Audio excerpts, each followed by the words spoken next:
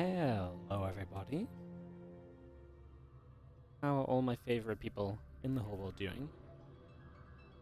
What's that? You're all doing amazing? Wow. Love to hear it. Absolutely love to hear that. Amazing. Yes, hello. Hi. What is happening? Let me know how you're doing and so.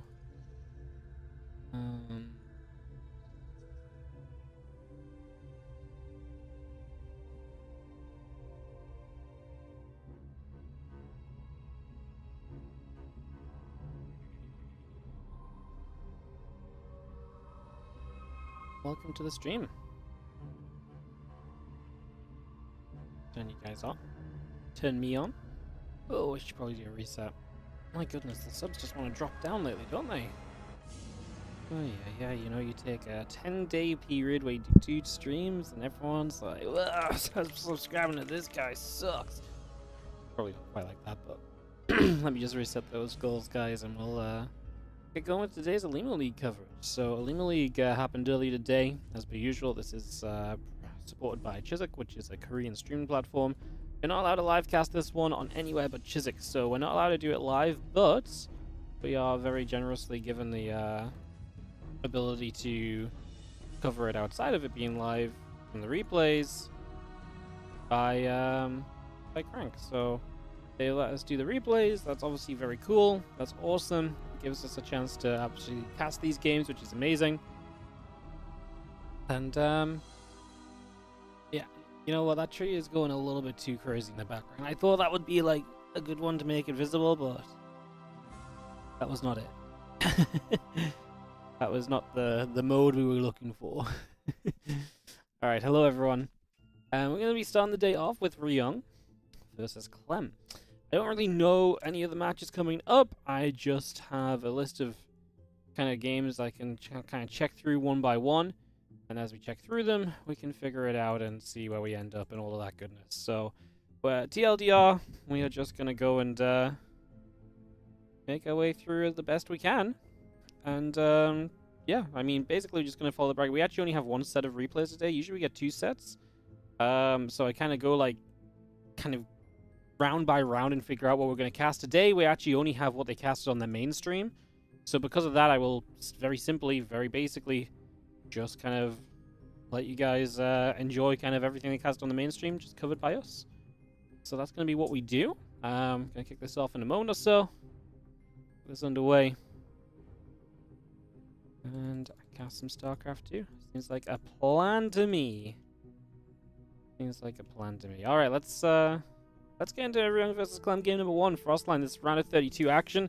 Clem seems to keep drawing very good Terran plays in the first round of this tournament, so that's definitely an interesting one. Unfortunate for Clem a little bit, because obviously you know Clem is perhaps not the most happy with his TVT compared to other matchups.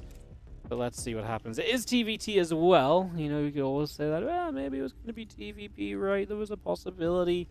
So I suppose that is a possibility too. Although in this case, that's not the case. And here we are. So ready to begin. We're going to kick this off and get this one up and rolling. Let's do some introductions. In the top side of the map, we're going to start things off with our blue Terran player from Vitality. This is Ryung.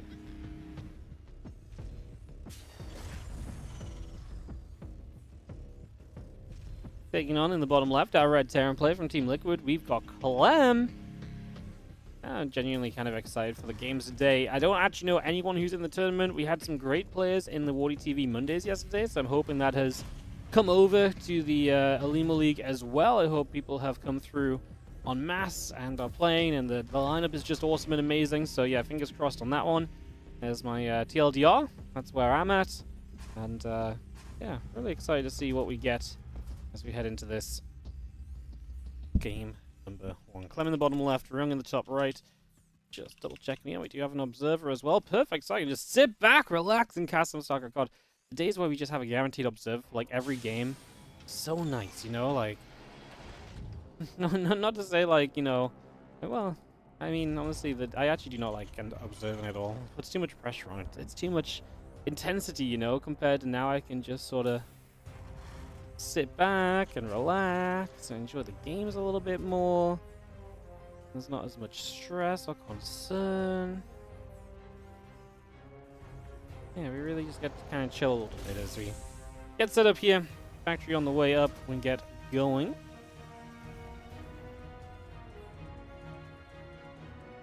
And let's see where we go. Over the next few moments, it's going to be Cena Reapers coming up. The factory on the way in. SCVs are building through as well. So all of that just coming up at the moment. Get that up and rolling. Yeah, so far. CC on both sides, obviously, as well, definitely tells us a little bit about how this TVT is going to be going. It's White Triple O coming in with the 34-month resub on the Prime. Appreciate it, mate. You can be the first man on the tree today. Man, woman, or anyone. Thanks so much for the 34-month resub on that Prime as well. Utilizing the Prime, the Bezos bucks, as they say. Beautiful. Thanks so much, mate. Appreciate it. Of course, as always, if you guys are enjoying, do consider supporting this stream by hitting the sub button. You know what? I'll sell out a little early today. Why the hell not? William Dearborn, welcome back. Hey, thank you so much. Thank you. You're saying welcome back as well. Yeah, no worries. Thank you so much. Welcome back yourself. 19-month resub on the Prime. Much appreciated also. Hell yeah. Love to see that.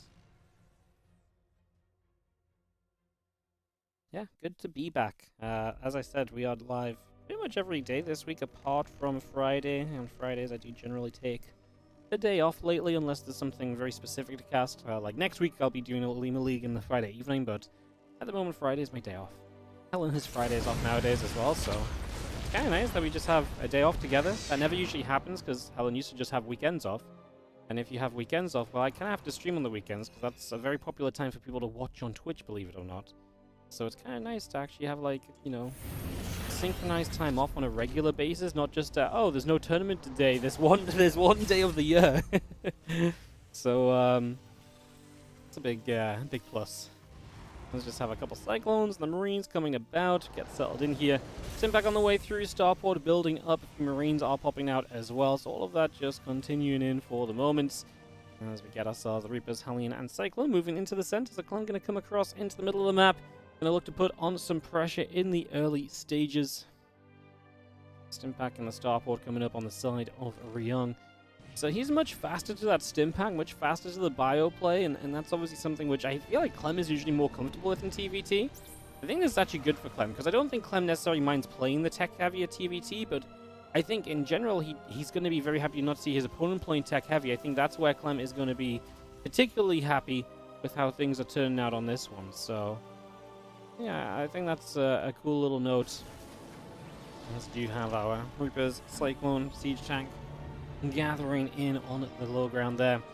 And we'll see what Clem wants to do. Because if you don't do anything, your opponent is sort of going to get away with the idea of, hey, look, I'm going to be able to get away with just going straight to Stim. I'm going to have edifacts I can drop around you. That's, of course, something that Clem can also defend against, but it ain't necessarily a guarantee. So we'll see how it goes.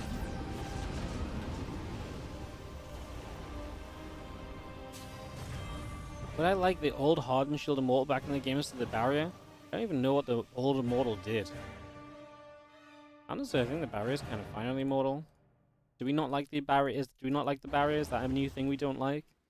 I honestly can't think of anything bad about the barrier. It's fine. It does what it's meant to do, which is give the Immortal a little bit more survivability. You can play around it. It has good counterplay as well. What did old Hardened Shields even do? Like I said, I'm struggling to remember. That one's from a way back. We are throwing it back a little bit on that one. As the Marine's going to drop into the main. Clem's somewhat in position with a couple of Ravens and Marines. It does seem as though that is good enough to fend his opponent off for now. Once again, +1 combat shield. Continue to come by. I don't want upgrades together coming through, so just getting that all on the way up. Maybe hops up into the high ground and trying to see. Damage above 10 is reduced by 10, as long as the shield is there to shields. I feel like there's more counter. I actually think the current barrier is more fun, though. I think there's more going on in the current. I think there's more going on in that current version. Like I say, I think there's more counterplay and so on, which is generally one of the big things we talk about when we discuss changes. Because you can actually play around the barrier kind of fun. You can pop the barrier early, and that can create some fun interactions. I think the Immortal's kind of fine, though, in terms of how the ability works. I mean, if you want to buff the Immortal or whatever, do you think? Sure, go do it. I'm not necessarily against that. Yeah. You shot and shield with shield barriers, yeah, then the Immortal actually never gets to the point where it can take proper damage. That might actually be kind of nuts.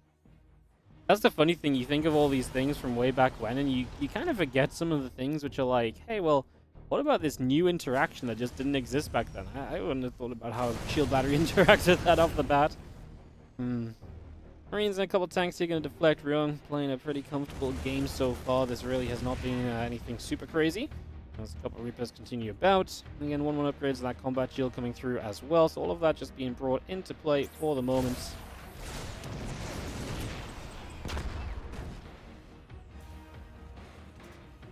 Again, 1-1 upgrades, combat shield, 1-1 on the side of Ryung. Siege tank and Marines on the way through as well.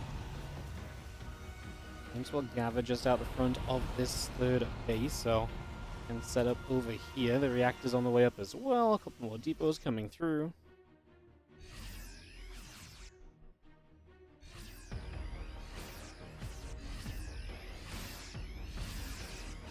A large army. Obviously, again, you're going to be more sizable numbers-wise, but you are going to be worse off on tech. So, for example, Ryung is down by 3 tanks. He doesn't have any Ravens in play. These are things which Clem is going to have to utilize well in order to put himself in a good position here in this game number 1, because, yeah, this is genuinely a scary army from his opponent. Ryung coming around to the bottom side of the map. Again, the 1-1 finishing. Combat shield will be done fairly soon.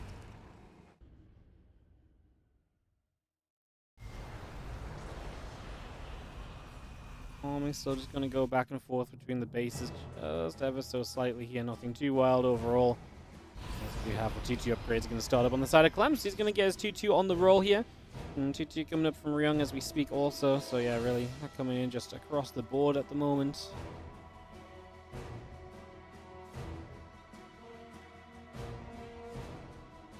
Fairly reasonable. Again, just Marines, Medivacs, and back across themselves. There is a cycle. We're going to hunt down a Marine. Like, I mean, honestly, are we a little worried for Ryung that he hasn't done more in this period of time where he kind of sped up to the bio play? I actually kind of am. Because what Ryung has essentially done is he's really sped into the Marine tank phase of this game, but he bypassed a lot of tech to do it, and that's fine if you then do something with the speed at which you got to that point, but you didn't do anything with it, right? And that's the problem, because here we are now in a world where, you know, here we are now in a world where Clem just has better tech. You have no benefit from having been on the faster stim. You're going to have a slightly faster 2-2 set of upgrades. That's one thing we're going to have going for us here, but that's really kind of about it. Like, there's not a lot going on right now, so definitely feeling like that is going to be something of a factor. As the Marines pull back over to the sides. Vikings actually going to shoot down those Medivacs as well, so Clem getting a pretty good cleanup. Ryung obviously still maintaining position on the map, but Clem has, like I say, all the tech in the world to really utilize against this. I just do not think this is a concerning situation at all for Clem right now. This honestly feels very comfortable for our French Terran. And some Marines going to go run at each other for a couple moments.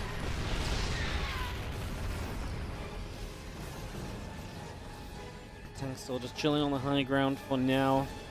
Hanging about right there. Tanks will siege. Marines are going to take a step forward as well. The 2-2 still on the way up. Amazing tanks coming back around to the bottom side now. Get more Marine tank coming around also. Again, just trying to figure out what we can do in this situation. Figure out what is for the best right now.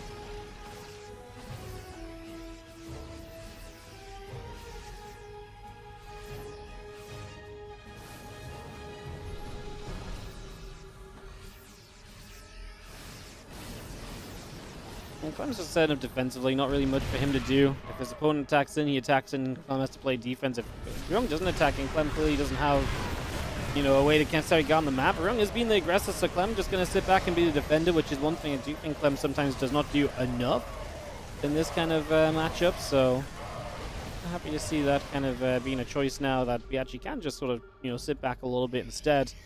Don't think there's anything wrong with that.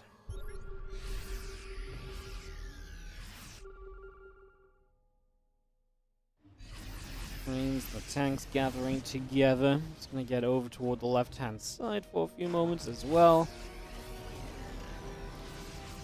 Medevac just going to step up. A few Vikings are going to be there. Medevac taking a shot backward. 3-3 upgrades plus 2 vehicle weapons. All coming out at the moment. And shooting up. Those Marines are still going to be there. Again, Marine Medevac on its way over. Actually, a few Marines leaking into this fourth base of Clem. I do like what Ryung is doing, which is, you know, basically, hey, look, I've got all the map control in the world. Let's make use of it. And he's expanding, right? He's expanding. He's putting himself into a better position, that much for sure. Tank's still sieged. Gonna be having a couple more shots going off. The tank's getting a little more done. Ready to get sieged up. Those Marines are going to get pushed the other way as well. Marines continue to go down. The tank gets killed. Tank still flaring back the other direction. I mean, Ryung is kind of breaking forward, and he's getting siege between the bases of Clem, which is obviously very scary. If you can, you know, siege between the bases, there's a lot you can get done there, right? So there's definitely something to be said about that.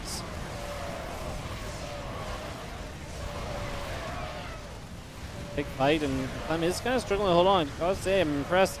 Did not think Ryung was really in a position at all to kind of go and just keep busting through. I really thought this was going to kind of meet its match in the end. I thought he was going to kind of meet an ending, and that has quite clearly just not been the case. He's obviously absolutely fine and continuing to do brilliantly here. Let's just have Clem really struggling supply-wise, yeah. Ryung has essentially been able to successfully break in. I mean, maybe that's just the secret as well, right? Like, maybe we just know that Clem is not as good defensively in TVT as he is aggressively. And so kind of forcing him to play the defense is actually just a way to put yourself in a great position. That is kind of what's happened here. Ryung forcing Clem to defend, and Ryung is going to get the first map of the day against Clem. Alright, Ignore 000 and William Dearborn. Thank you so much for resubscribing. You guys are welcomed onto the 2024 WardiTV tree. First one's of the day. I'm going to put in the laziest positions possible. Well, not the laziest, but laziest for me as well. I mean, they're actually pretty good positions. Like, they're real prime positions on the tree. It's just, they're super easy for me to reach, right? Yay. Alright, we are going to go into our next one here, which is going to be on ley lines. Let's get ley lines hosted up. We'll give it 15 seconds. I'm running some ads because we're early in the stream. Sometimes it's better to run some ads, just in case it overlaps into the game on the autoplay.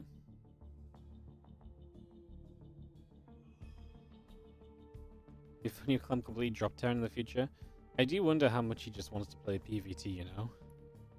I do kind of wonder how much he just wants to play PvT. Like, he struggles in TvT. Like, this matchup is not good for him. Let's jump into game number 2. Hey, maybe it is Protoss time for... Oh, in fact, you know what? It is Protoss time for Clem. I only just saw it on the loading screen, but it is Protoss time for Clem. Okay. Alright, here you go, guys. Don't gotta keep playing TvT if your Protoss is pretty darn good. Hey, Clem has shown us he's good enough to compete with his Protoss. I don't think this is a meme. I don't think there's any reason not to. Like, he's genuinely very good. And I do right now especially feel like his PvT is probably going to give him a very good shot to win in comparison to TvT, because I feel like TvT-wise, he's struggling. If things just are not clicking for him at the moment. It is a little bit worrying though, right? Because how long do you kind of go about this sort of process of, yeah, you know, I'm just going to kind of continue along. I'm just going to kind of play Protoss into TvTs. Is there a point, like there's a point where you either have to be 100% about that, otherwise you're wasting a lot of practice opportunity TvT-wise, so maybe something to think on there. Clem is playing Protoss in the top right, and Ryung is playing Terran in the bottom left. Adele Chusakovsky, thank you so much for the 5 gifted subs going out to Jahepas, We Shark, Lenol, Darken, Blood Rage, and also going out to Sooks99. Thank you so much. Can you race switch mid-series in ESL? I'm not sure, actually. I don't know if you're allowed to mid-series. Or if you have to announce it before the series begins for vetoes. Adele, thank you so much for the gifted subs. I will endeavor to get you on the tree. If any of the gift recipients would like to be on the tree, just let me know. And I will, and if I don't put you on, just remind me at some point. It's just sometimes a little difficult to keep track of things. But yeah, just let me know. With gifted subs, we only put you on the tree if you let us know you would like to go on. Otherwise, we end up writing a bunch of decorations for people who are AFK or not here and all that kind of stuff, you know?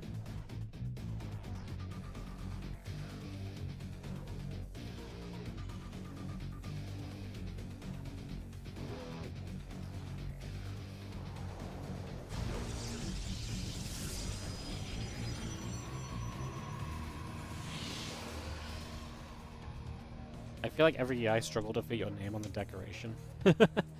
Every year.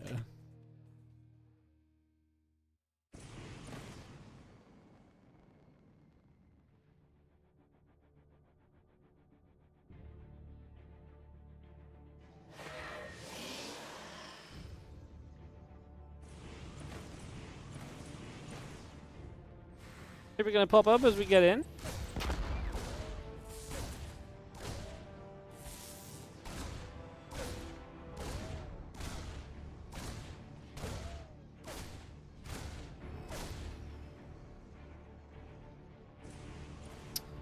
See the Adept coming down the bottom left, couple Marines continuing up. And there's Clem playing the PVT. So you got Engineering Bay blocked a little bit, so he dealt with that initially.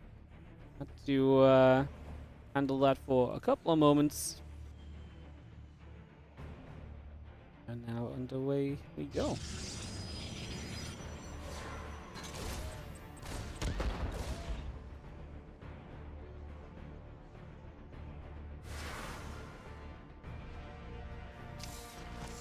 Don't mind, just going to burrow up. We just see our Twilight Counts on the Warp Gate coming online as well, so that will continue through for the moment. End up going to come chasing for a little bit.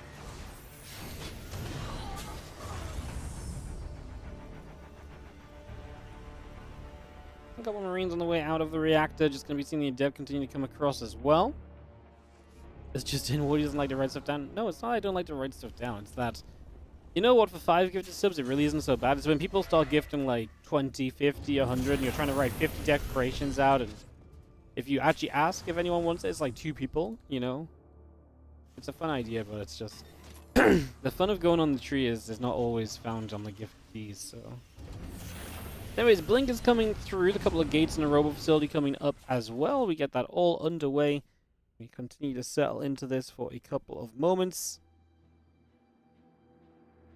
And the few Widowmines just head away down to the bottom, so away they go. Just going to go journeying across for a little bit. Medevac is going to boost 3 Widowmines inside, going to get toward the top right-hand corner in the next couple of moments, get in position there. So you're going to get a little cleanup. Clem plays defense. Let's see how the Widowmine drop does. Instantly pulls the probes aside. Nope, you know what? I've seen this one before on the other side. That ain't a smart move, and it really isn't, but he does clean up the second mine before it fires again. The Widowmine shot, that's nice. Gets 5 probes in the main base, so Ryung is able to connect for quite a bit of damage. So Ryung is going to get 7 workers, and 1 mine lives. I think you're very happy with that. Only 2 mines die, the Medevac and 1 mine live. Plus, you obviously killed 7 workers. I think you're very happy about that. The Marine's going to be there. The Adept will take some damage.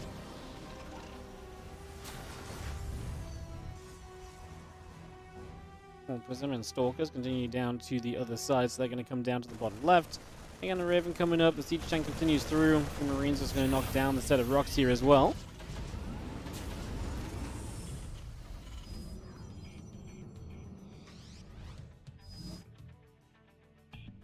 Okay, just go straight to that third Nexus. Obviously, now with the Blink Stalkers available, Clem can start to try and find some damage. The only thing I do worry about a little bit for his PvT, I guess, is that he really does seem to be most comfortable playing the Blink Stalkers, which is fine, but does that make his PvT almost one-dimensional? Like, if he actually wants to keep playing this, do you not need to be able to do more openers?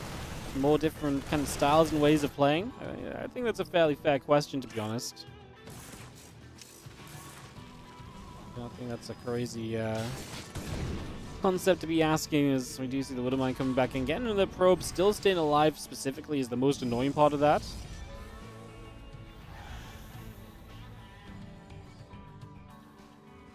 Next is about to complete. The Observer coming through. The Charge is still on the way. Halfway done currently. The Marines and the Raven gathering together at the front. Storm's going to shoot a few SCVs. Will begin to go down, so damage still being dealt there. And we're just going to see the tank firing back. 7 SCVs dropping.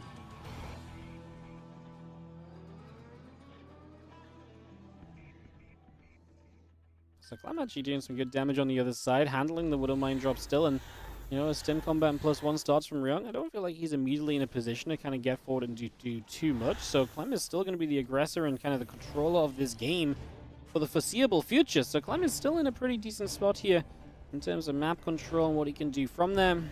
Prism is going to unload Stalkers into the main base, and a few SCVs will begin to take some shots. So a couple of SCVs begin to go down. The charge about to finish. +1 attack still coming through. Sentry and additional gateways building as well.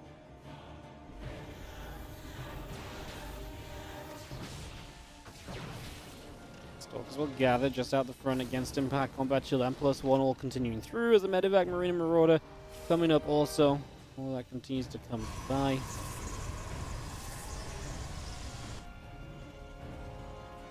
As the Raven will move to the front, and the Observer going to get turned around as well, so the Observer gets turned the other way. You see Clem able to keep it alive though, still is going to have that high ground vision available to him. Upgrades not far from being done here from Ryung. We know that that is going to be a huge factor for him.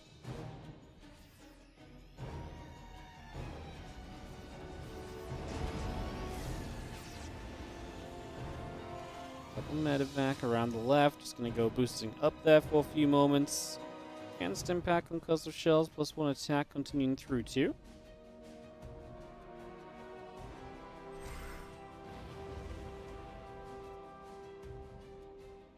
+1 attack, Concussive Shells.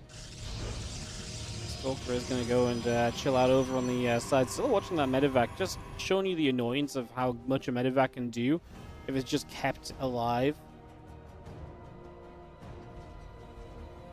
Marine tank joins back up together. Heading down through the south.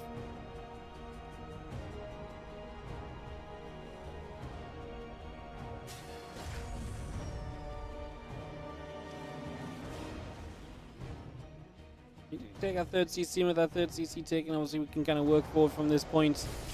See how that continues to roll.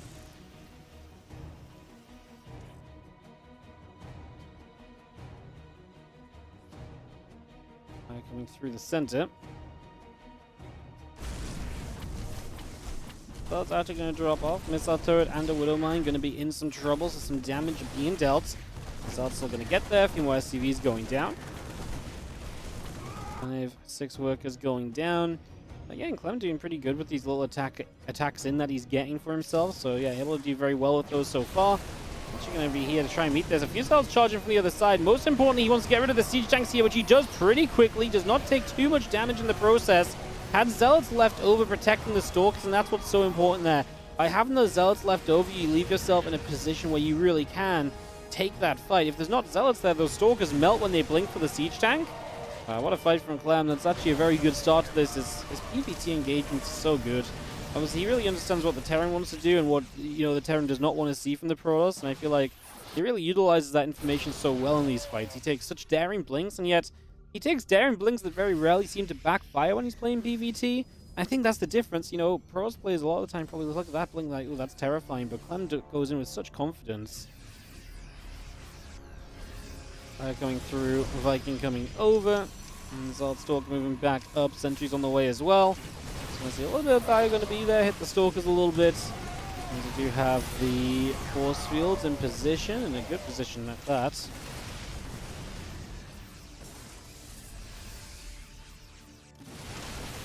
Still a lot of bio. It always feels as though Clem is kind of on the verge of dying, but we'll see if that's going to be true.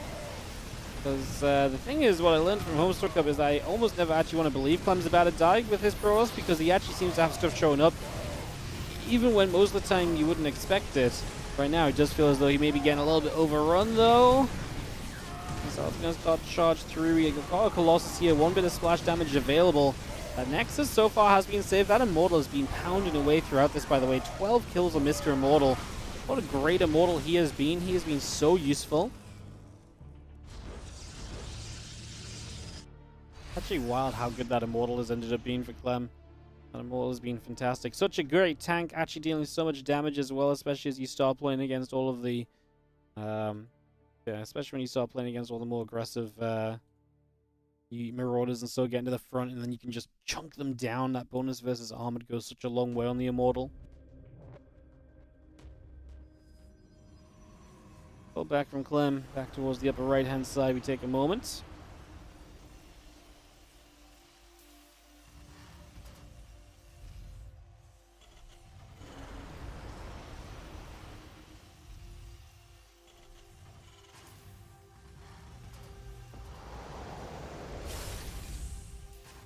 Things will sell here. Clem takes a slight supply lead. Work account looking good for him. Dark Shrine and a Robo Facility both on the way up currently, so bringing those straight up and into play. The Stalker Zealot Colossus combination sits out in the center. +1 ship weapons, 2 attack and armor upgrades all coming by as well. So I'm just going to set up and just go straight into this. Looking for some damage, looking to see what we can do. And the Bio and the Ghosts, obviously, Ghosts a great addition as well. Going to definitely strengthen this composition of Ryung. Going to make his setup in this game a whole lot better.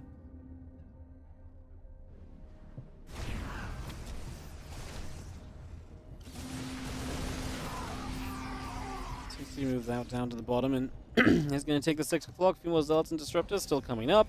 And all of that online. Let's charge in again. A few of the SCVs begin to drop. Now we actually have Clem engaging from two sides. That one Colossus on the right needs to be careful. Zealot's getting cleaned up here, but the DT actually continues straight into the mineral line and will be able to go for some hits, so SCVs will be dropping. 10 workers killed so far. The scan goes down, units get back across, but this is all going to come at the cost of obviously the main army of...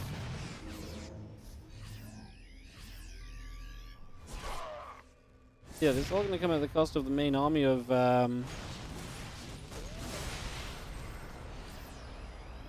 Ryung kind of being drawn out of position. That's what Clem's doing as well. He's drawing the army out of position. He's making it go a little bit here and then a little bit there. Now we just have Clem diving up. He had a lot of supply going into this. That Disruptor does find the few Marines left over on the right side. A lot of bio left on the left. Supply-wise, this is absolutely just Clem's game right now. He is in a fantastic spot. The supply is looking great. He's killed 40 SCVs. He is getting so much done. Disruptor still firing through. The Vikings will go and get that Colossus. The Stalker still here, shooting down a few Vikings as well. So a few more Vikings continue to fall. The Zealots and the DTs are going to spread around a little bit. As you have another warping of Zealots continuing to come through for the moment. It's going to be able to turn back into that Bio Force. So just going to get straight back onto that position. Bio's still going to be there. A couple more Zealots going down. GG says Ryung. Clem is going to take game number 2 of this best of 3. And he's going to do it with the Protoss. He's going to tie this up. So we're tied up and going to a game 3 of this series. Once more, Clem's Protoss versus Terran. It's coming out on top, funnily enough. How does this man do it? How does this man do it? Alrighty, we will just take one moment, guys, and we'll jump straight into this game 3. So that is coming up. Getting that going momentarily.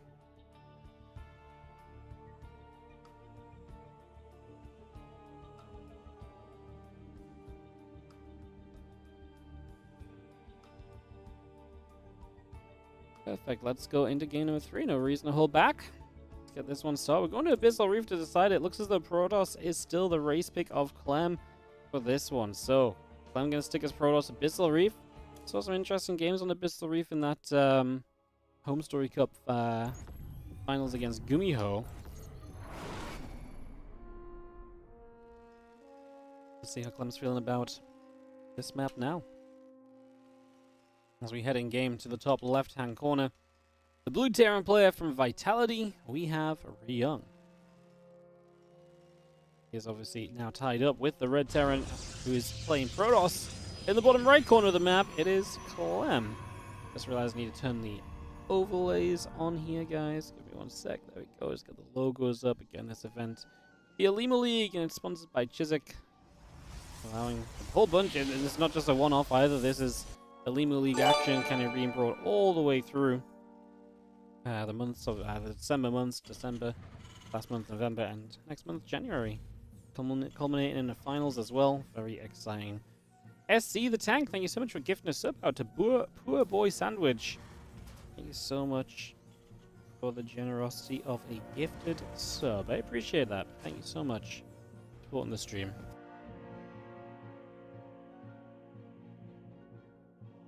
I'll get you guys on the tree.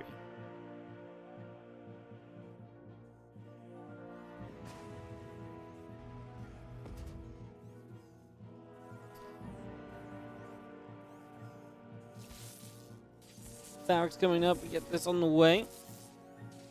This started out for a couple of moments.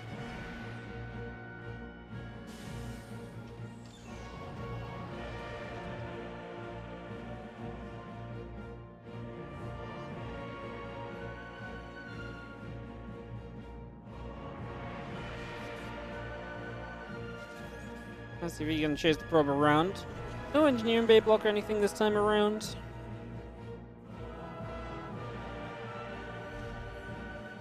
Again, Reaper coming up, factory on the way.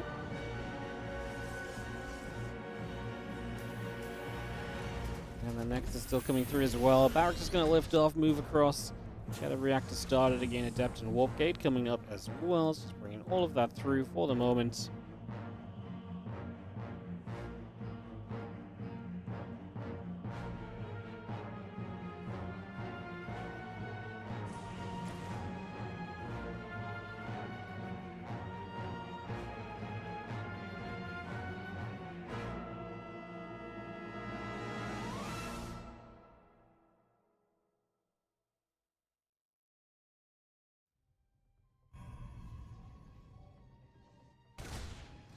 We have ourselves just a couple of shots coming off. Reaper obviously scouting around, trying to figure out what's going on.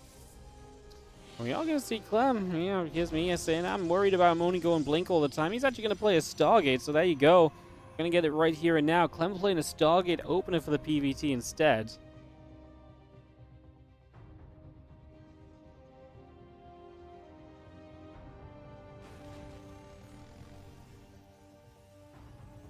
Actually gets the tech lab going. The starport coming up. CC on the way in.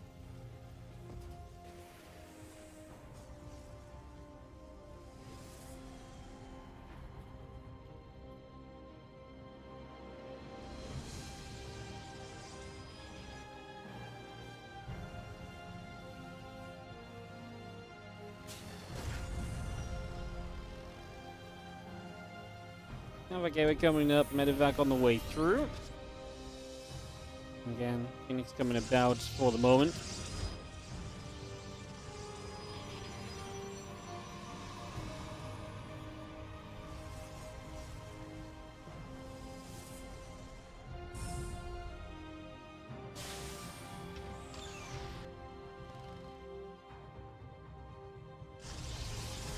So we're just going to step down, and we're going to see our first Phoenix on the way up. So again, let's see how well Clem, handles these Phoenix and playing with these Stargate units.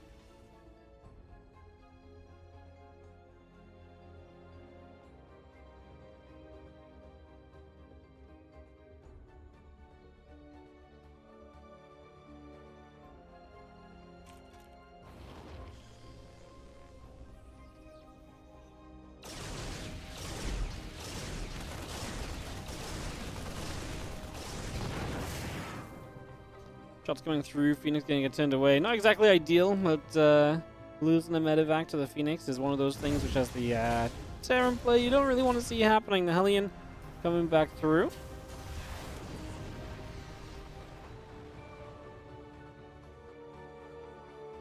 Marines and the tank going to come back across themselves, so they're going to get a move in here. Gonna start taking some steps. As you do have the Immortal of the Phoenix continuing up as well, so all of that continues in. But now Cyclone and a couple of Vikings coming up as well. We'll bring all of that into play currently.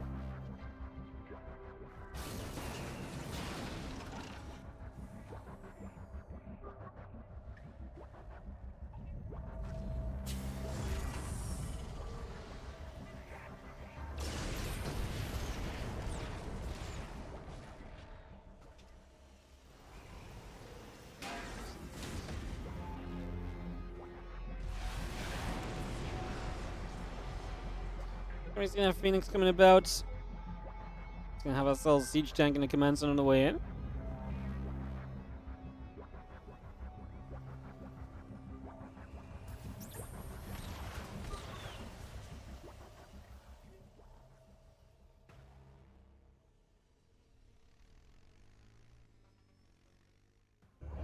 It's gonna come around, get the Hellion lifting off there for a couple of moments.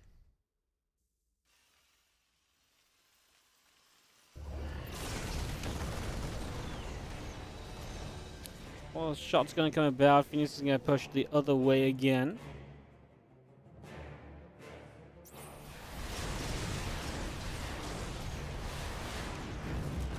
Pretty good deflections. We are seeing Ryung playing this kind of very high Viking count, which is something which we've seen really be a popular thing lately. Pretty popular choice.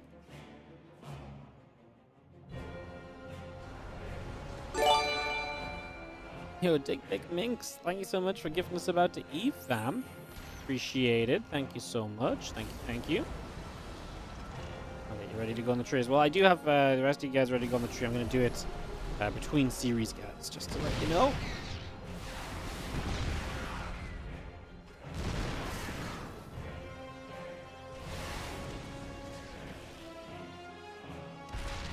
Here's the thing. Well, here's the situation. Obviously, Ryung playing very tech heavy right now.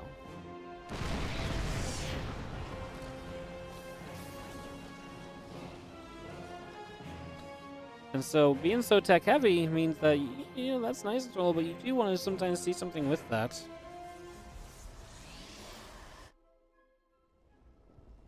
It's going to be seeing a Phoenix coming about. Siege Tank is going to get lifted. Let's see the Cyclone locking on. Phoenix are going to get chased. It's going to be seeing the Cyclone. The Viking's going to be there. Just pushing things back the other direction. For a little bit. And you have our Gas Impact Combat Shield, 1-1 upgrades, all of that continuing through for now. Just bringing all of that up, get that settled here.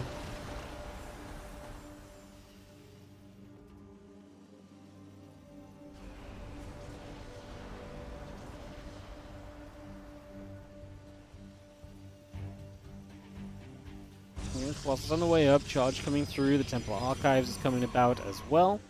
Let's just bring a lot of this into play right now.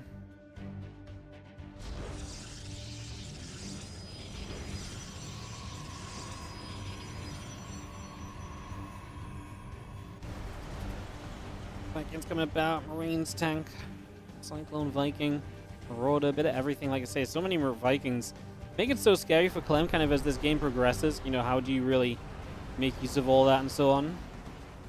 You know, those Phoenix are going to be very nullified in kind of usefulness. There's an answer to the Colossus up already as well.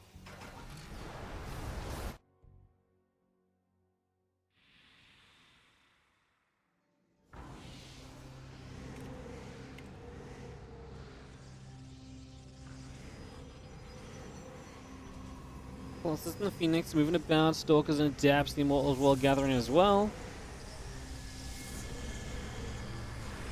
It's going to be seen our units. I'm pretty happy to be there, just again all joined up. The army looking pretty good honestly on the side of Clem right now.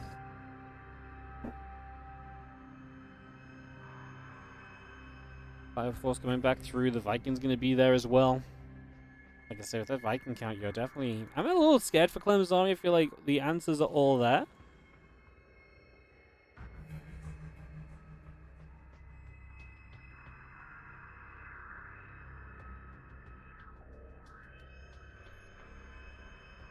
Comes back over. Vikings will be there too. Like I say, the Medivacs joining up together. Carcel's Blink plus 1 armor. The Phoenix actually do find a chance. Obviously, the Vikings not always in position, so we do find an opportunity to make something happen with Phoenix, which Like I say, considering the state of the game and the fact I'm so scared for the Phoenix having to fight against so many Vikings, I'm happy to see that. Vikings and the Marines coming back through.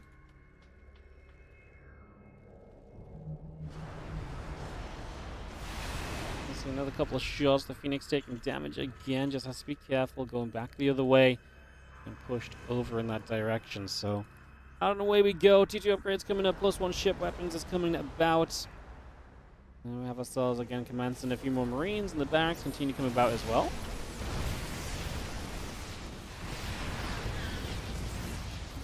Archons actually need to be very careful. They're kind of donating themselves, stepping way too far forward compared to the rest of the army. A little bit messy very quickly, actually, right? I mean, you do not want to give those units away like that, and that's just a little bit of a misstep from Clem. He is busy with the Zelt on the other side, so he's getting damage done. At the same time, he is putting some work in. Vikings, the bio units continue to move around the Prism in the main base. I mean, this is the big thing. You keep everyone distracted back on the other side. Definitely a major plus, definitely a major positive to that. As the bio will take a chance and knock its way through some rocks. Putting some damage in and obviously opening up an area to attack into as well. Very important at the moment as Clem pulls back the bottom right hand side. And yeah, Clem getting that disruptor count going as well. So Clem getting the disruptors up, +2 attack and +2 armor, both on the way in. Yes, just to clarify, Clem is playing Protoss, guys. This is not incorrect names. Clem has been playing a lot of Protoss lately. He played Protoss in the grand finals of Home Story Cup against Gumiho. Been playing a lot of Protoss in a lot of PVTs mostly. He is currently apparently 6.8k MMR on the European ladder. That's a lot of Protoss MMR, I'll tell you that much, guys. You don't get 6.8k MMR easily. That is not nothing.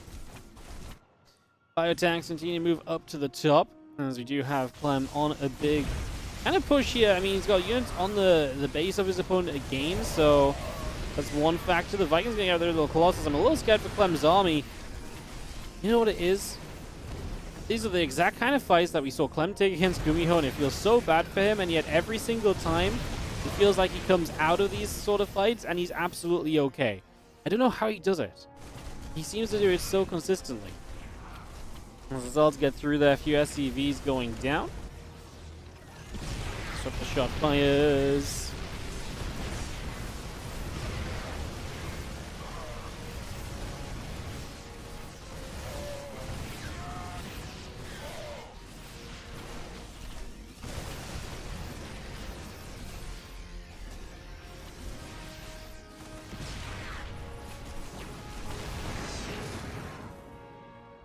We've seen our units coming about. 16 SCVs going down currently still. Damage being done as we do have the army of Clem, like I said, just back and ready to go again. I mean, honestly, the way he's just there with the supply, pretty crazy. Just gets back to it every single time.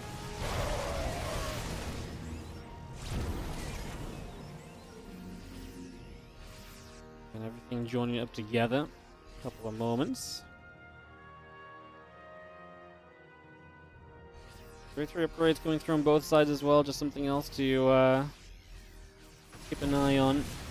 And do have our Planetary Fortress going to be trying to hold on right now. All the disruptor shots fire across the board as well, trying to go here, there, and absolutely everywhere and anywhere that we can for the moment.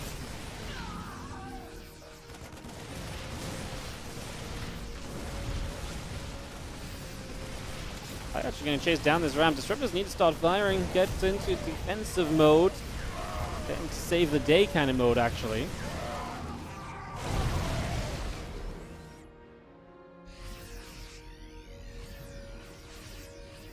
Right, through. Stalker's going to blink. Medivacs will take a couple of shots.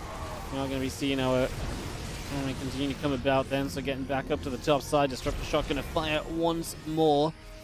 Those disruptor shots coming at the moment.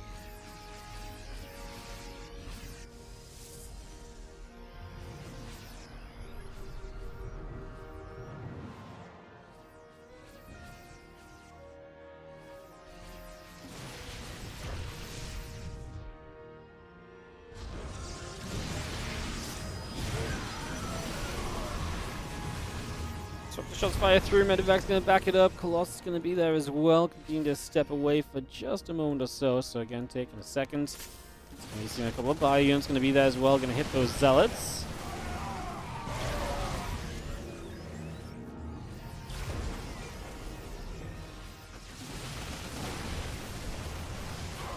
Another disruptor shot or so coming about. Stalker's flying away. Bio going to be there. Another couple of disruptors coming through as well. Again, just going to be seeing shots still firing up. Clem continues to take these fights. These disruptors continue to do very well in these scenarios. Actually being surprisingly effective overall.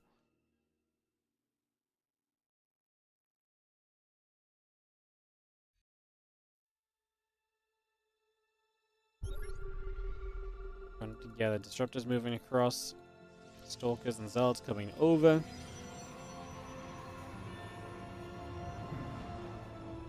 Split this army up a little bit, so just going to spread that out as well.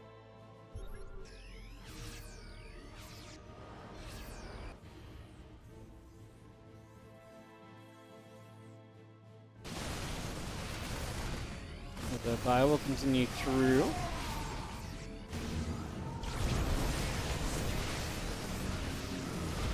Sort of shot fire is going to land on a few Marauders. A bit more done there once again. It's going to be seeing the bio still gathering up. Continue to join up a little bit. Just going to be seeing our units getting back towards the upper left-hand side.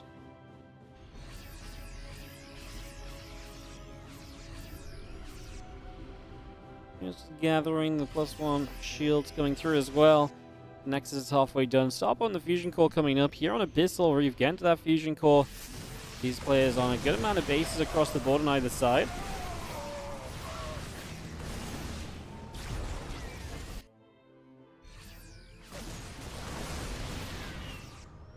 Shots come over. Disruptors are going to be taking a couple of hits. Just going to be having the army coming back through.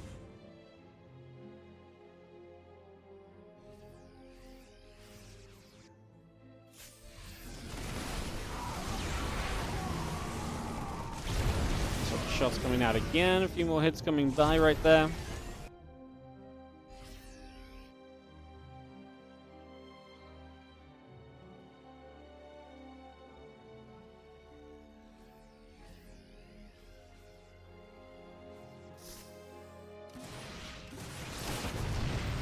He's blinking all over the place. Clem's so comfortable at this stage of the game. Obviously, Protoss in general get comfortable at this stage of the game. You got a ton of units. You got DTs that can go everywhere. It's obviously one of those things that's going to be amazing. DT's really going to get in. Another disruptor shot fires. Lands very nicely, honestly. Hits a good amount of damage on that one.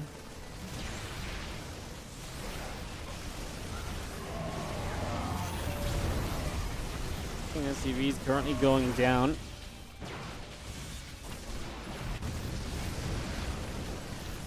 I'm going to take shots. I was going to come in from the other side. I mean, Ryong's just not doing enough. Losing SCVs. His army not really succeeding on this side of the map, and then it's absolutely falling apart on this side of the map as well. So this really is not going well in the slightest.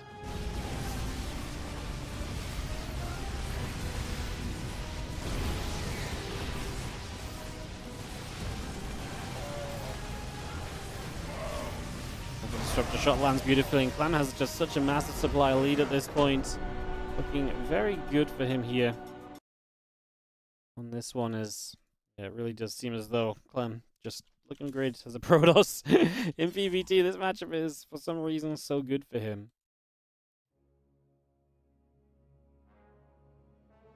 Jeez. All right, we are going to be wrapping that up as our first match.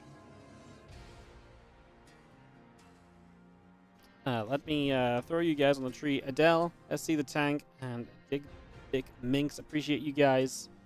Get you all on the tree right here. I put a few of you low down to fill out the bottom a little bit, okay, guys? It's an important role, filling out the bottom portion of the tree. Otherwise, it looks very boring. So we need a few decorations at the bottom. You guys are filling that role wonderfully. Alright guys, up next, I'm just going to go through the list of matches that we have. So up next will be, I believe...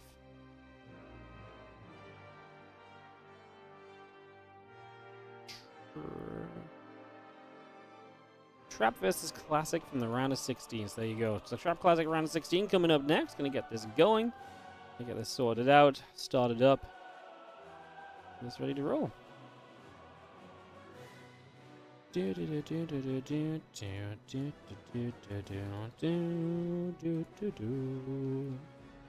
yes, Trap vs Classic going to come up next. A little bit of PvP for us. We'll give it a moment for some ads to play, guys. Clem's Protoss gets them through the Terran opponent.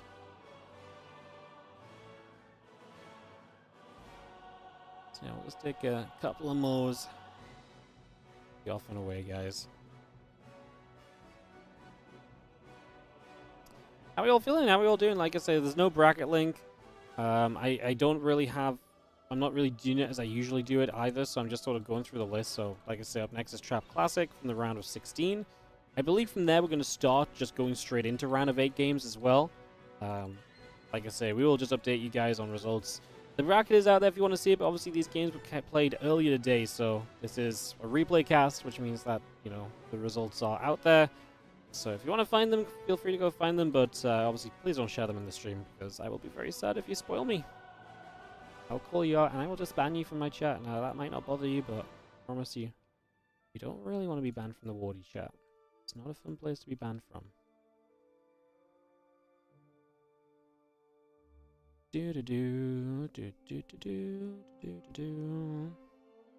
Alright, let's go into Abyssal Reef, I believe, is going to be map number 1, some PvP action.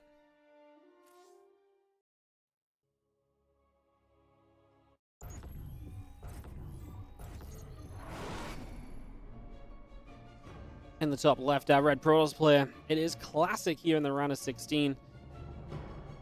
Taking on the blue Protoss in the bottom right-hand side. We have got Trap.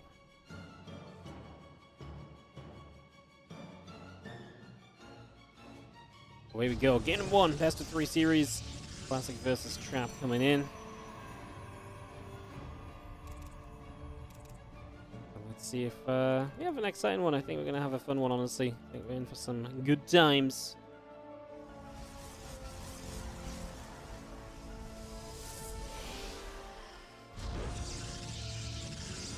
Okay, we're coming through. Get on both sides. Going to get the pro count increasing up a little bit as well.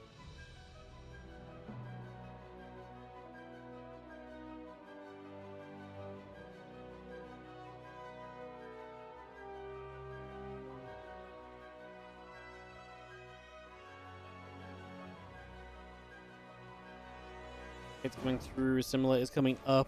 You get settled down right now.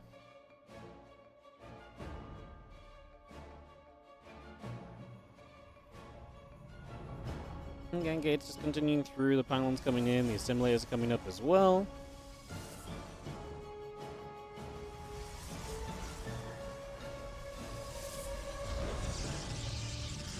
We got all the Cybercore into position. Couple of probes coming through. The Zeld on the way out. That probe going to chase the other probe around a little bit.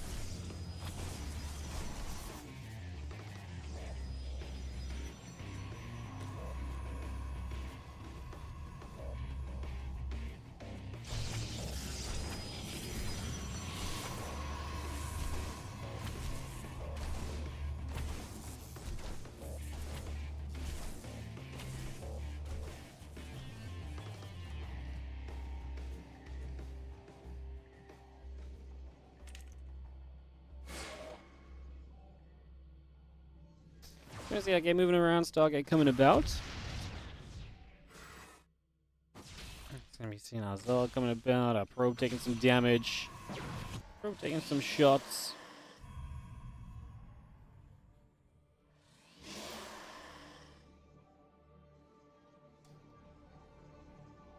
All the PvP, Stargate versus Stargate. Settled down right now.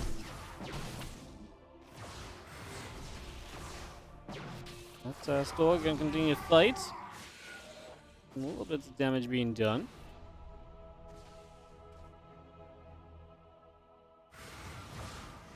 Depth going through, Probe getting chased a little.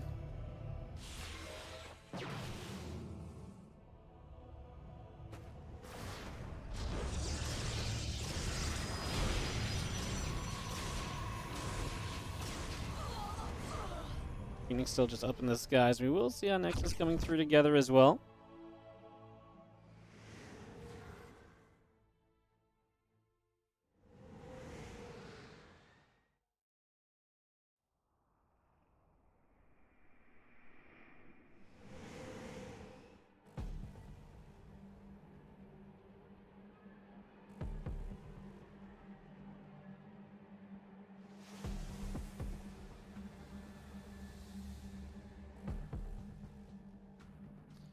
I mean, Stux and Stargate coming up as we play Phoenix versus Phoenix is a very natural way for things to go.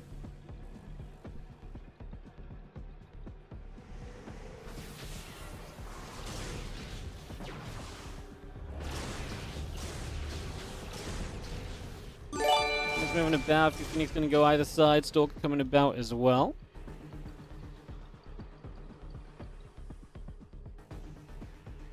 Phoenix going to go back the other way. It's 4-5 Phoenix. Obviously, numbers are almost always important in the world of PvP, but I think there's a little bit to watch for in this. What's up, Ravi? 107-month resub. Is this live? Who's playing? Is this a best of 5? When is Marvel vs. Capcom starting? Thank you so much for your resub, and I really appreciate your inquisitive nature as well. It's so good to see someone just coming in and really asking the questions, you know, rather than just accepting what the stream is and, you know, feeling like they should just immediately know what's going on. Thank you so much, Fear Dragon, for the big resub. Appreciate it, buddy. Thank you so much.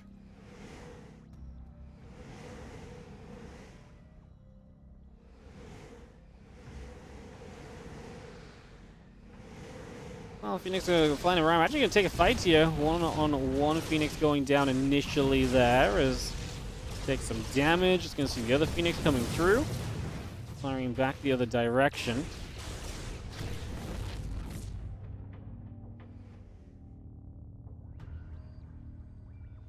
Mothership.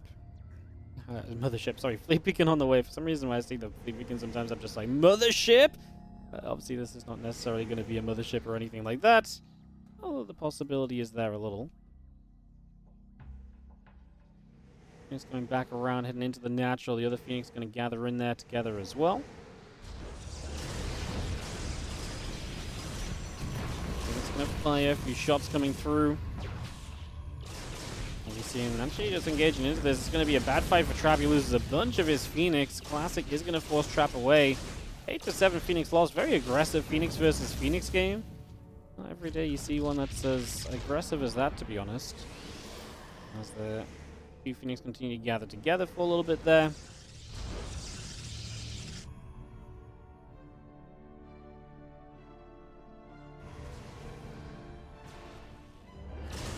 We've seen the Phoenix coming back through. Get another shot across. Some damage being dealt. Stalker just going to be hanging around. Anneal Pulse Crystals. The Phoenix range coming up from both players as well. Pretty evenly timed. A little bit faster for Classic.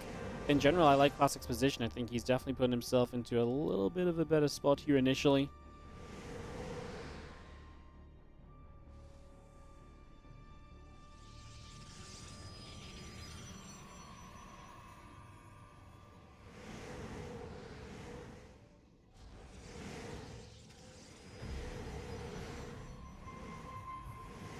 We're still coming about, just going to be having ourselves, again, the Phoenix range done from Classic, but don't get... Oh, well, that's bad. So I think Trap has the numbers here. Oh, that was kind of a weird one. That was a weird little situation. Yeah, not sure who really comes out on top of that. It's going to be seeing the Phoenix with range now going to come through. Looks as though Trap is going to continue to capitalize, so that much is absolutely working well.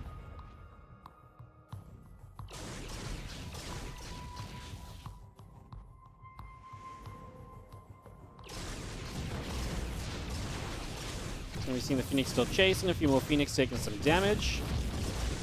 A lot of Phoenix continue to drop at the moment, actually, so quite a bit going on. I mean, this is pretty bad for Classic. Going to lose every Phoenix man. Trap really just getting in reach when his opponent had the range advantage, and undoing the fact that there was going to be any range advantage there, basically, is already kind of a huge deal. Trap is going to take the game. Number 1.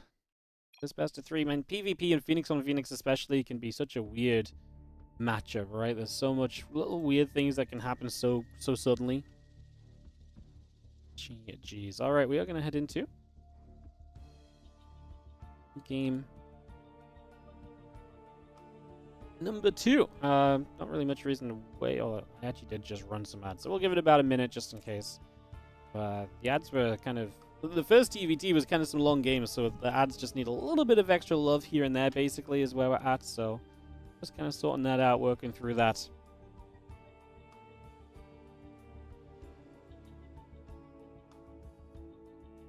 As we get ready to go.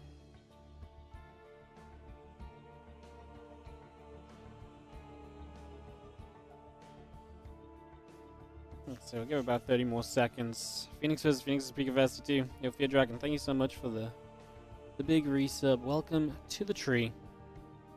I have basically just decided that all you are to me is a hanger. Welcome to the tree.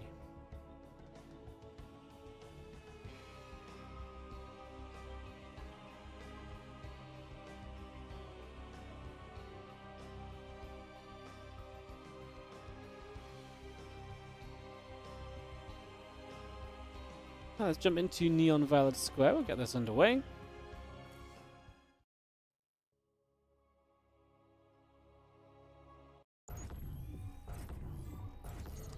Game number 2. And in the top left, trailing by a map, is going to be our blue Protoss player, Classic. While in the bottom right, our red Protoss player is Trap. Yo, Gauntlet Wizard, thank you so much for the 31-month resub. Merry Christmas. I love your tree each year. Hell yeah. Well, you are going to get added to it. Thank you so much for the generosity of resubscribing, but also coming in and loving the tree. Always love that as well.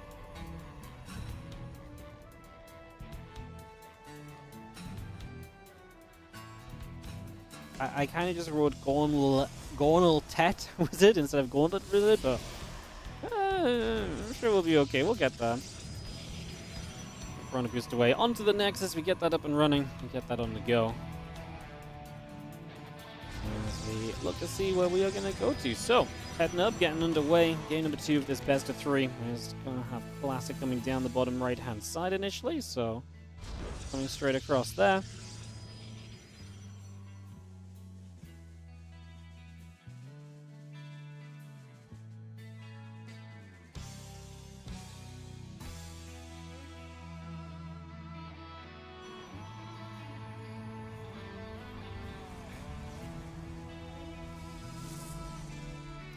A couple of gates coming about, the other gate coming about as well as we settle down.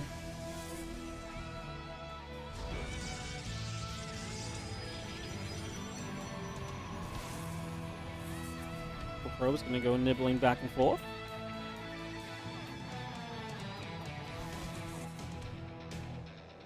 Just take a couple moments, see where we end up. A little pylon going down the top right side from Trap, so maybe some action to build out of that position. Something we could look at.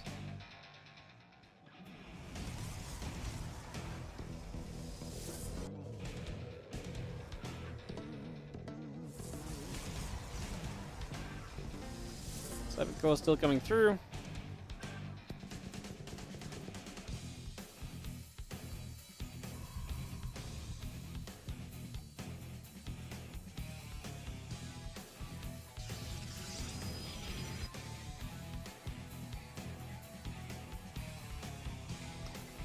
Probe's coming up.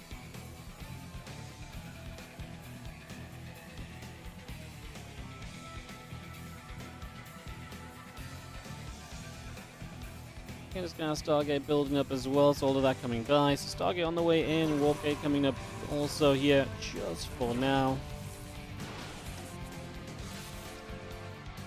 And we'll take a few hits.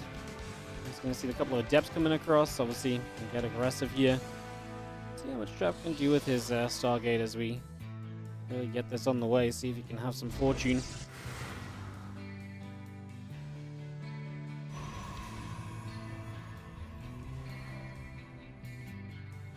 Couple of depths is going to shade straight by. And again, the Oracle's coming up, the Warp Gate coming through as well.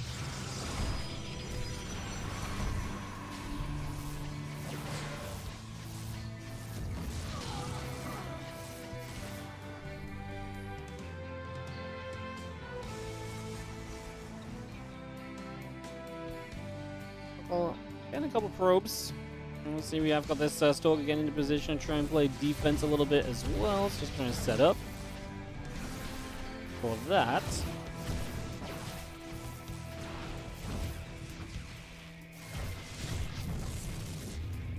Nine probes going down, so Classic absolutely getting ripped apart here early. That's not exactly ideal. He doesn't have that much of a faster next, so I'm not sure if that's really going to make up the difference there, basically, is going to be my issue. Not sure if that's going to make up the difference at all.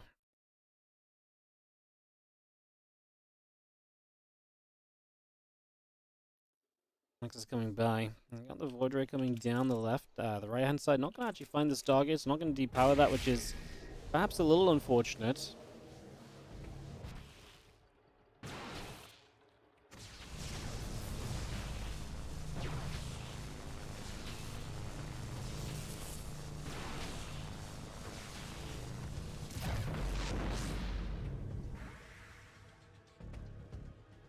Gets turned back the other way. A couple of Stalkers still warping in. Probes still coming through. Again, Phoenix, Twilight Council building up as well. Getting that all about. A couple more Stalkers getting warped in as we go. Continue to settle down.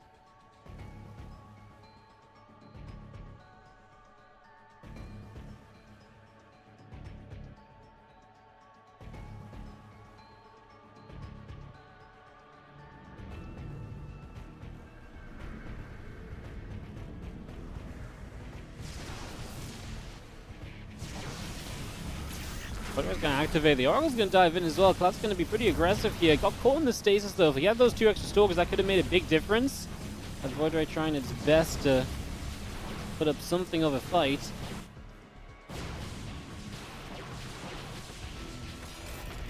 Doesn't work out at all. Classic trying to really commit through and just not seeing any success on the other side of that. Again, the probes continue up on both sides. The workers going down, though, means that Classic is down by 12 workers at this point in time, so that really is less than ideal. Definitely not the greatest of situations at the moment.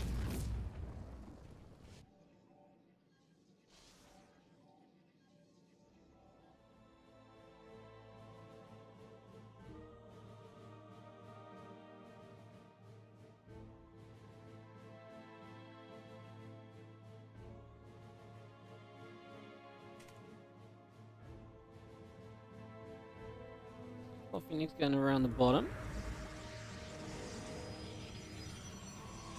And see what's up. And get settled down. So I see the couple Phoenix going to fly away. Probe's taking some damage. Oracle will take some shots as well. Let's continue to get going. It's another lift up on his Stalker. Just going to take that out and just keep that busy for a little bit.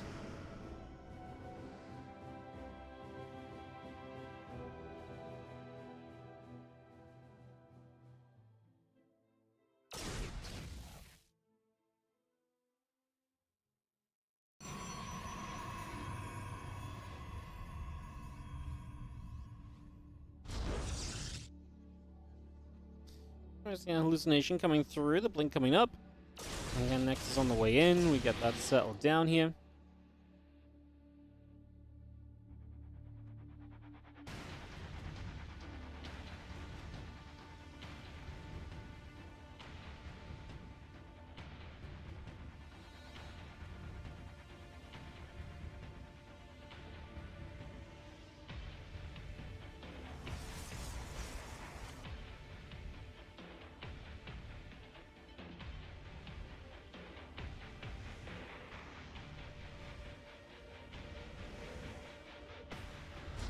Stalker's going to come up, going to move into the natural. So a couple of moments, get set up. Just going to see the Immortal coming through. A couple Stalkers still taking damage, so hits continue to come about. for now.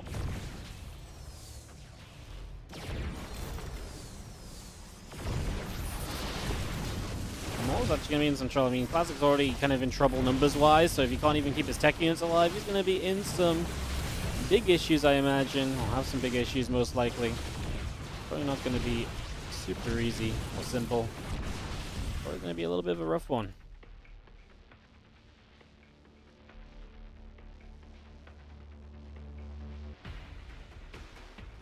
This focus still gathering up, getting ready to go again.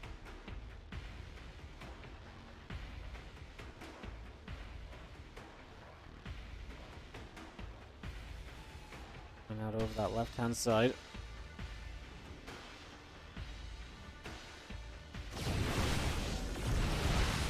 Was going to get jumped on. Stalker's going to get there. Going to get rid of one now. Going to get rid of two. Love the Phoenix to lift them up just to take a little bit more opportunity away. Fantastic stuff. And that is going to be GG's. Trap is going to take game number 2 of the best of 3. Just like that. Beautiful. Beautiful. Alrighty. Well, Trap moves on through to the round of 8. Plain and simple. That wasn't very tough. I actually think we are just in general going to the round of 8 right now, so let's get that set up and get this a rumbling. Matchups in the round of 8. So we got 2 matchups that we're going to cast in the round of 8. We're given 2 series to cast here. They are going to be Trap versus Rogue, and then Beyond versus Hero. So both those round of 8 matchups that are coming through here. Get that underway.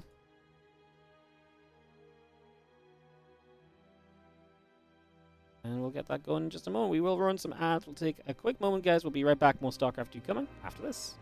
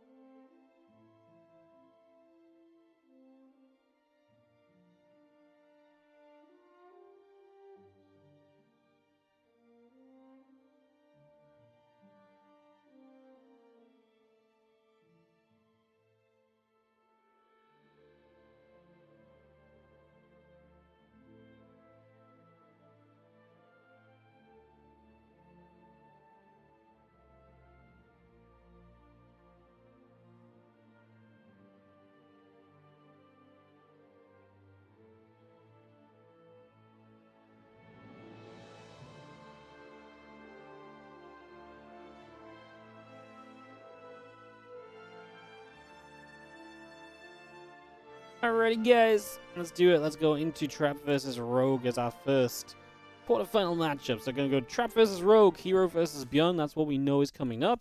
Obviously, the winners of this will be moving into the semifinals, and we will know that those guys will be in the semifinals as well, which is good to know.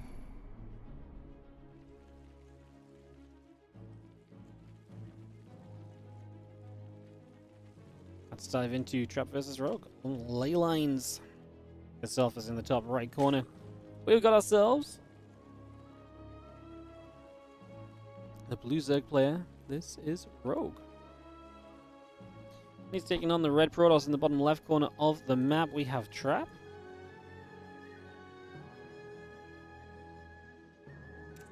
Game one of this best of 3 as we get this underway.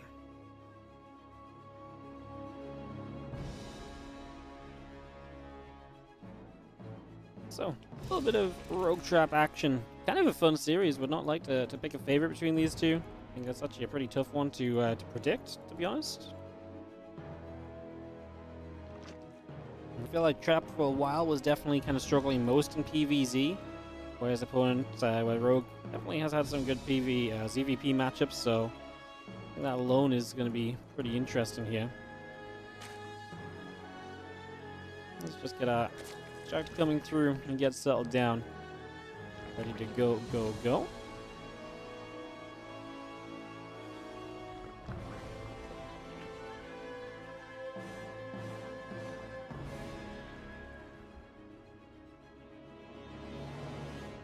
We have an catch pool coming online, get that up and running.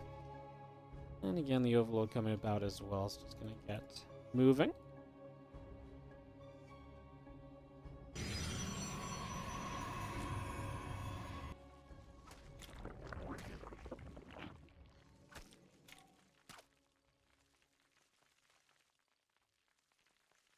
Probe around the back, and then Cybercore, Nexus all coming up, the simulator coming through as well.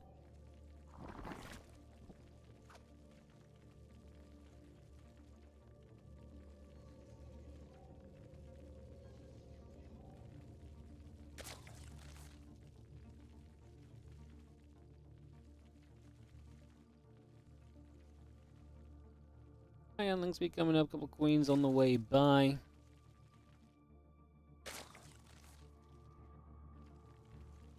Just gonna see a few drones are gonna end up as well. Just moving across as we get into this Rogue versus Trap game number 1. I think this is a map, fun one. Happy to see this map, glad it's in the pool. I think it's a great addition. Yeah, Adept is going to come shading across a little bit as well.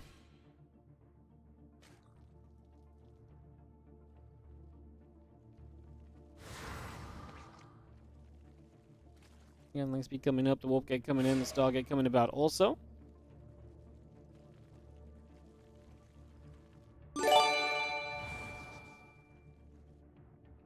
What's up, John Le? Thank you so much for the 2-month of resub. Yo, Gauntlet Wizard, sorry, I forgot to put you on the tree as well just because I had to dip to a break. I'll get you. I've got your decoration right now. I will just put you on the tree after this game. Along with John Le, sorry, I just looked down and realized that.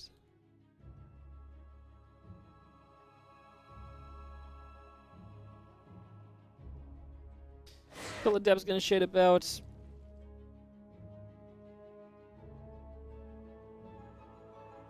For the moment, just going to head towards the far right-hand side.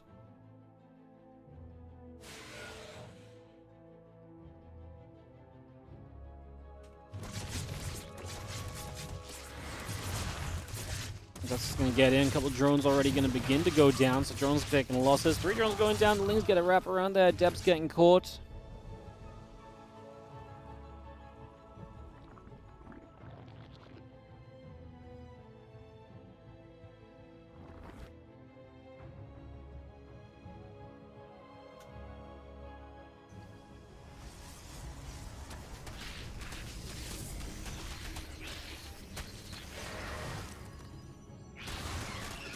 The Ling's going to get wrapped around. A couple of Depths is going to get caught there. Drones coming through. The Oracle's going to activate. A couple of drones going to take some shots. Damage being done.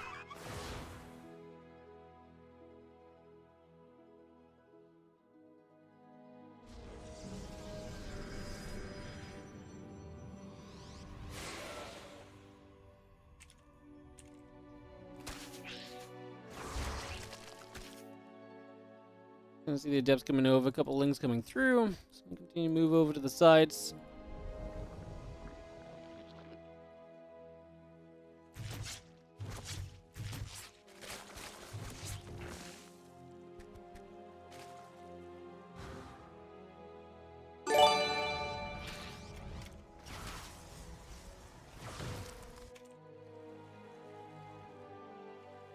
Hey, what's up, Boy? Thank you so much for the 39-month resub. Adepts coming through. The Lings are going to be there. They are going to be able to wrap around and put some damage out as well.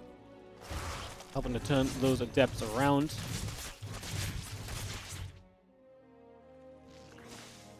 Oracle's going to dive across. Squawkroll going to take a couple of shots of damage. And we're seeing the Oracle's continuing to activate. Another drone going down for the moment. Again, +1 and Blink going to be coming up as well. So just bringing this straight through.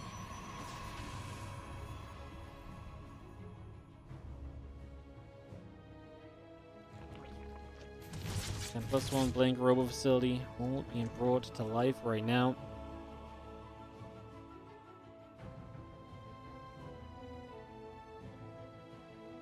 And the lab building, the drones and the Lings coming through, the Overlord's on the way, the +1 missiles coming through, the lag continues to come about. So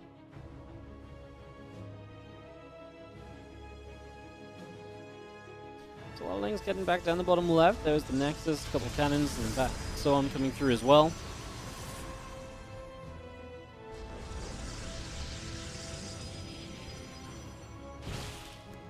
Focusing the Depths coming about. The Queen's going to be there. He's going to try and fight this back. Blink not done yet. Obviously nice to get in position and start dealing some damage though.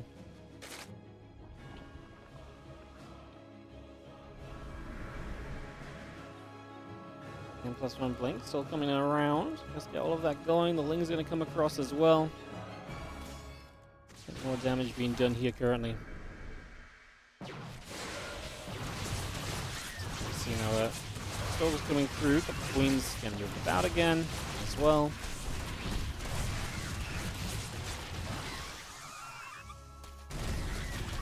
So yeah, having those Lings getting through for quite a lot of pros, but I actually thought it could have been more. So the Oracle's going to activate. Quite a few of the drones keep going down. Again, +1 missiles and groove spines coming up as well. All of that's still coming around at the moment. So it's going to show up on the 12 o'clock. Going to start hitting their way through that hatchery. So Hatch will take some damage. A few more shots coming through at the moment.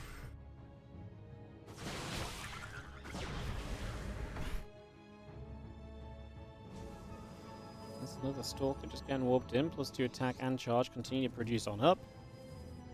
And yeah, again, they got the Carapace on the go. Groove Spine's building. The Roach Speed coming by.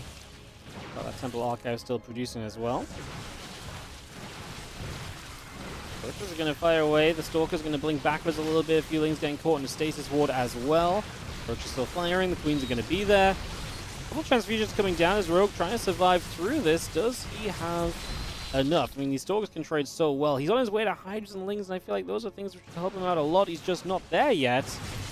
Just hasn't been able to quite make it.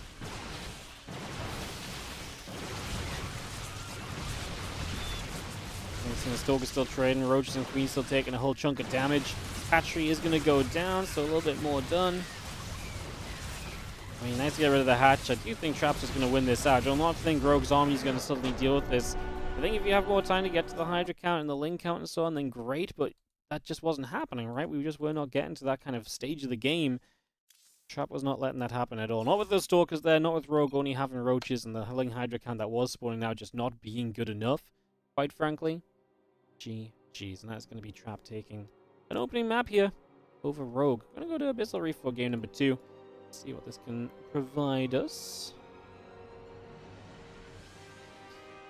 I'll get that up and rolling here in just a second.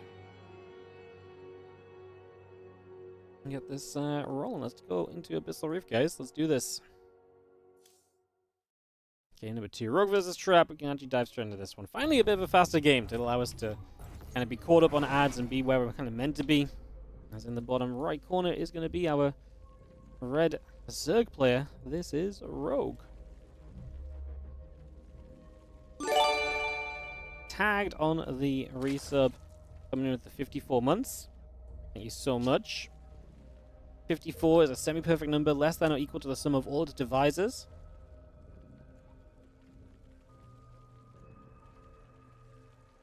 It can be written on the form x to the y plus y to the x. X is 3, y is 3, and so is a Leyland number. That 54 prime is less than 2 to the 8.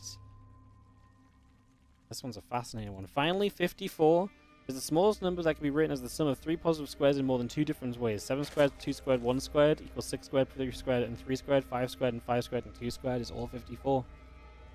Honestly, I do not know what I would do without your math stats sometimes, bro.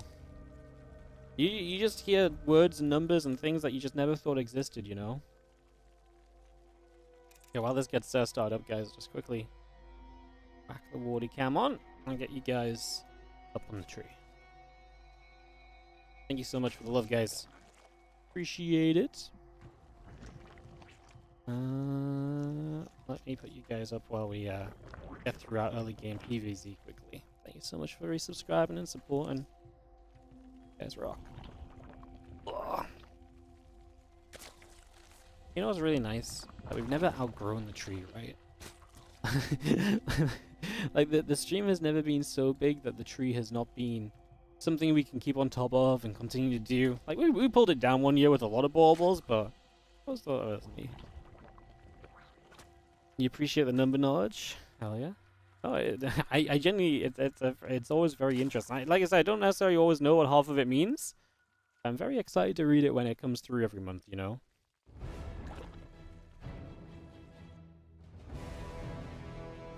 Cybercore Next is coming online. Trap getting settled here as we get going for a few moments. Cybercore coming up. Next is coming through. The Ling speed is building as well. A few Lings and a couple of Queens on the way out currently as we get settled down.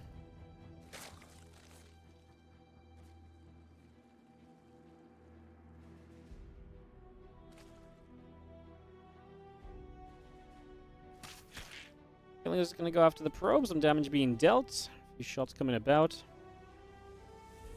Again, Stargate, Adept, Warp Gate, all coming online for the moment. That Ling speed and a couple more drones coming up as well. Continue to bring that into play.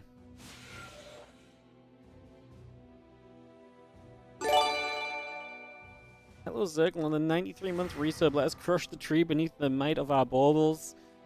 Buddy, thank you so much for the big resub as always.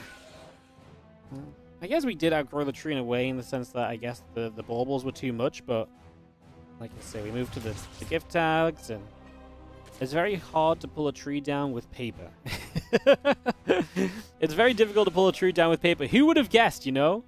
Who would have guessed? I wouldn't have figured that one out as the Adept hits the Queen a couple of times, some shots going down, some damage being dealt for a few moments.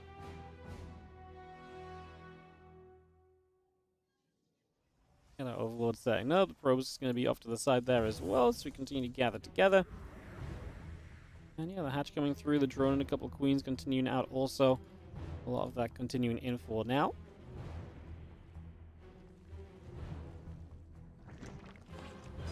And Queen's building, the drone's on the way. Hatchery still coming through as well, so little things all coming online right here. As the Oracle and the Wolf Gate come up as well. Queen is very nearly going to get the Oracle. Doesn't go down though, so the Oracle does in fact live. Make it to the other side.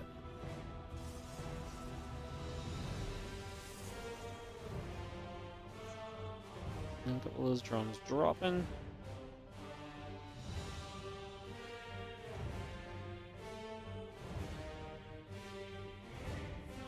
Oh, fish just chilling in the middle there for a moment, finally died away. It looked like the fish, like, it was like just hanging around the oracles, then it like swam between them. It was just kind of a funny moment. Not really a big deal or anything.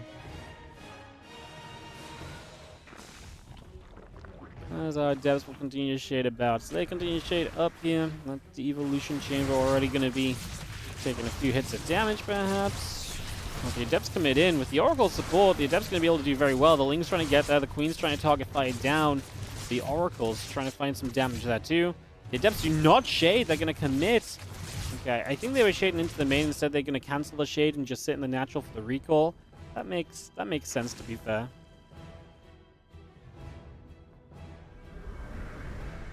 It does make sense. Let's just have our Oracles. Just going to come across. A couple of Crypt Teamers going down. The Hatchery will take some more shots as well, so damage still being done.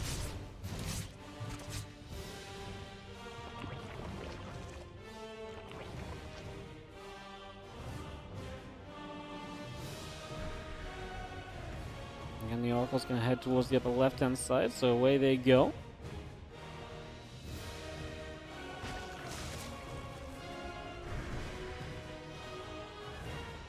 +1 and Blink both coming through, so we get all of that settled in. Get that on the way for the moment.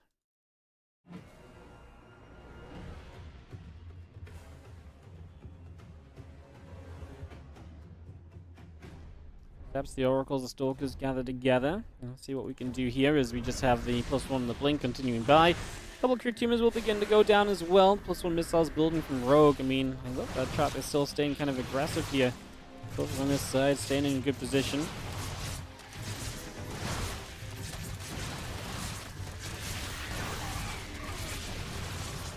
That's going to continue around.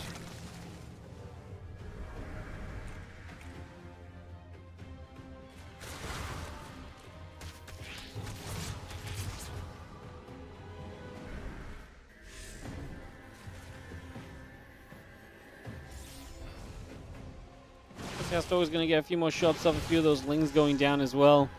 A bit more damage being dealt currently as our +1 our Blink just continues to come on through.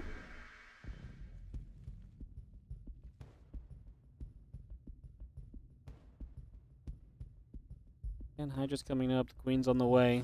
+2 missiles and Group Spines all coming about still. Those lings going to try and look and threaten the idea of a wraparound. The Stalker actually going to get caught right there, but we have Blink, so don't think anything too crazy should be coming of this in the end.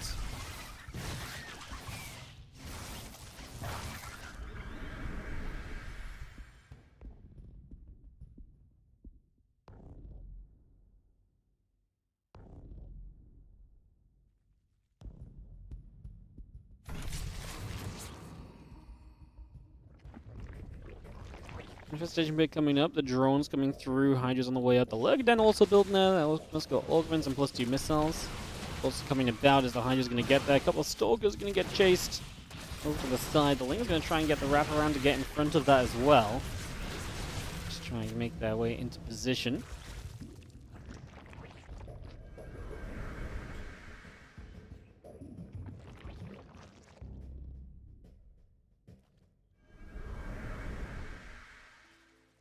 Focus on the Oracles, join back up, going to move back the other way.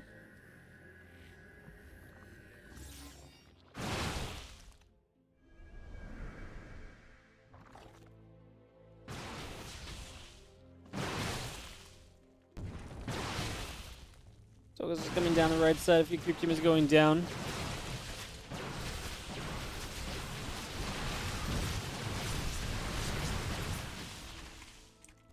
Rogue this time obviously is getting a much better chance to get to those Hydra counts.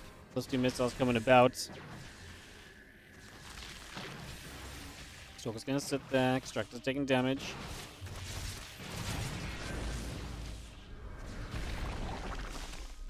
Again, +2 Blink, +2 and Storm coming through, so Trap really improving his composition as well and the quality of his army.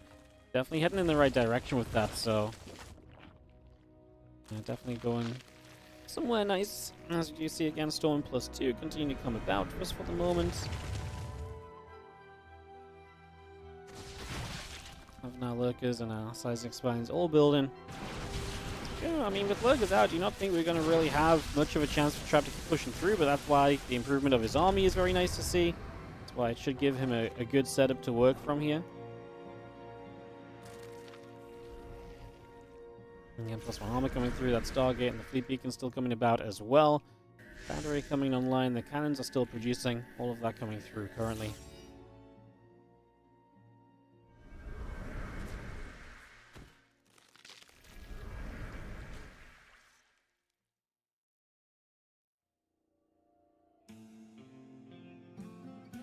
Something's coming about, again the Adrenal Glands, Seismic Spines, all these upgrades that should help a lot in the near future at the very least, if nothing else.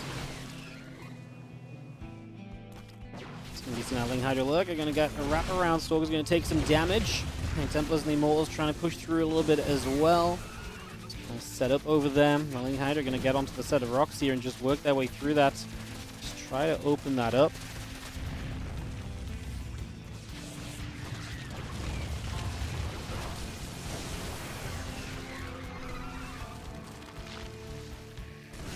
Lurkers obviously slow pushing their way forward, getting into a better spot here. Wiggling their way through a little bit.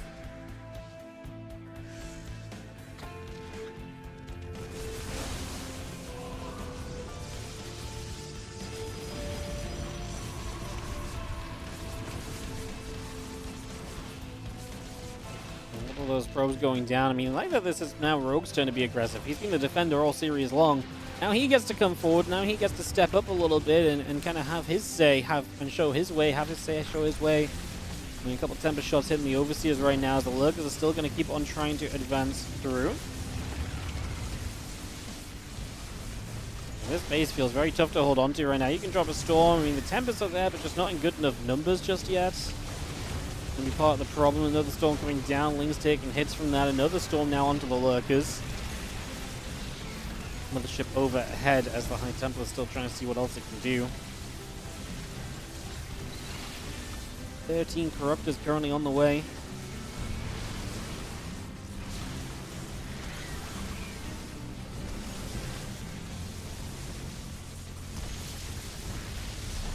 That's 9 probes going down. Tempest still firing away. I mean, Rogue supply is just looking great. Corruptors coming out to go with the Tempest as mentioned, and that should just help you out a lot.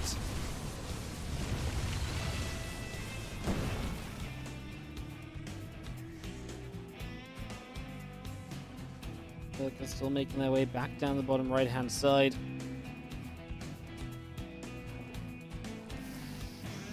Queens, Lurkers, Corruptors all gathering together.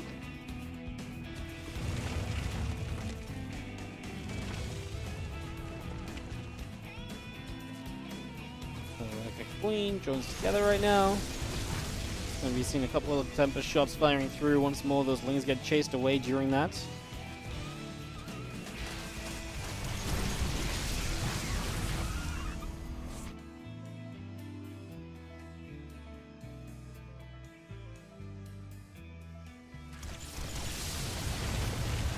Lurker's going to burrow Archon and the Immortal there. Going to be taking some hits. That Archon going to go down. The Corruptors just dive through, looking to get on top of that.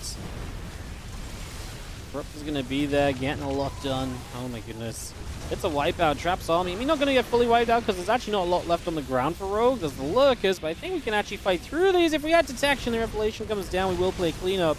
So we are going to be able to clean that out. Those Corruptors all getting turned the other way. 20 Hydras, 14 Lings coming through.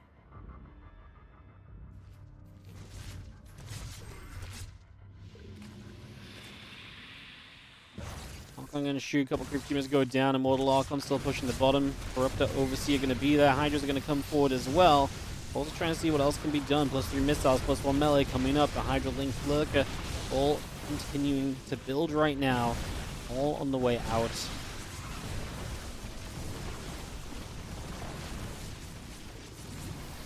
Drones are still dropping as the Immortal Archon pushes forwards. The Queens are taking some shots. Queens will continue to take a lot of hits at the moment. Just going to be seeing that +3 missiles and that +1 melee. Upgrades that will help Rogue, but I mean, like I say, he has to have this ground army survive until then. That is his current issue, that this ground army is currently facing a couple of issues. It is facing some problems. The Immortal Zealot Archon going to be there for a few more shots as well. A few more hits coming through the other way. And the Stalker's going to go in after those Corruptors. Continuing to chase right now.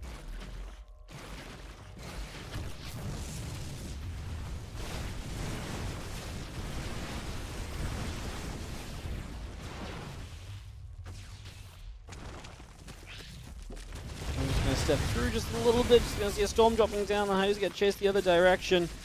Just gonna be seeing our Lurkers and the Hydras still building as the Queen comes through. The Stalker's get underneath, gonna go for a couple of those Corruptors.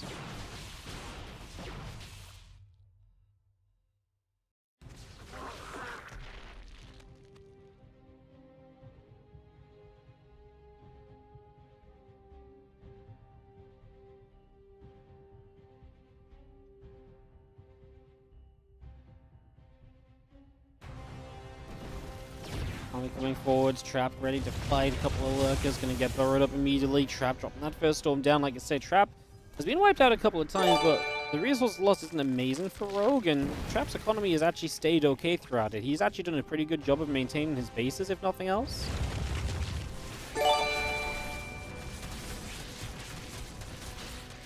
Sightmoth, thank you so much for the 7-month resub, and thank you so much as well, Hybrid, for the 48-month resub coming through as well.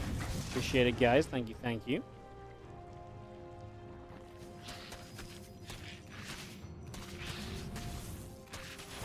$48 and going strong. That's what, 40 years of following your fledgling career in eSports, Maximus StarCrafticus.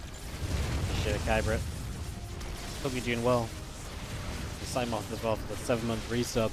This game definitely doing some twists and some turns here and there so far. It's been an interesting one. As do you see our Stalker's going to come back over, the couple lurkers going to get shot at. Someone's still hitting that hatchery, unit still going down, a couple of these hires getting cleaned up as we go.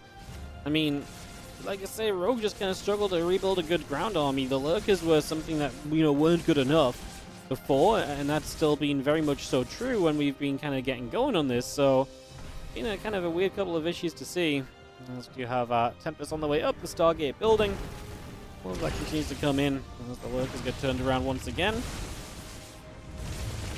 Staying burrowed there and pushing things back.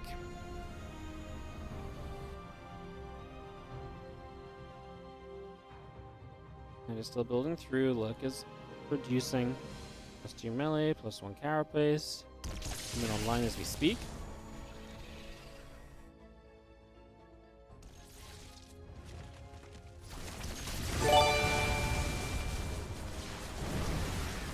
And that Ling Lurk, of course, continue to come through. What's up, Ruga? Thank you so much for the 7-month resub on the Prime as well, but it's a pretty serious push forward from Rogue once again. He has gotten the Lurk count up, and getting into an aggressive position would suggest some potential, especially when the Corrupt account is still good. By still having a good Corrupt account here, you give yourself what I would imagine is the opportunity at the very least to, I really feel like an opportunity here to kind of knock down the Tempest, keep the Lurkers a bit safer. Obviously still fighting against a whole bunch of those storms as well. This topside base goes down, Trap going to lose that income, and that means we can actually kind of step forward here as well. As you can see, we're going to be able to step forward and kind of move toward the high ground, which denies the next base of mining, so that's going to be an issue as well.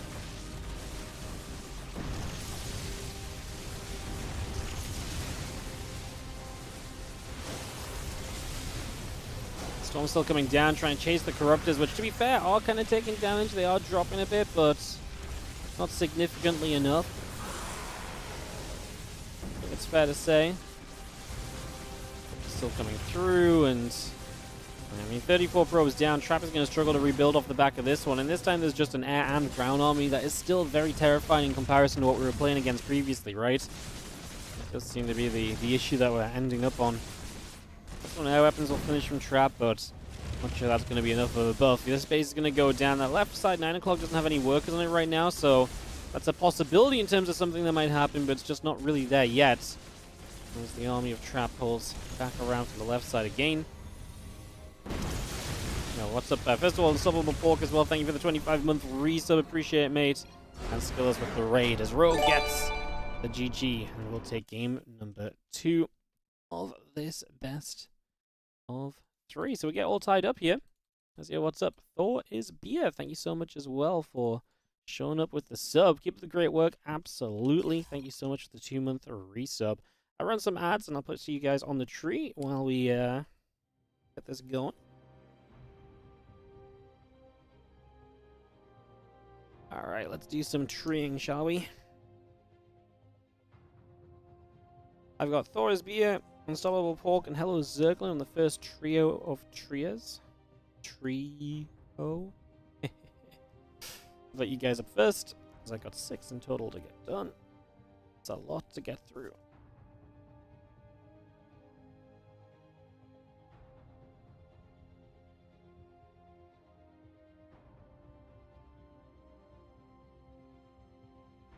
Then we're going to have Kybert, Sightmoth, and Ruga coming in with their resubs as well. Thank you so much, guys. And Kybert gifting out a sub as well. Thank you so much for the gifted sub to eJozzle, mate. Appreciate it. Thank you so much for your generosity. I'll use you guys to fill out the bottom a little bit more. In fact, this far side needs a little bit of love.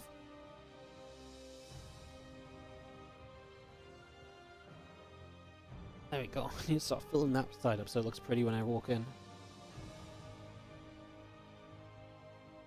Alright, let's go into game number 3 of Trap vs Rogue. 30 seconds more, maybe. Following since 2015 deserves the sub 100%. Hey. There you go. Some commitment to this stream. Appreciate it, Kyber. Appreciate the generosity. As we get set to resume. Whispers of Gold going to be our map. Let's get this one started up. And see who's going to come out on top between Rogue and Trap.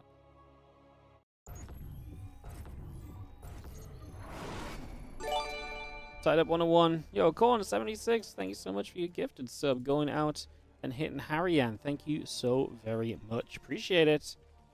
Yeah. Throw that one on the tree as well after this game. I'll get your name ready. I'm in trouble because I'm running out of pre-tied trees gift tags. Gonna have an issue soon.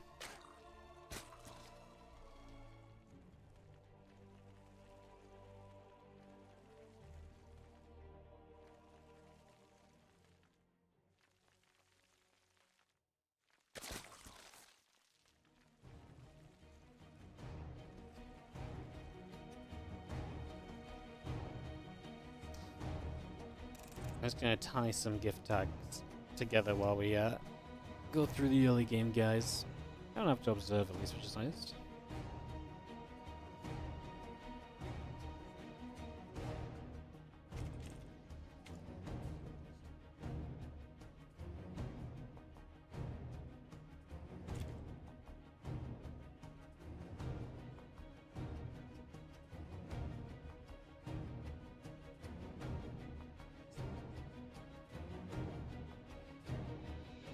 We're heading towards the upper left-hand side, journeying across for a few moments here.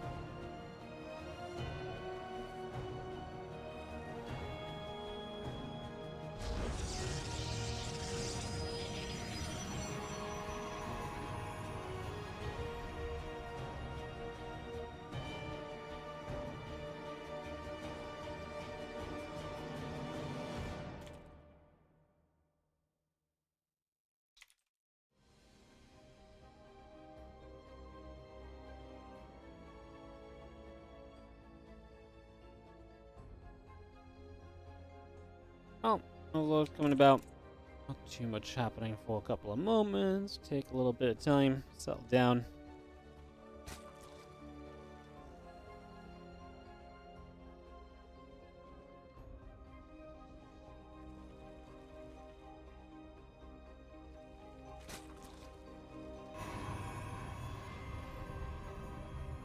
Gonna drop in our Twilight Council, gonna get that set up. Link speed coming through as well.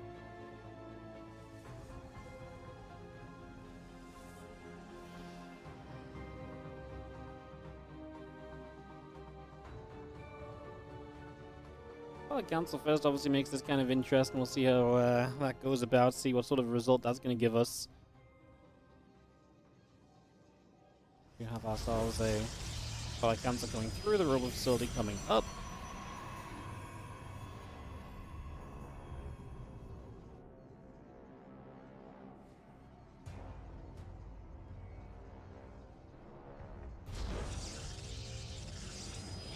We having a Dark Shrine dropping down, so that's going to be what the Twilight Council first is for. I mean, Dark Shrine, I guess you're expecting either a Dark Shrine or a Glaives opening here, right?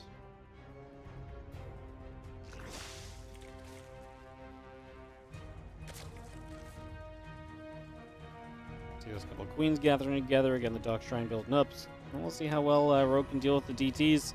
If he knows that they're coming as well, would be nice.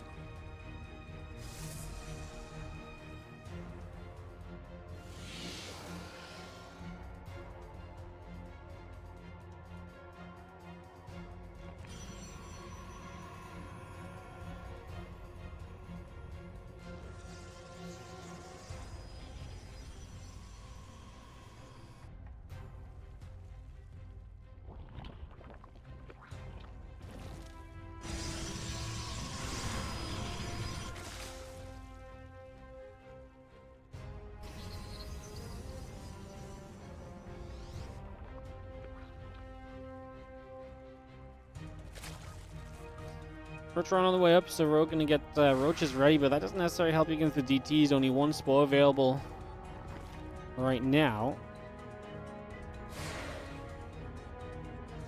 First I'm gonna set up. A few DTs will warp in. The Adepts are gonna shade forward a little bit. Set up over here. The Queens will Gather with the Lings. I mean, like, so it's really going to be the DTs to deal the damage, though.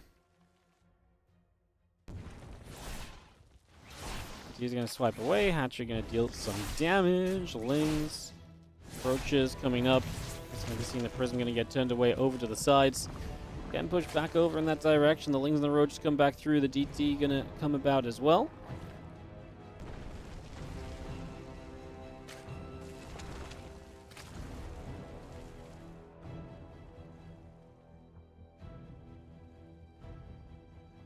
Yeah, Ling Roach Train gathering through there. The Prism going to drop down a couple of DTs. The Queens are going to push that Prism back the other way. Actually, a nice catch. Going to get that little grab right there. Archon's now morphing in. Honestly, in the end, Rogue doesn't lose too much, right? DT dies. You force an extra DT to warp in to be able to morph the two Archons. So yeah, this is turned out to be pretty much a perfect defense. Lost so little so far. We'll see how well the Archons do. They can still be a major part of this game. This is not just a gambit on the DTs.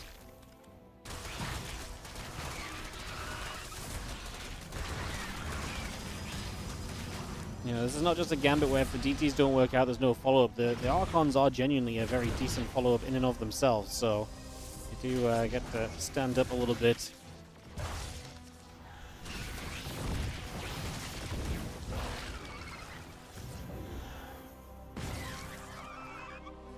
Archon's still coming about. Link's getting pushed around.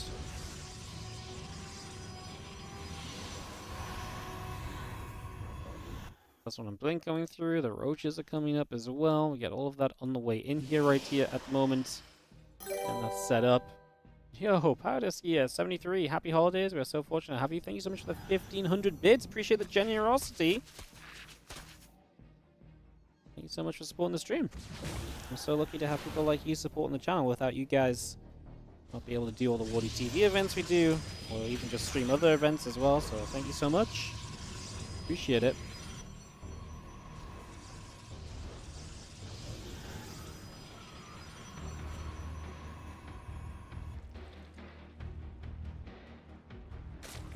Roaches and the Ravager gather back together here. Yeah, thank you so much for the 1,500 bits, mate. Thank you, thank you. Allows us to keep on, like I say, keep on keeping on. We have loads of WardiTV events. If you didn't hear me talking about them yesterday already, there is $7,000 of WardiTV tournaments going on this month. So loads of prize money if you love that. Consider supporting it by subbing and all the rest. As right now, we've got ourselves a big old push on the side of Mr. Rogue. Coming across the map to try and see if he can take on Trap at the moment. And Barra91, gift the sub out to Powdus here. Thank you so much as well, mate, for gifting out a sub to our bidder. Lovely. Everyone can go on the tree. Fantastic. All of barrels going down.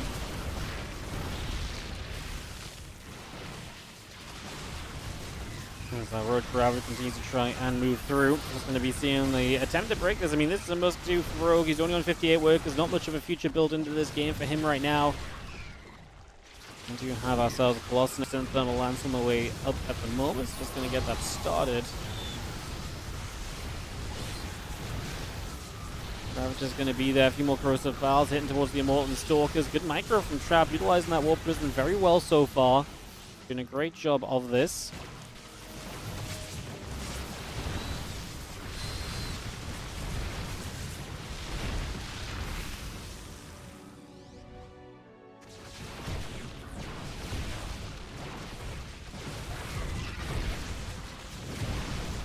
Ravager will step through. The Queens are going to be there. A few more corrosive files. Going to force the Immortals to have to dance once again. But you can just see that there's going to be a little bit too much Protoss at the moment. And that is going to be GG. Trap will move through, knocking out Rogue. And Trap will win the PvZ battle on this one. GG's. GG's. Thank you so much, Vara. Horn 76. Powder. Skier 73. I'm going to get you guys all up onto the tree.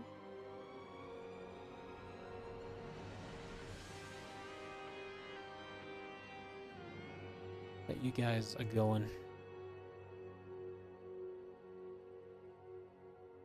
I need to get a couple of you guys around this side, honestly. The problem with going over here is the headphones don't reach. I used to have like more wire on my headphones to get into this side. The tree used to be more doable. Nowadays, I kind of get half garroted walking over here. Not so fun.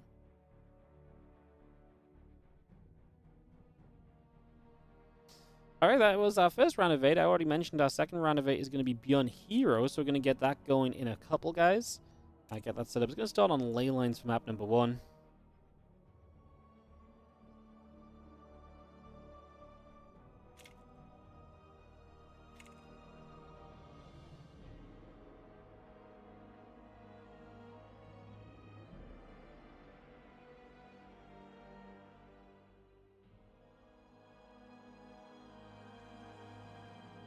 So yeah, we're going to jump into that in a moment. No EUIC registration. I'm not going to EUIC.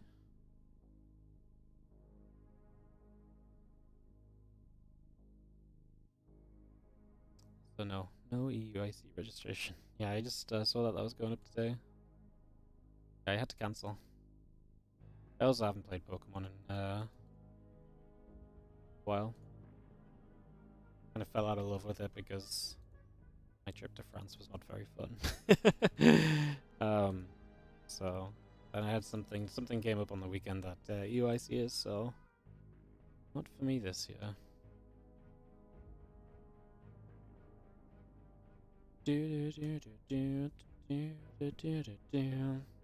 We'll give it about 30 seconds or so here, guys. We'll jump into this Beyond Hero series. I'll take this as an opportunity to tie some more decorations ready. People like Zero Ammo coming in with the 39-month resub on the Prime. Thank you so much, guys. Good to see the sub count recuperating a little bit. We obviously had a little bit of time away for Home Story Cup, followed by... I was actually just away for vacation last weekend for a couple of days. So yeah, nice to see the sub count is gonna get a little bit back on track. I'd be very happy if we hit 1,000 subs again this month. I think we're doing enough content to get there, personally.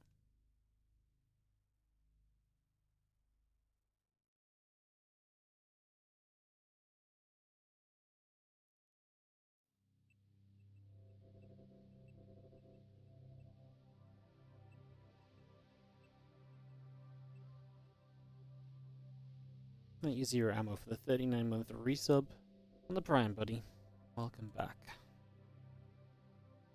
And welcome to the tree this year. Beautiful.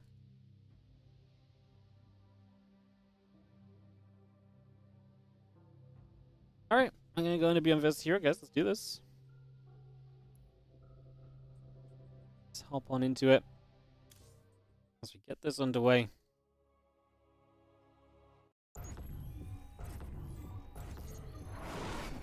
Gun Hero. Game number 1. StarCraft 2 resuming. And our coverage of the Olimoleague today. Again, these games played earlier today.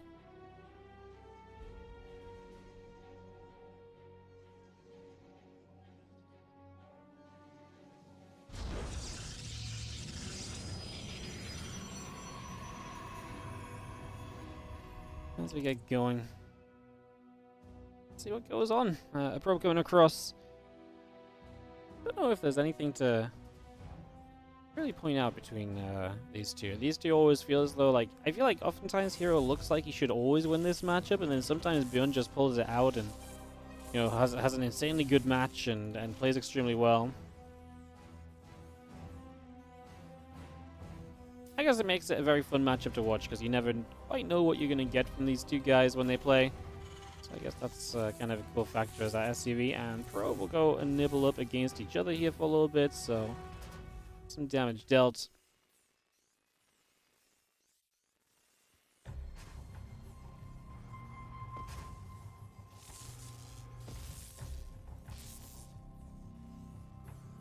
It's going to SCV, going to pull back a little. It's just going to pull into the main. The Probe going to come across as well.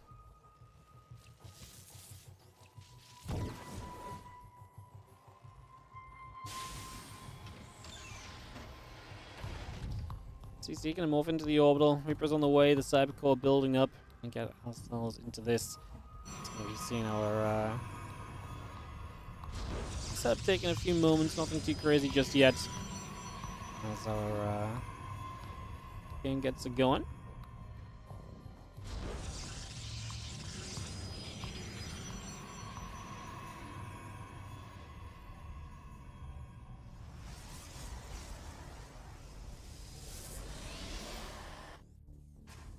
Factory building, Reaper on the way through. I'm just going to be seeing a Reaper back around up that left-hand side, so just trying to see a little bit more of what's going on. We'll see Reaper scouting from beyond here. Would love to at least, you know, pick up information on what tech is on the way and so on. Always nice to see that kind of stuff.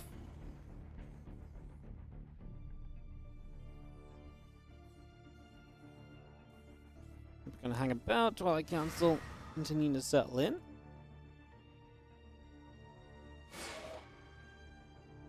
That coming around one more time.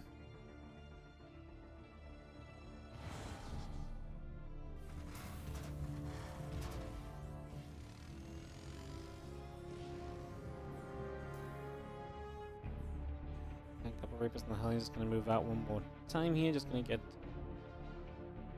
in once more as we settle down. Well, Bjorn will try and do some damage. Twilight Council attack choice here from Hero. Get that underway.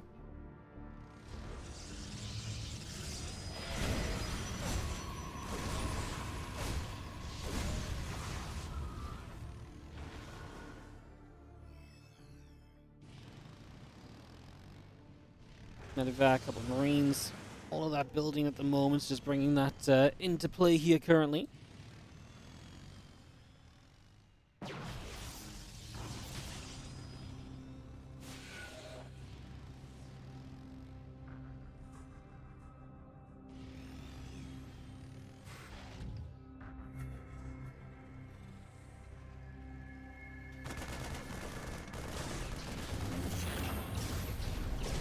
Hallucination firing, just going to be seeing the Starfort, obviously. I mean, just scouting in general going on. I say hallucination firing, obviously that makes no real impact here.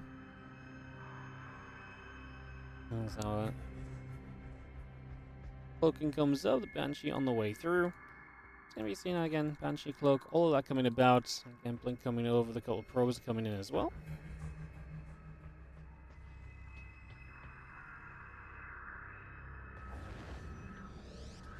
Two Reapers and the Hellion going to join together also.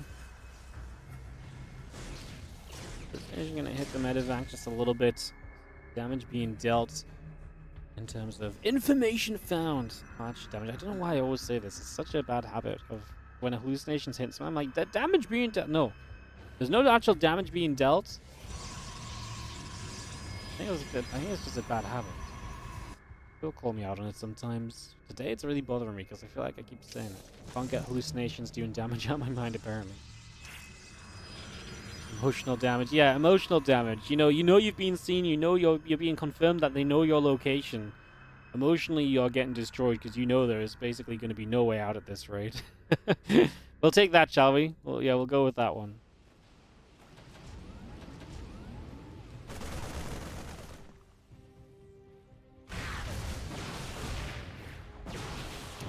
So he's going to get a catching the scouting unit through the center. It's just going to be able to play a little bit of cleanup there as Hero does pull back toward the upper right-hand side.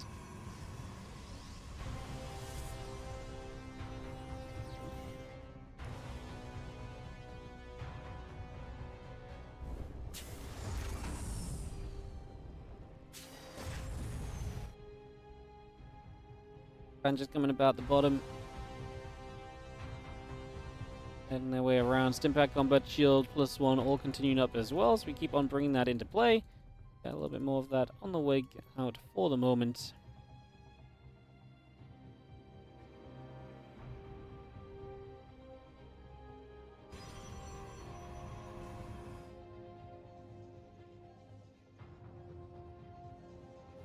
Again, Stimpack Combat Shield +1 coming by.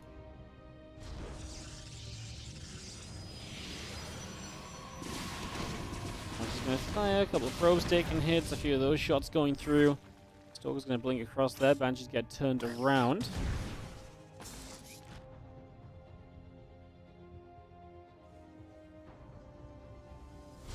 Prism plus one attack, charge. Again, all building the Robo Bay and the gateways coming up and online as well. So we keep on bringing that into play here currently. Got all of that on the way up. I mean, 3 probes going down, not bad, not bad. Plus 1, again, combat shield and concussive shell is all a part of this at the moment.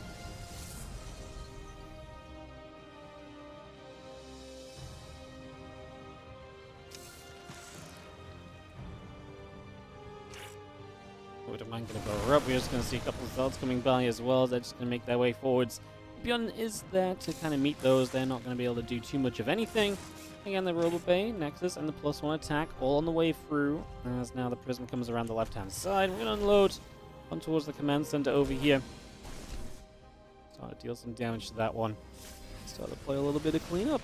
As we do have the bio continuing about. And a couple of good force fields actually going to trap some units in pretty much straight away there. A couple units getting caught right off the bat as we do see our bio going to stim. A couple of Zealots going to go take some shots again. A few more hits continuing through. We have our bio going to continue to hit a few more Zealots down. Some more damage being done.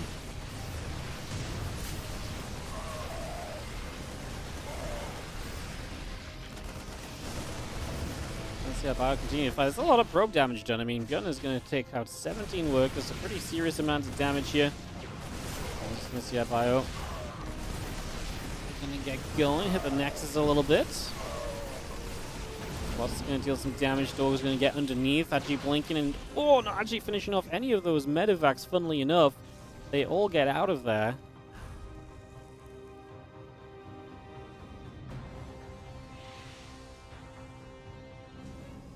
Colossus coming by. Take a few moments.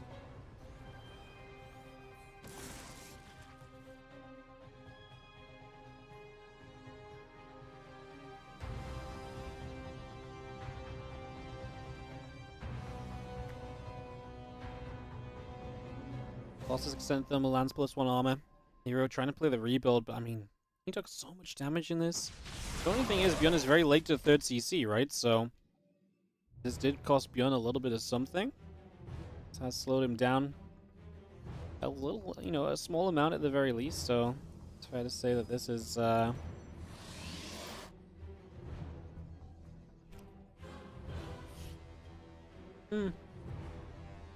of a weird one, because I kind of feel like this was great for Bjorn, and obviously it was great for Bjorn. It's just, was it good enough for how much he's committed to?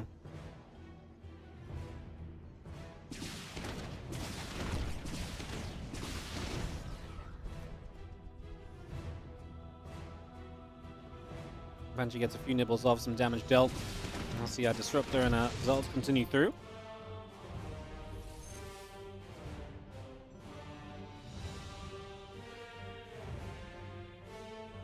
Medevac is going to sit up in that corner. Just going to hang around for a few moments.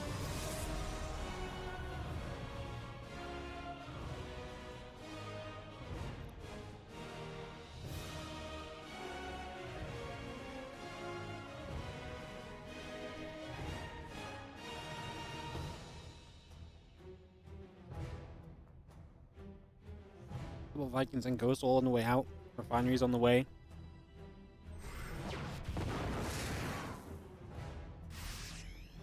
Scope's going to be them. Fire going to step through. Probes going to take some damage as well.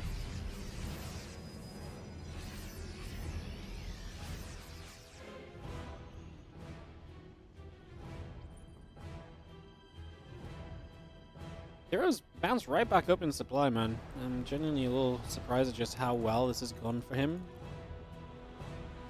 Considering the way, it was looking miserable. Obviously, Bjorn was slow to kind of follow up himself, but I'm genuinely a little surprised at how this is all turning out. I didn't think that Bjorn had done, or was so committed that he needed to do so much more than he'd already done.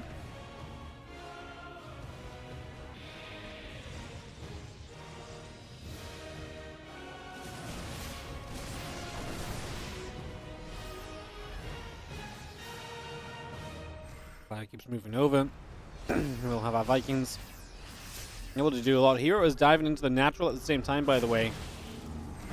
So as this Disruptor shot comes through, Bjorn's going to have to pull back because of, a massive Zealots. It's not just a couple of units either. That is as much as it gets, basically. ton of units coming across on that one as our Zelts come through. Depots in the reactor will take some shots. The recall will go down. Fire pulling back to the bottom left.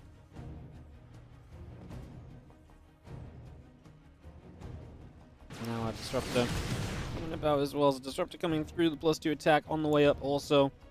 Well, that's still settling in here currently.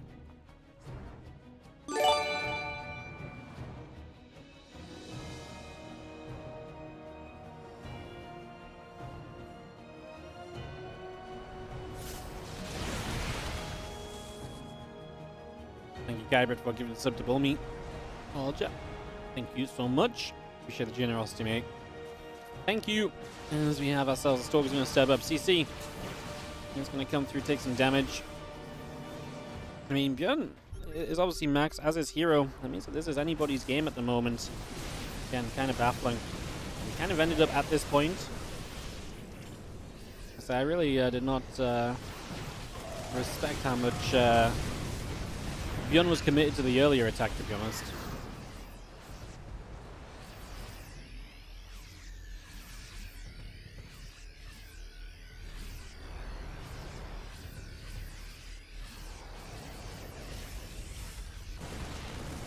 Are going to get in a few probes taking damage again. Loco with the raid. Hello, Locovians.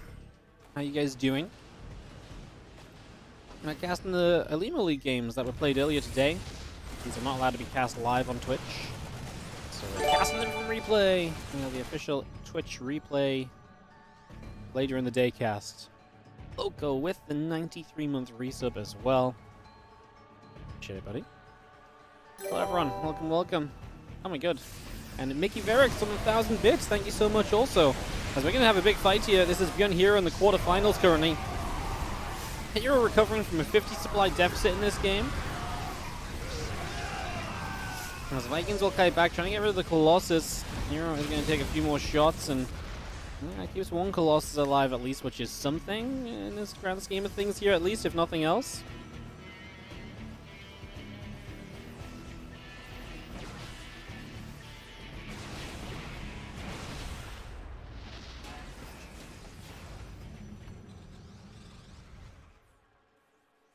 Here it is improving to Storm, +3 attack, +2 armor. All of that continuing to come through.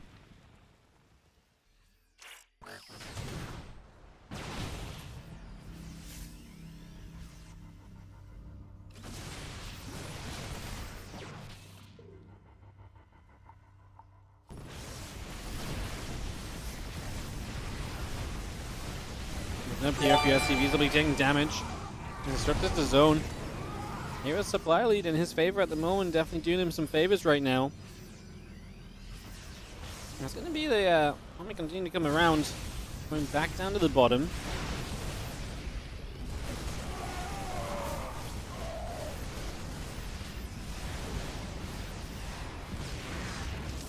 Vikings coming through as well. This honestly looks as though it's going to be a little bit too much, I think. Hero gets a decent disruptor shot off. The supply is there for Björn, like the numbers are there, but the numbers are there, I feel like the actual I feel like the actual bulk of units that need to kind of be there to fight are just not there, right? Like sometimes the numbers do lie. As Hero also has the positional advantage right now. It feels like him being able to kind of pick and choose his attacking position is pretty awesome. There's a disruptor shot or two coming through. Planetary Fortress still taking some big shots.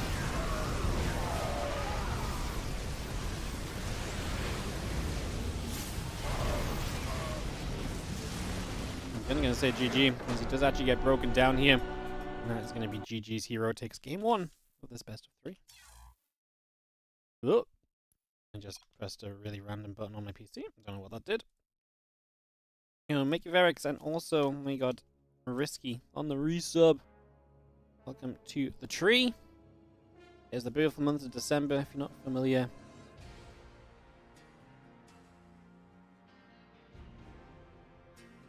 With that, that means we put the decorations over here.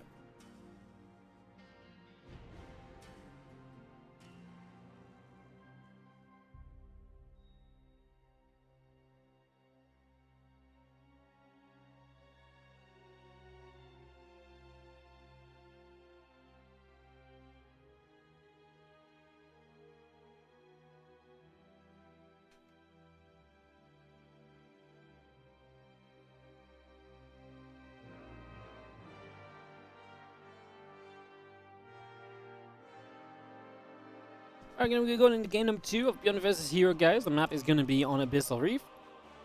Let's get into it.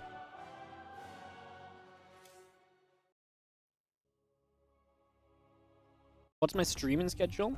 I stream most days, but not usually at this time. Usually I stream about 7 hours ago from now is when I usually start. Usually I start from 7 hours ago and stream for 5 to 6 hours. Pretty much every day casting StarCraft. But it does depend on which events are on, which tournaments are happening, because I do just cast, pretty much, so I do shift my schedule around tournaments schedules.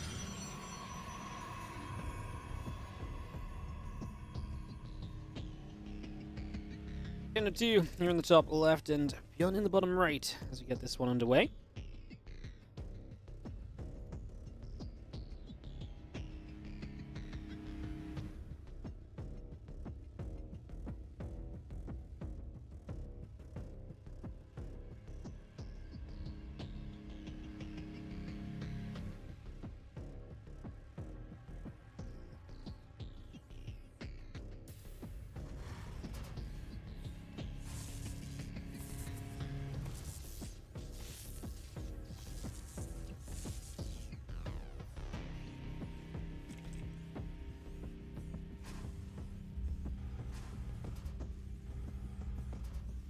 Moving around, SCV going to be here to chase it about a little bit as well for a few moments.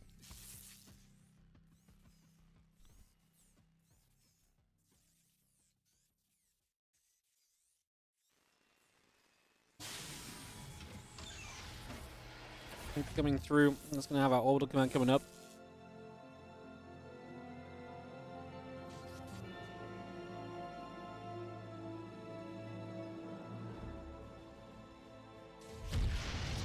If he comes across, gonna have the probe a second or so. I'm just gonna be seeing that factory continuing through as well. And that on the way out.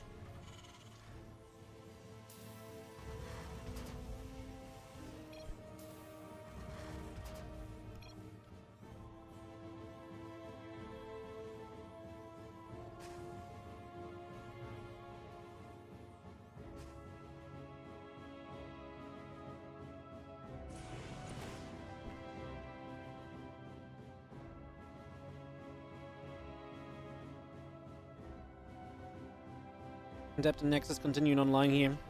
Continues to settle in.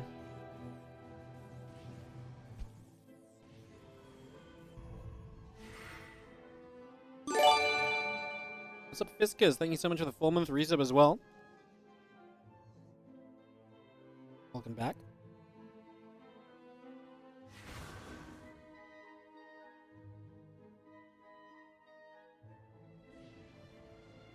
Just gonna have our Adept move down the bottom side, gonna keep coming across.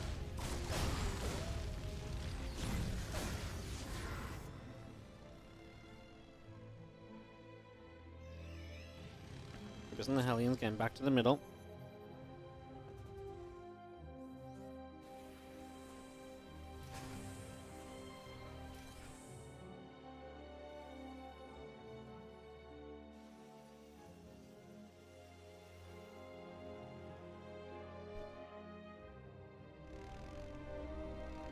Been down a game here as we settle into this next step.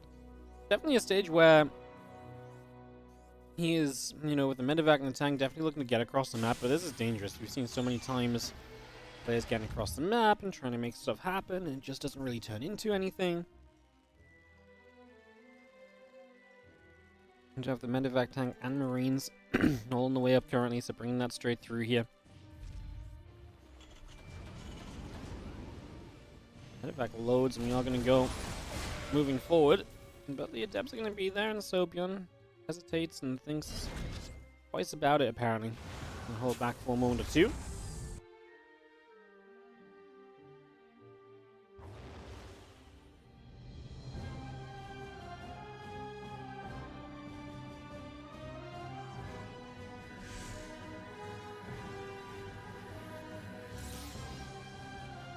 Back boosting up to the top. We are going to see the Adepts going to be there. A couple of SCVs already going down.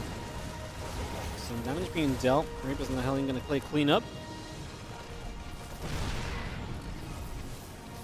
Oracle's going to activate, and that siege tank is going to have to be lifted up. So the good news is here that Bjorn is going to get away with everything. He's not going to lose much on this attack, but doesn't exactly gain much on the attack either, right? So kind of a very kind of middling response to this whole deal.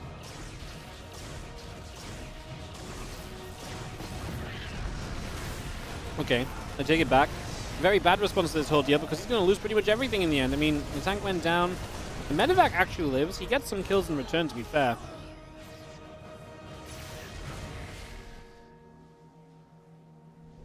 That honestly could have been a whole lot worse, to be honest.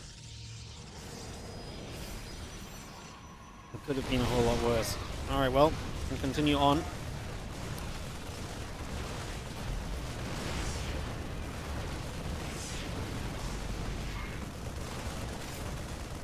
He's going to Firestalk again. Chase is going to go down. Marines and Reaper can continue through as well.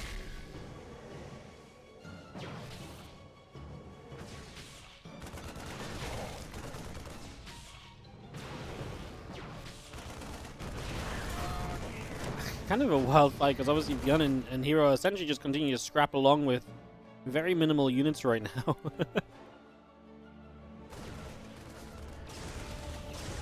Such a wild few moments of fighting, honestly.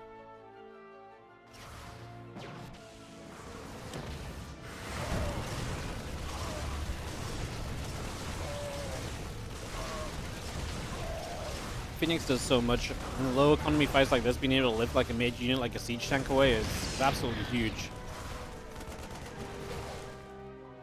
Definitely a big benefit.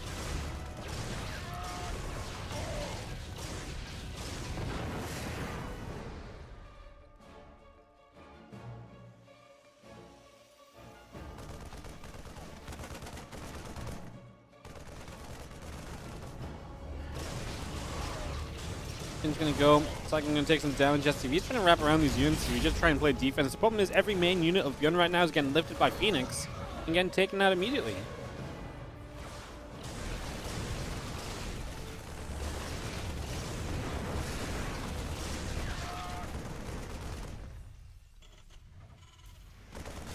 That's obviously not really ideal. That might just be how Hero comes to get a GG in this game.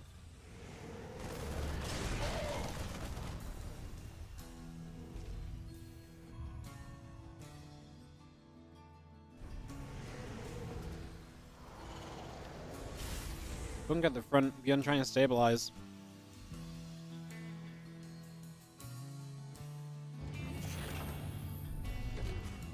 Might be a little bit towards the idea of being a little bit too little too late. You know, a bunker right now trying to stabilize after all of this has happened already.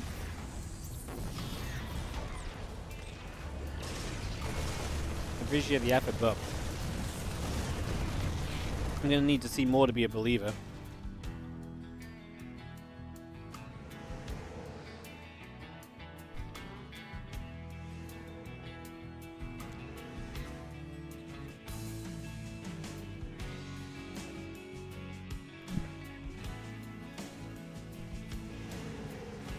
He's going to the right. He's moving around.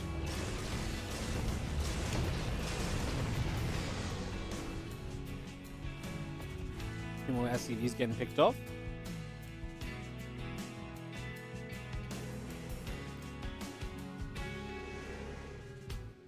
Now we do have obviously all the bio upgrades still coming into play here from Beyond, so all of that is still coming up and online, so all of that coming through. And Phoenix will continue to hunt. I mean, the supply for Hero is looking great. The thing is, this is Hero in a good supply lead with 4 bases in control of the game. Compared to last game where Bjorn had a great supply lead, and obviously Hero actually, you know, was still kind of their base and economy-wise. And what I'm saying is the comeback for Bjorn is a lot less likely to happen than the comeback of Hero in the last game.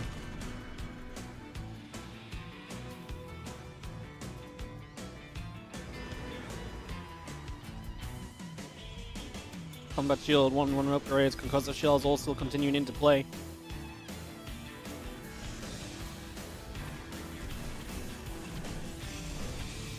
So not even fully set up on the bio upgrades yet, which is obviously not exactly ideal. Not great to still be lacking there at all.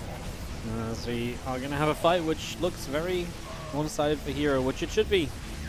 Looking at the numbers, makes a whole lot of sense, and Hero is going to take game number 2 of this best of 3. and is going to go into the semi-finals, which is where we are at for our next round of games. It's going to be semi-final time. Who is going to play in the semi-finals? I do not know. Let's find out. It looks as though we are going to have Hero versus Trigger. Oh, that's actually a fun one. Oh, I'm going to have to look at the bracket to see who... I don't have it open right now, obviously, because I've just been working off the replay pack today, but I'm going to have to see who Trigger beat to get here, because that's actually pretty sick. So Hero versus Trigger, and we're also going to have on the other semi-final, Clem versus Trap. Awesome. Couple cool matches coming up then, guys. So we'll get into those in just a few moments. Clem versus Trap will be our second semi-final. Let's do the PvP first. So we'll go Hero versus Trigger first, and then Clem versus Trap. Thank you, Friskers, for the resub. Sorry, Fiskers, not Friskers. Let's keep fluffing out the bottom of the tree, I think. It's a good strategy right now.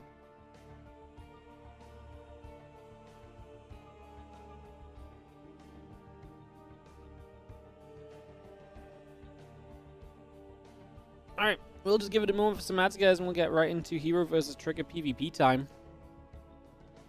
That's ready to go.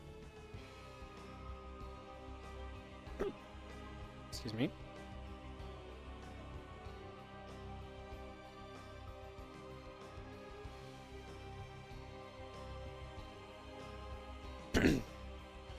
So yeah, we'll be starting this off in just a few moments, guys. Like I said, thanks for a little bit of patience. Run some mats. I think you again Loco for the raid. I didn't put Loco on the tree.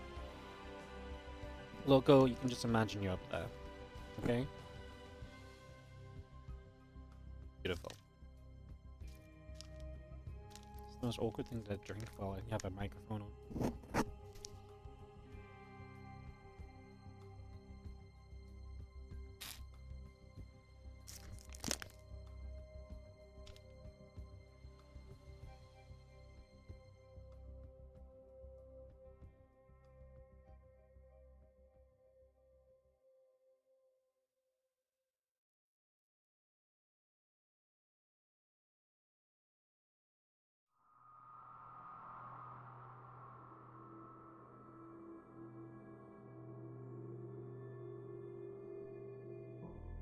Alright, guys. I just had such a difficulty to drink that and then literally got caught in my throat as well. Let's jump into Hero Trigger. Beautiful part about casting replays from earlier today is all the games are ready to go. We just have to give it about a minute for ads here and there, so we can just keep going.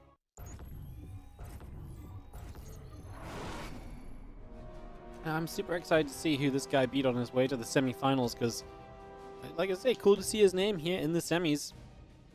This is Trigger, our blue Protoss on the bottom right-hand side. Funnily enough, he's actually going to be playing the WardiTV Christmas Invitational in Group A tomorrow. How about that? Yeah, he'll be playing Group A of the Christmas Invitational tomorrow. Excited to see him there. As Hero in the top left is our red Protoss player. Well, I mean, we expect Hero here, and obviously we just saw Hero beat Beyond, so that's how he advances here. We knew it was going to be Trap on the other side. Clem got the job done in his round of 8 match.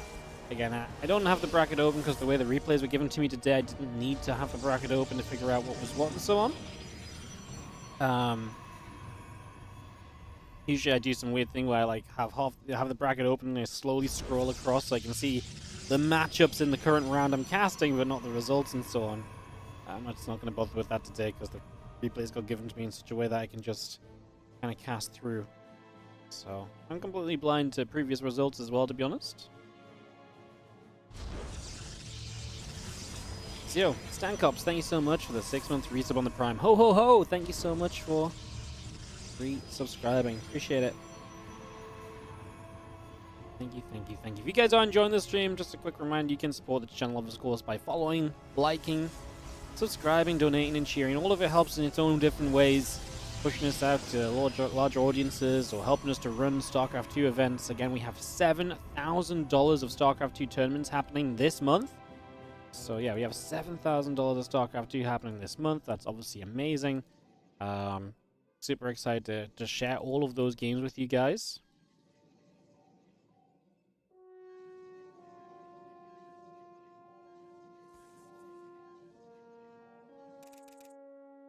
So yeah, exciting times as we get set up.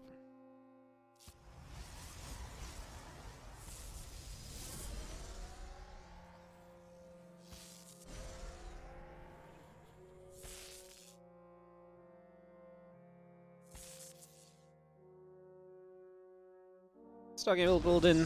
Stargate on both sides of the map as we set up here. Warp gate is coming through. Depths are on the way in. Take a few moments. So I'm going to chase that probe around a little bit as well.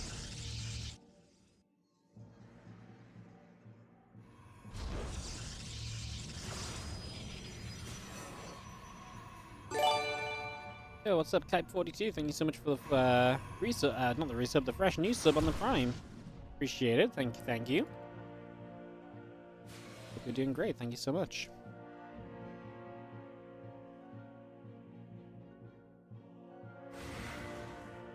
Busy day for resubs, honestly.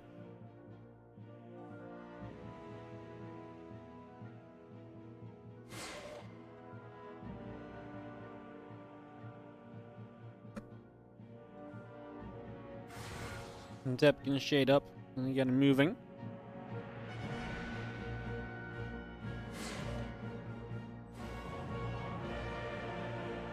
Phoenix is coming around, the Phoenix coming in.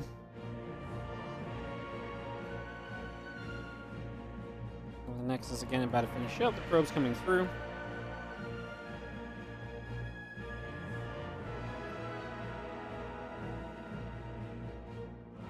And the Adept just continue to move around a little bit. On the left-hand side, there's an Adept coming across as well from Trigger. Pretty beautiful opening for PvP because both end up expanding, and obviously we are on Phoenix production versus Phoenix. However, we're not seeing too much of a factor from this.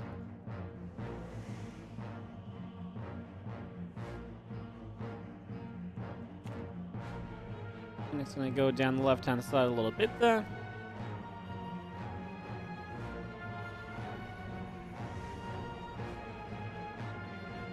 Phoenix will join up again. The Stargate's on the way through. Probes are in production as well.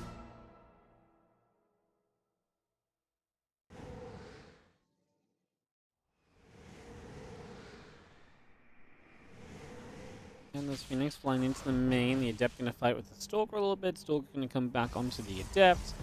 Phoenix still Chrono boosting along.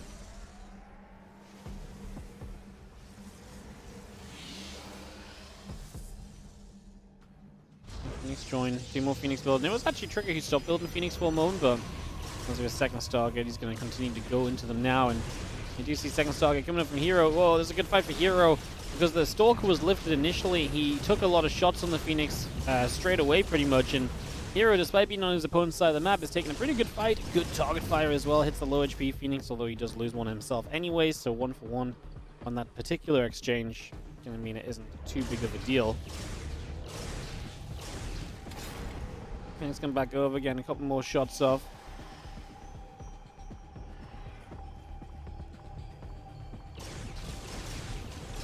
Phoenix gonna lift up, a few probes still mining away, the fleet beacon coming up.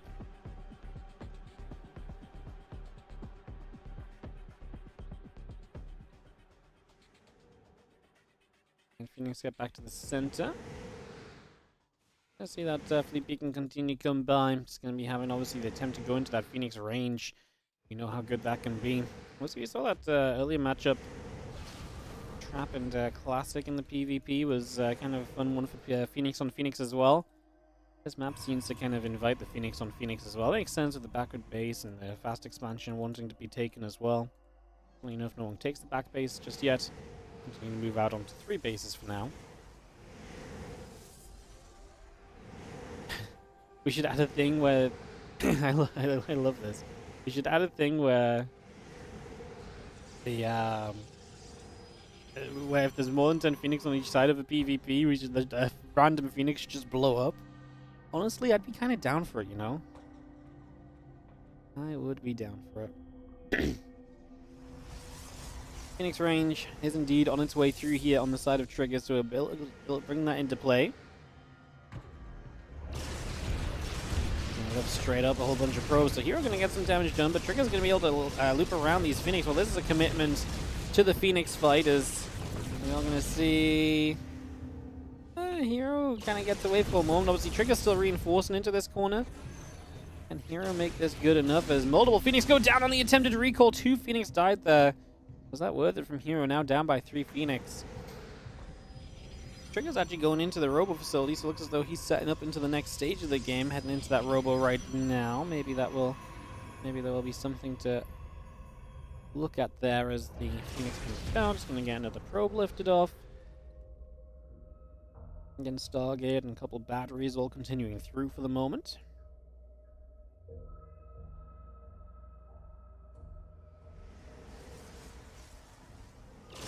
Actually, get one Phoenix there straight away. It's gonna be a nice grab. This is Hero fighting back as Trigger obviously felt as though he had enough to just go for this, and well, did he or did he not?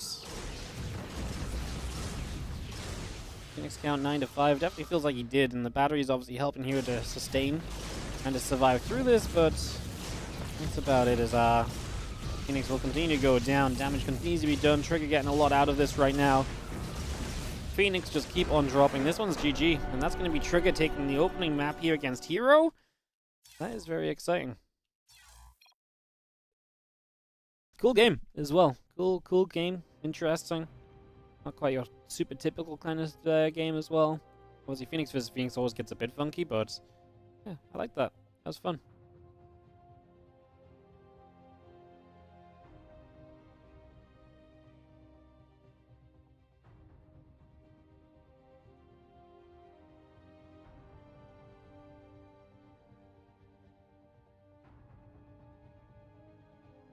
Alright guys, one sec.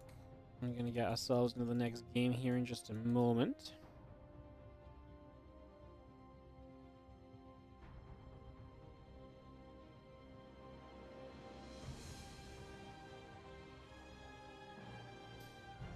It's gonna be Frostline for game number 2. I'm gonna dive straight into it. Keep the games are running. Let's do this as we have this game coming up right here. Hop on in. Yo, Captain Hair, dropping the 5 gifted subs. I got a couple people to add to the tree already. I'll get you on that list of people to add to the tree as soon as we come out of this next game or series.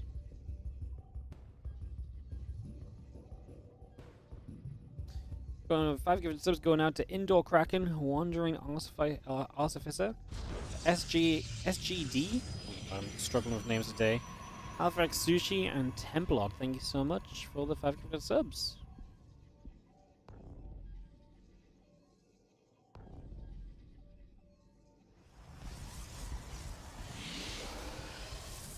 Probe's just gonna be chrono boosting out.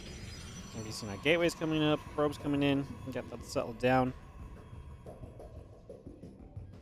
Ossifice? I don't know. I'm really struggling with the names right now, okay?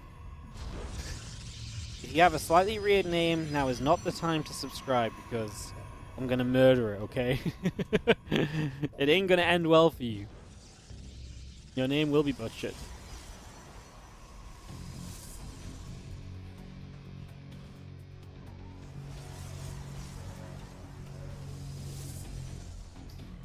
Two gateways versus the single gate. Hero is definitely being a single gate expand enjoyer in general.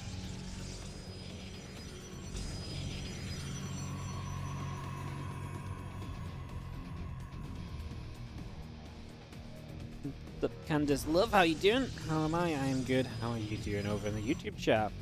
Hero always loses Phoenix versus Phoenix. I feel like that's most of the time because he's playing against someone like Max Pax who's very good at it, but yeah, no, in this case he definitely did in fact lose the Phoenix versus Phoenix, fortunately for him.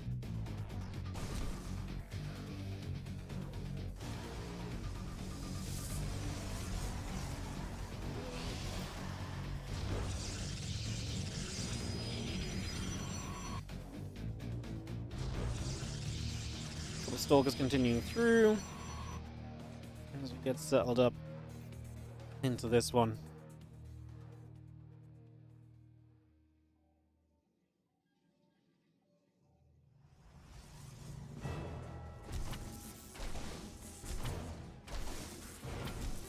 So the probe is going to nibble, Pylon taking damage.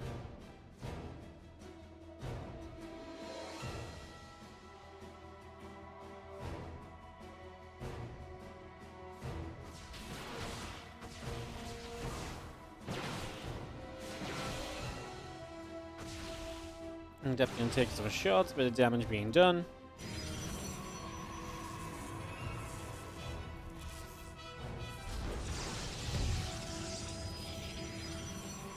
Stalkers pop out, clearing up the scout.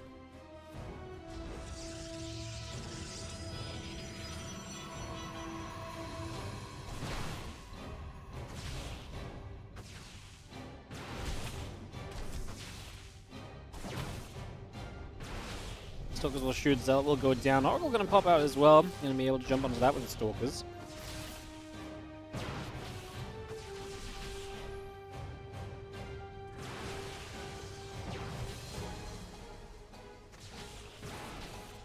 Stalker numbers still gathering together. Gonna start pushing through. Stalker gets pushed back a little bit. Before Stalkers here from Trigger, able to apply some good pressure. This is the power of 2 gates, obviously, versus the 1 gate. Now, Hero does have the Oracles, but they've not really been, on the map doing much, which is my issue. These Oracles have not really done much at all, in fact, so without them doing too much, this has not exactly been ideal.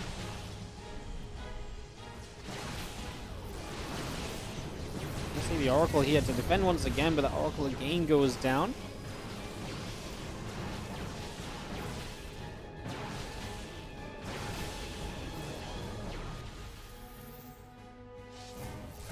Stalkers continue back and forth.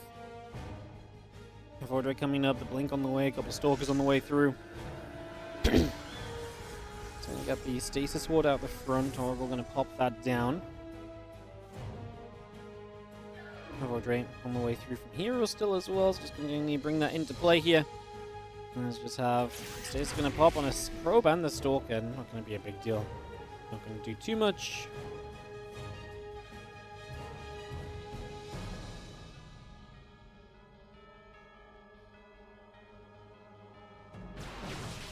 Stalker shots going back the other direction. I'm going to be seeing the Stasis will fade. I mean, I don't know if Hero's really got enough to kind of push through and do anything super serious right now. Yeah, I mean, honestly, poking about, putting a bit of pressure on is fine. I don't think, like I say, we need to necessarily do much more than that. As the Stalker will get the Void Ray. Actually, good fight from Trigger so far, able to get that Void. Trigger up a game in the semis, by the way. If Trigger makes finals, that is genuinely a pretty remarkable result, and he is a PvP map away from making an Olimoleague finals. I actually think that's a very cool. I'm so excited to see who he played in this bracket. I actually think it's going to be really fascinating to see what his run looked like. Love it. Love to see Trigger. Like I said, I'm excited to say Trigger's going to be playing our WardiTV tournament tomorrow, guys. He's going to be playing alongside Hero. He's actually going to be playing alongside Hero. Oh my goodness, I didn't even think of that. He's going to be playing alongside Hero, Rogue, and Spirit. That's tomorrow's WardiTV Christmas Invitational Group A. It's going to be a lot of fun. Sick 4-player round robin, everyone plays everyone. Oh, that's gonna be fun. Looking forward to that. Actually, if Trigger's playing well, Spirit was playing well at Home Story Cup too. Very exciting. Very exciting.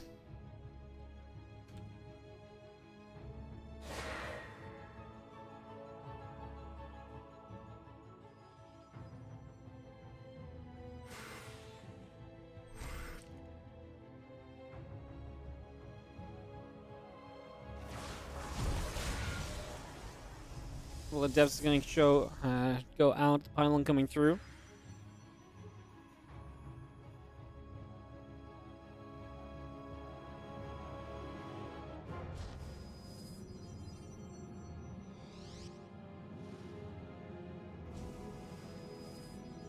Those just going to be there.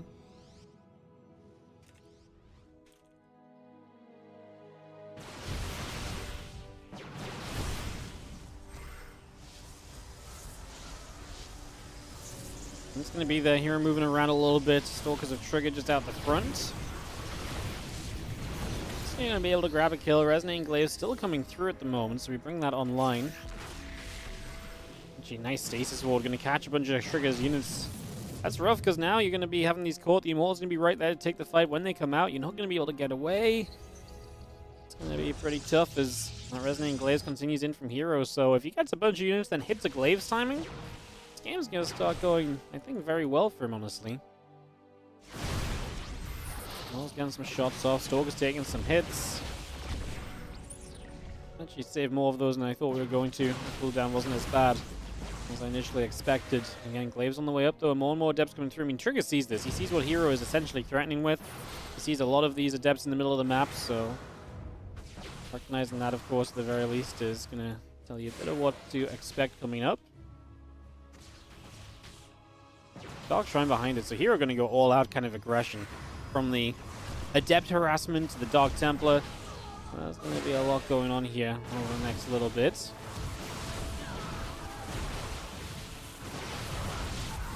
Stalkers gathered together. A few more probes still going down from Trigger as well, so he's actually being kept at kind of an equal worker count, which was one of the things he maybe would have had an advantage on.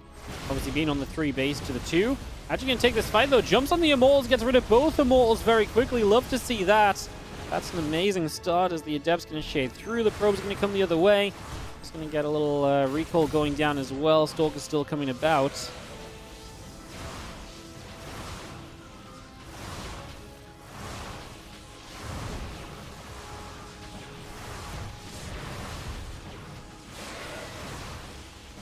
5 probes going down. Just got ourselves the Adept still moving about. I mean, Trigger's army is down by about 10 army supply. I mean, imagine he didn't get rid of those Immortals. This would have been so terrible for him. Getting rid of those was really essential. This is where obviously probes begin to drop, and that's where Hero puts himself in a good spot if he does enough probe damage with these Adepts. What Hero needs to be careful of is if he loses too much, then obviously there's a counterattack possibility from Trigger. And Trigger's army in theory is much better. However, that's what the DT is going to be great at. They're going to hold Trigger up. They're going to be another distraction, another reason for him to have to stay at home in the end, rather than coming across the map. So that's actually going to be most likely very difficult for Trigger to capitalize on what is an army supply lead. DTs have already been morphed in. They are already approaching. And like I say, this is going to be very difficult for Trigger, who has one observer as well. I don't think he saw the DTs, so he's not necessarily going to be preemptively positioned either. So I think it's fair to say that we are going to have ourselves Trigger in trouble. Because like I said, I think right now he would love to get across the map. And in fact, a lot of his units are across the map against what is still just a 2-base Hero. I mean, Hero really does need damage, and he's going to get it. These DTs are going to just be catching him so off guard. So off guard. A lot of probes still dying off here. The Immortal +1 attack. The probes all continuing through currently. DT is going to get onto this pylon over here. Just going to take that out as well. A couple of batteries going to get blasted.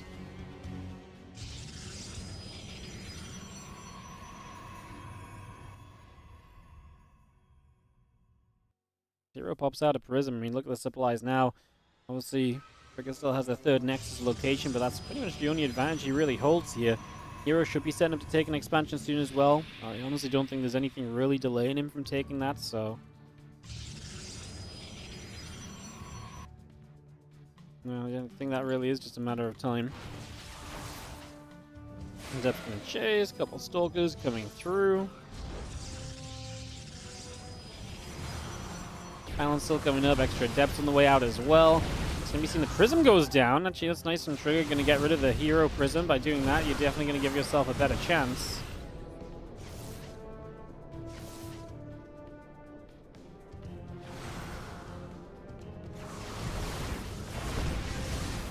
Adept's going to fire. A couple of Stalkers taking some damage as well. Adept's going to come back the other direction. You can see those Stalkers blinking forward. Going to get on top of the Immortals, the Adepts. A lot to be done here. Trigger's going to start clearing up, but once again he's losing probes. It's going to be most likely a continued issue.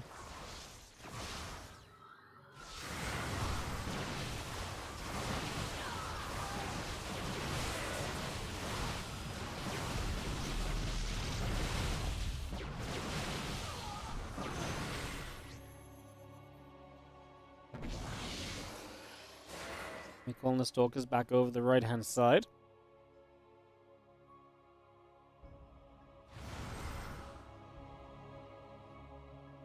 Probes going down.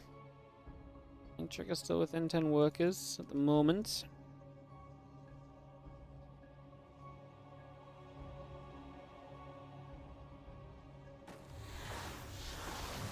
Prism unloads. Dep's going to go after a bunch of those workers at the moment there, so damage being dealt. Stalker's going to come through. A couple of probes going down already.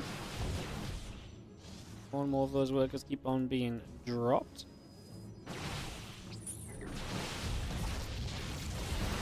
Looks like it's going to blink forward. The Immortal is going to get grabbed also. A couple Immortals beginning to go down. The Adept's going to fire back too.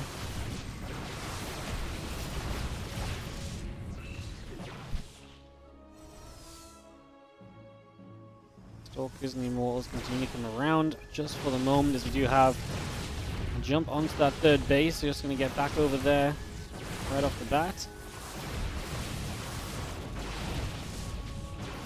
Units are still just going to chase those Stalkers away as they're going to get pushed back immediately. It's going to be having our Blink and our Immortal continue to come through. The extra probes in production as well.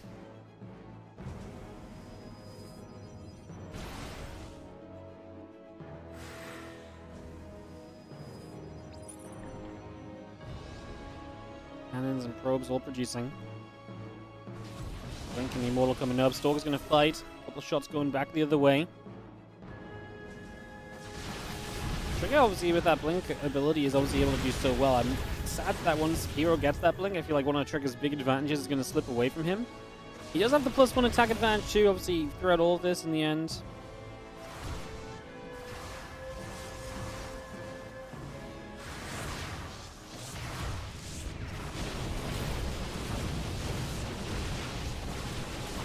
Yeah, I mean, in the end, he's got +1. In the end, Hero got third base. He's now going to get to Blink. I just don't think Trigger's going to do enough in time.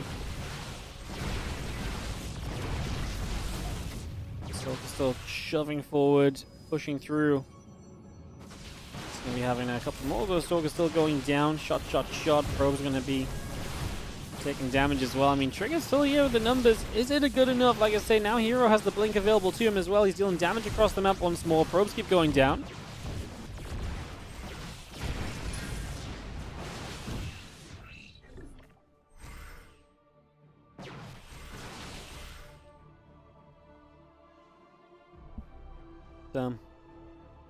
This is a ridiculous game. Hero down on resources lost, staying in it despite the base advantage that Trigger had for a long time as well.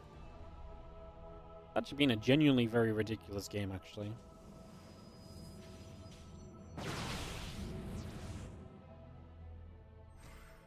Stalkers still keep blinking about. Stalkers and Immortal in the center. The Prism and the Stalker coming through.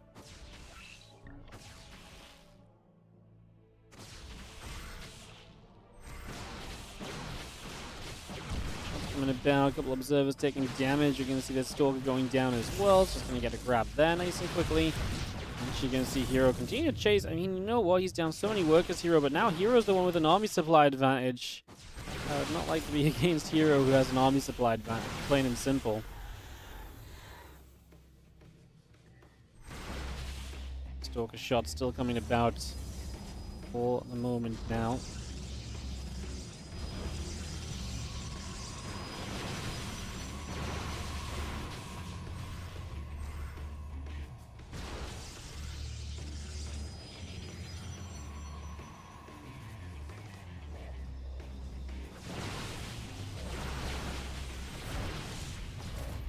See a few more shots coming about. Stalker's still hitting. I mean, it is going to be down to Trigger to find a defense now. It's pretty much just Stalkers for him. No charge on those Zealots. Remember, the Adepts of Heroes still have Glaives as well, so Trigger really is not best set in this situation right now. This is not an ideal scenario. Those Adepts are going to negotiating through. Stalker's looking down at the bottom side here. We're not going to let Trigger kind of wander into a different position or anything. So that's going to get completely denied as well. Hero just has too much. I don't think Trigger survives this in the slightest. And, yeah, that one Immortal is actually just such a beefy unit to have at this stage as well, considering the unit composition of both sides. Still shooting, the Immortal taking damage still. A couple more Stalkers going the other direction as well.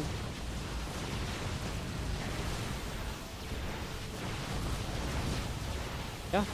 Hero's going to tie this up, I think. I mean, double the army supply right now. Never made up the upgrade advantage either. Trigger's about to get to +2. I say about to. Would get to +2 eventually. As Hero takes it. 1-1 now in this best-of-3 semi. Okay, I'm down for that. Fun one. A fun one for sure. As we'll head into game number 3 of the series. And see who will advance through to play against either Trap or Clem, I believe it was, in the finals. Obviously, Trap Clem, our second semi, will come up when this semi-final concludes.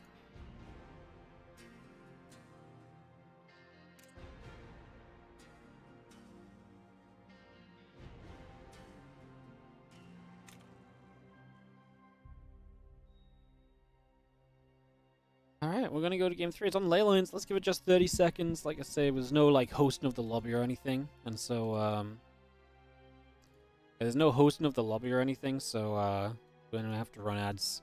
The time that would usually be spent hosting the lobby, inviting people, etc., checking if people are ready, just doesn't exist. So we'll just give it 30 seconds, then we'll jump into this. Gives me a moment to put Captain Hare, Cap 42, and Stank Ops onto the tree. Welcome, my friends. So good to have you guys filling out our festive tree this year. A couple of you guys around here to start filling up these branches. Really make it a nice full experience. Beautiful. Beautiful.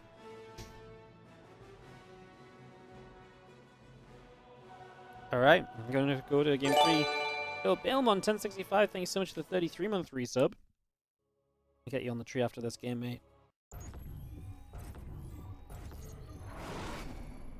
So we hop into it.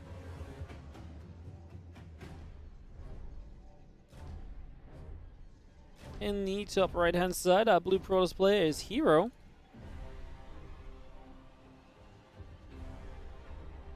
And he is taking on the red Protoss in the bottom left, who he had to fight hard against to get to this point now where it's kind of evening out. It is Trigger in the bottom left-hand side.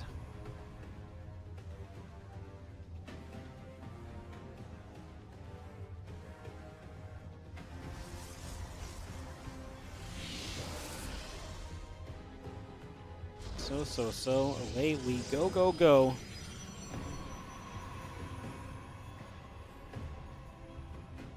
Game 3 of this series. Yo, Around the BAM, thank you so much as well for the 4-month resub. Welcome back. Get it? See how confident I'm getting with your name now? I mean, I said the instead of then, but I'm getting there, you know. It used to be Around the Barn. Now it's Around the BAM. Maybe next time we'll get the full name right, but you know, progress little by little.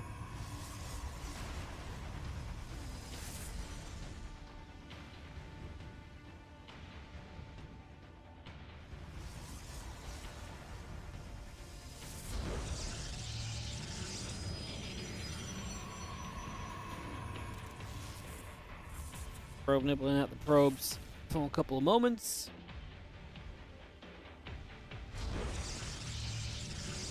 Hey, if nothing else, at least we'll always have a funny memory of me attempting for multiple months and then to get your name correct, you know? There's many a Twitch sub who I've probably met and seen, and then they resub some years later or something. I just don't remember. I will never forget that one, I'll tell you that much.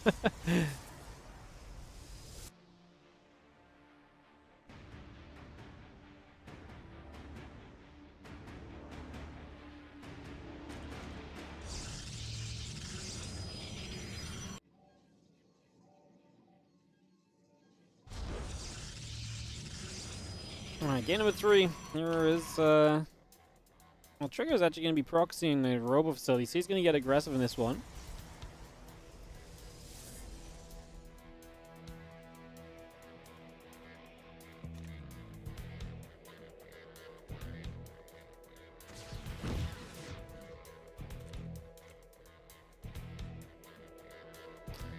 Robo facility's coming up, gates coming in, Stalkers are producing, the warp gates continuing by as well, so all of that just continues up for the moment.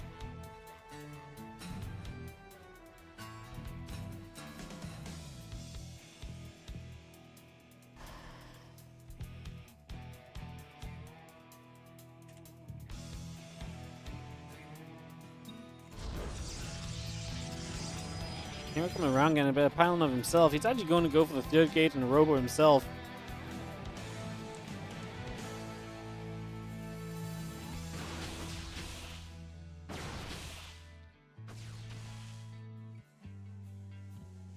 Stalkers fighting through, damage being dealt. You have a warp gate. Now, finishing up from Hero. I do not think you end this ends well for you as Trigger, because Hero's just going to have a good defense against what you're building.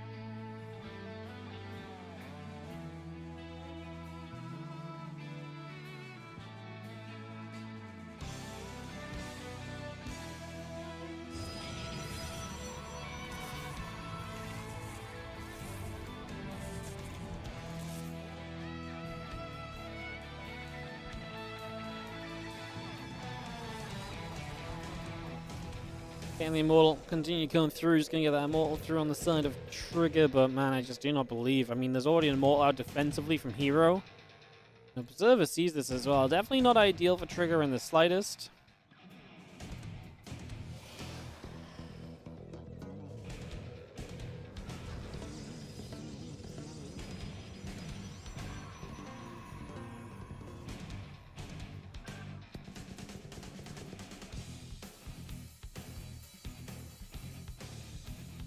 Prism coming up, pylons on the way, a couple of sentries coming through as well.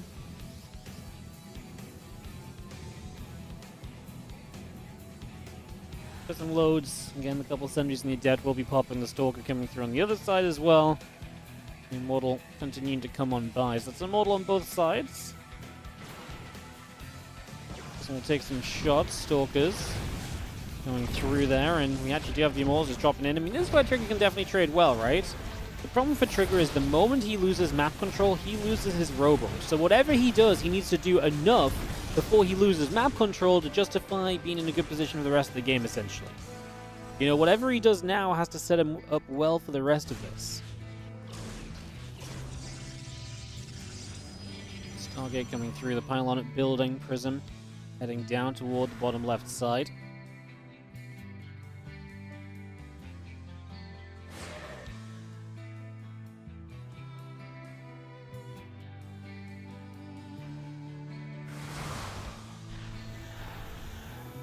Couple shots coming through, Immortals and the Adept's going to be there, Prism coming back around. Adepts and the Phoenix coming through on the side of Trigger's just going to get those building as well. That's set up.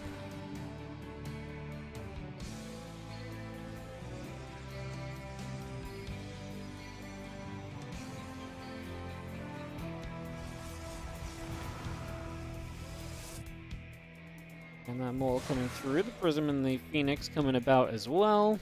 Just going to be seeing the Adepts continue to come around.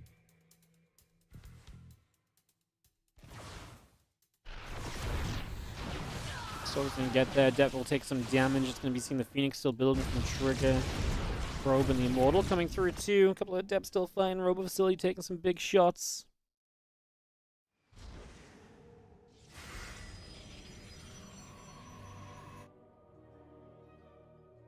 Couple of Adepts go back down the bottom side. The Phoenix and the Nexus continue to come online.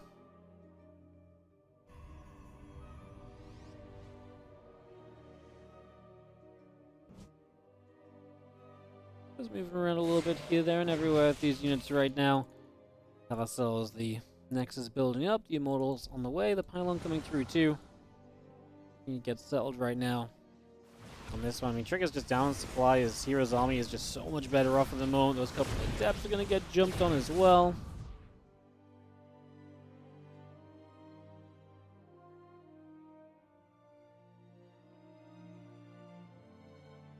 Stalkers out into the center. Again, the Phoenix and the Nexus on the way up. A few batteries are coming through as well.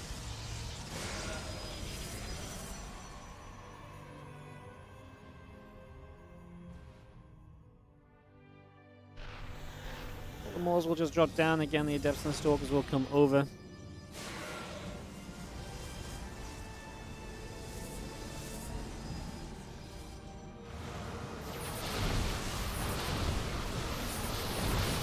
Good force fields. A lot of those Immortals are going to get locked out on the other side. I'm just going to be seeing the force fields continue to drop into place. I mean, that's a force field madness. Could not have had more force fields there if you tried. As we are going to be seeing the Phoenix coming through again. A lift on that Immortal. Another Immortal and the Stalkers coming through as well. A couple of Adepts coming about. The Immortal's still lifted. Let's just have, I think, a little bit too much on the side of Hero. I mean, I think we saw that coming. Man, really good effort from Trigger. I really felt like he played a good series. I think the build order was obviously unfortunate in this game. I feel like the second game as well. Like, he could have won this series, you know. I could have believed that, you know. I could have believed that. Alright, very cool. It is Hero to go to the finals, as we will set up for our second semi-final, which is Clem versus Trap. I'm just going to start on the Violet Square here in just a couple of moments, so we'll get that ready to go. I'm just going to nip BRB for one moment, guys, and then we'll jump into Clem Trap. I'll see you guys after this.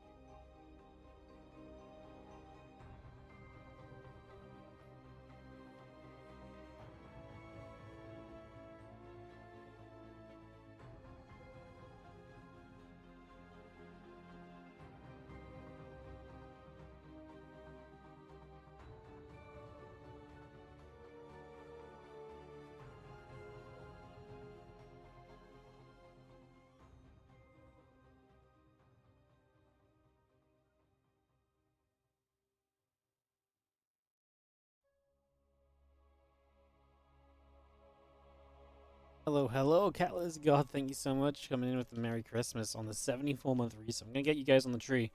But we just wait a couple more moments here.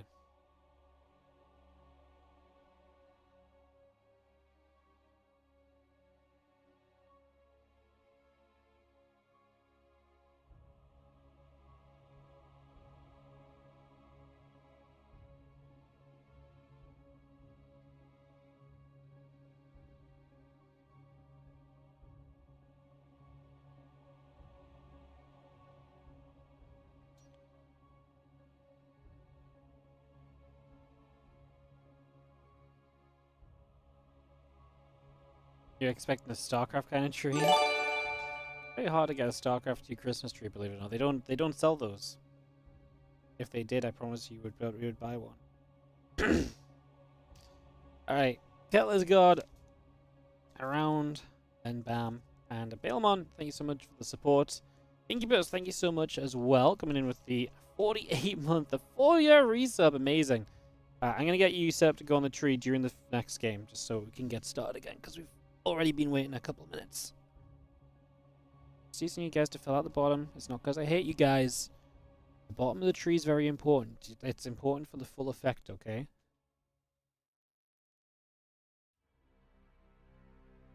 Alright, let's go into Clem Trap Game 1. 4-year anniversary, cheers. Hell yeah, man. Honestly, that's amazing. Also, you guys are amazing. We've gone through, like... I'm gonna have to go make a special trip to, like, the freaking shop to buy some gift tags for the tree, because I thought we had enough to last us at least the first few days. And we really didn't. So, yeah. Did I paint those? Did I paint what? I'm not sure what you're asking. What you're asking him that I'm painting. Let me know. Would love to say. Probably not. I don't paint anything actually, so I can probably just say no without knowing what you're asking about actually. Shelves. Oh, the carrying character? No. They came as. They all came like that. No, I don't paint anything.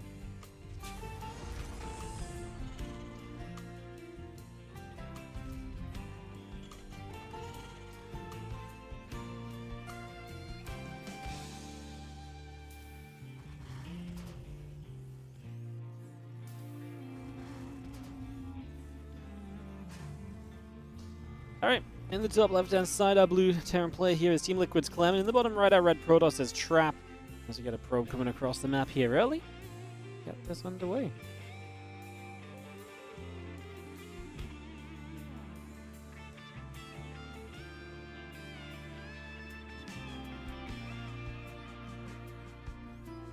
Probably scouts up towards the main, look to see what is going on. And then Cybercore coming through, the Zealot coming about, getting set up initially.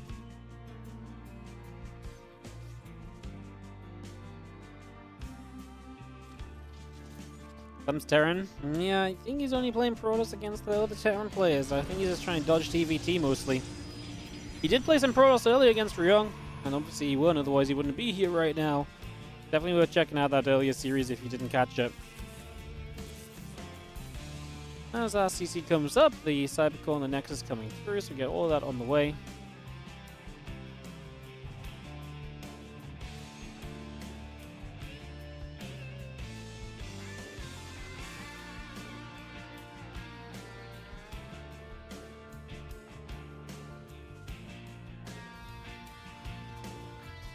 So let's see that probe coming back, the Factor coming through. We're just going to be seeing the CC coming up as well. It'll take a few moments.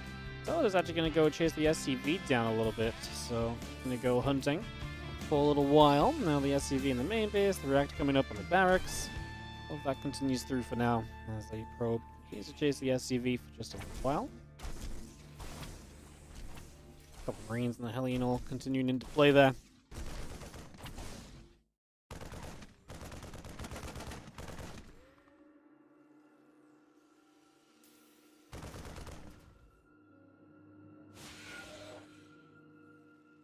That's going to move up. The Marine's going to come back around. It's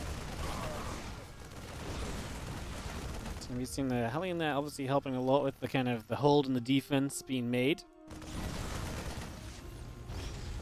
Doing a lot to kind of hold things off for at least a little bit.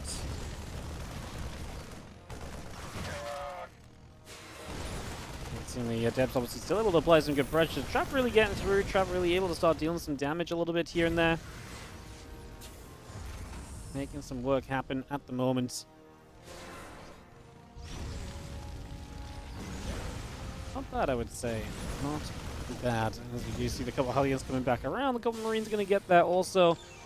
That will all be good for the moment, I would say.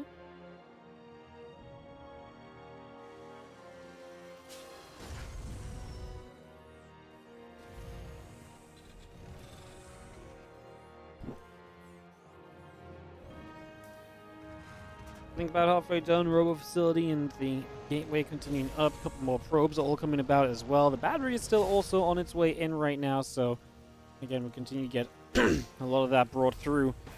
As the Marines and the Widowmine just going to burrow up on the ramp there for a couple of moments.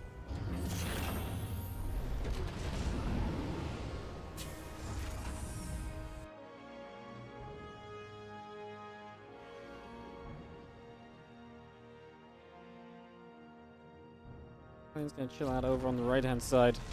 You can kind of obviously a little bit of harass early, and you know we've lost a Zealot and a couple of Debs, a few Marines, but everything is still mostly intact for these players. Stalk's moving around the bottom. The Medevac going to boost in toward the main in a couple of moments, so just going to get that set up as well.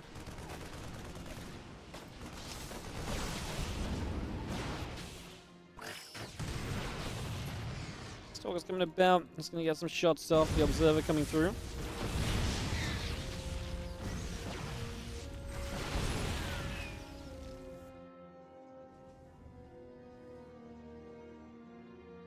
Focus coming in, a few probes going down. And decent little bits of damage being dealt here so far. I'm just going to see the Stalkers continue to go towards the upper left-hand side. So they're going to make their way across for the moment.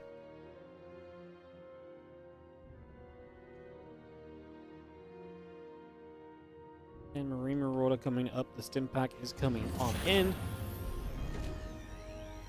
That's going to be having our charge coming up. Next fun line, Gateway and the Forge are producing. Trap adding it into that. Again, with the Zealot charge opportunity kind of territory. Clem's a way off Stim and combat shields. So until then, probably not going to see much from Clem on the map outside of a little bit of harassment. This Raven, for example, auto-turreting right now for a few kills. That's pretty much all we're going to get to see for the moment. And Stim and combat shields still coming up. Stalker's going to try and trap that Raven into the corner. Doing the best we can to keep that held back. The Stalker's firing through, a few more Marines going down as well. It's going to continue back and forth. Plus one attack, charge, and sentry coming in. The extra gates coming up as well here currently, as you do see our buyer going to take a few more shots. Those Stalkers still putting the work in at the moment.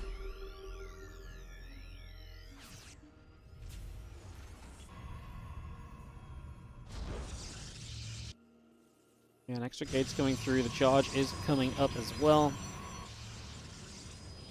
I feel like until then, it feels like both players are kind of on the waiting game right now, because until the charge, you don't really want to do much as Trap. Until your bio units really get upgrades, you don't really want to do much as Clem here either, so yeah, kind of a few moments of just sitting back and waiting a little bit, in fact, and that's exactly what we will do right now. Sit back and give it a few moments to develop. Obviously, Clem now starting to get on the map, upgrades are done. See a couple of bio-units coming over the right-hand side. A couple of Stalkers gathering up.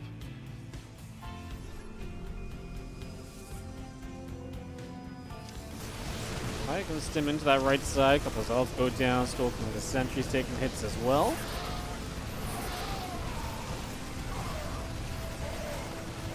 Fire's still going to be there. We're getting a few more shots coming about. We are going to be seeing the Zealots count is just not surviving. And that's a major issue. If the Zealot count doesn't survive, you're going to probably be in trouble. And I think that's exactly where this game is going to. Trouble for Trap, as Clem with his one big punch across the map is just going to be so powerful. And is going to completely knock Trap on his backside. Quite frankly, Trap does not have a much of a hold going on. I mean, a few more Zealots, but as soon as Clem reinforces, Trap's going to get knocked back down from this slight resurgence he's seeing pushing onto the map right here.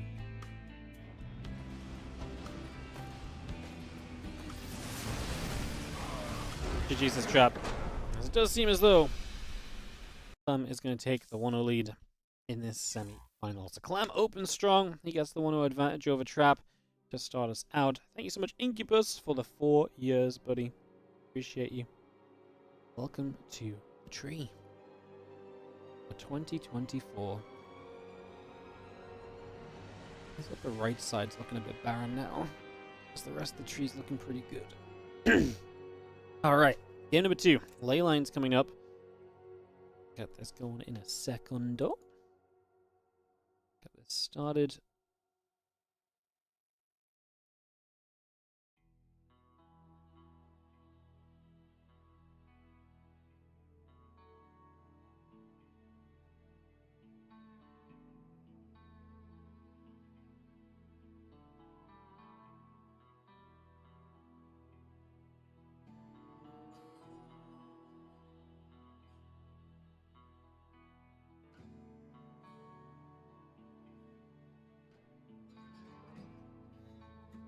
Alright, let's go to ley lines, guys. Gonna get that hosted up.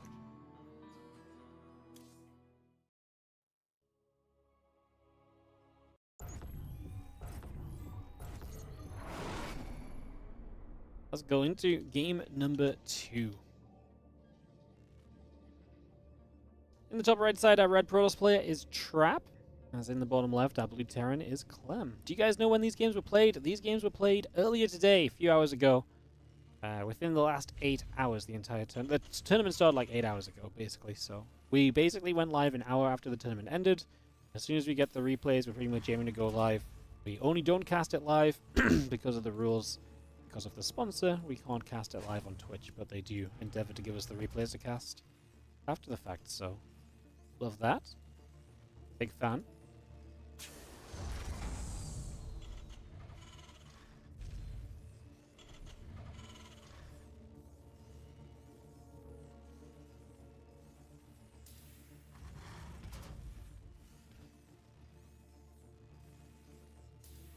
Let's just get into game number 2 here. Trap is down a game. Can he bounce back?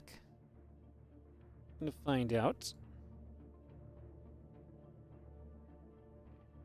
Thanks for casting. No worries. Thank you so much for joining us. Appreciate you guys tuning in for some Olimoleague coverage. We do have WardiTV events resuming tomorrow. The WardiTV Christmas Invitational Group A is going to be a lot of fun, I promise. It's going to be awesome. Tomorrow's group is already fun with Rogue, Hero, Trigger, and Spirit. Got some other great players signed up to play across the course of the week. Clem, Björn, Sola, Shin, Skillus. Some other names, Gumiho. Some other names that I'm probably forgetting as well, just off the top of my head. But yeah, lots of great players playing this week, so looking forward to seeing all of those guys taking part. Should be a lot of fun.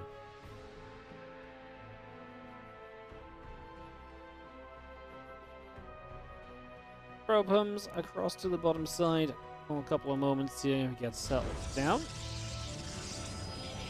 So we're seeing a pylon going to get put into place in that bottom corner. Just going to get that set up immediately. And we ready ourselves.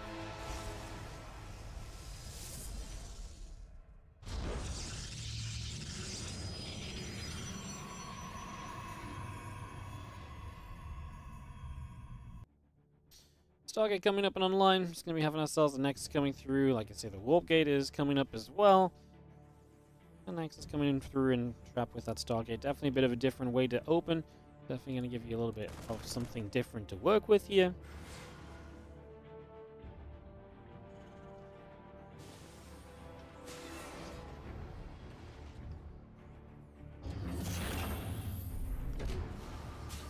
Having a couple of Marines gathered together, and the Warp Gates still continue to come through just for a little bit.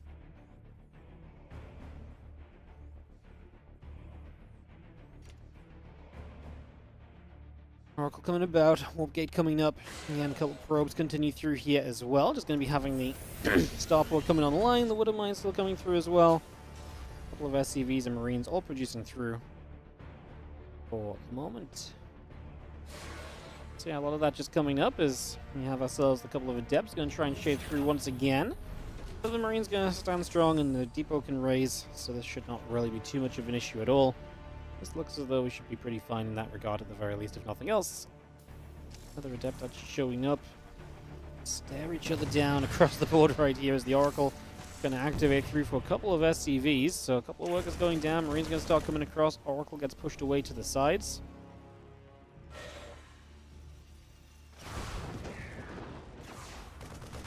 Marine's going to continue to chase up. The Adepts will take a bit more damage.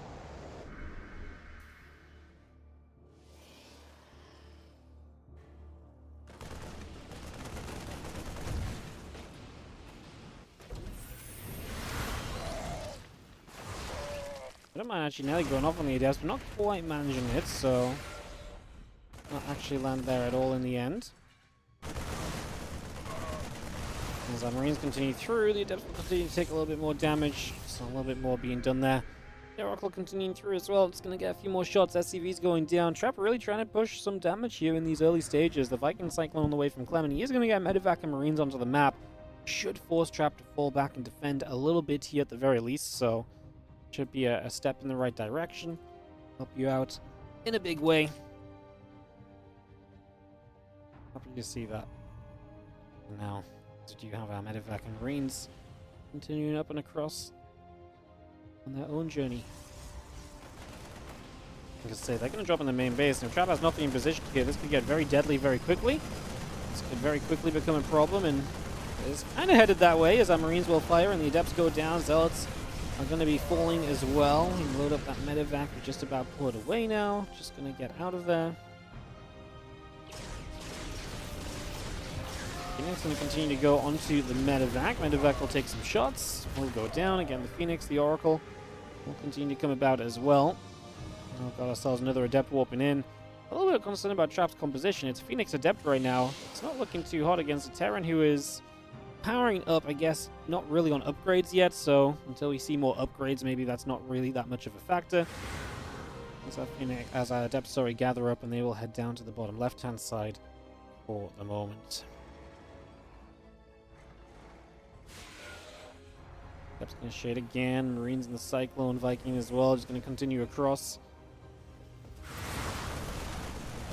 They commit in. Phoenix going to lift the Cyclone up. The Adepts will be left to do their thing, and I guess we're early enough in the game that this is absolutely still effective. As you can see, it is working out right now. So yeah, this is actually putting in some good work. And the Cyclone, the Marines, and the Viking will continue back through to the front a little bit again.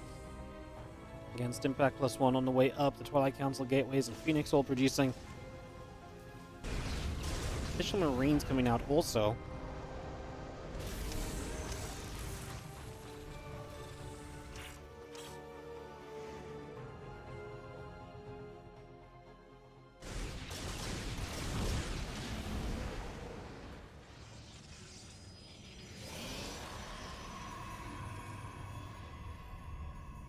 Pro was dead. I mean, Trap still has good control of the game with the Phoenix, and he's building that number up. Now on his way to that charge upgrade, which we know is almost always going to be a big factor, right? We always love to see charge here as a Protoss player. It's going to make life much more difficult and scary for the Terran. Now that much is for certain.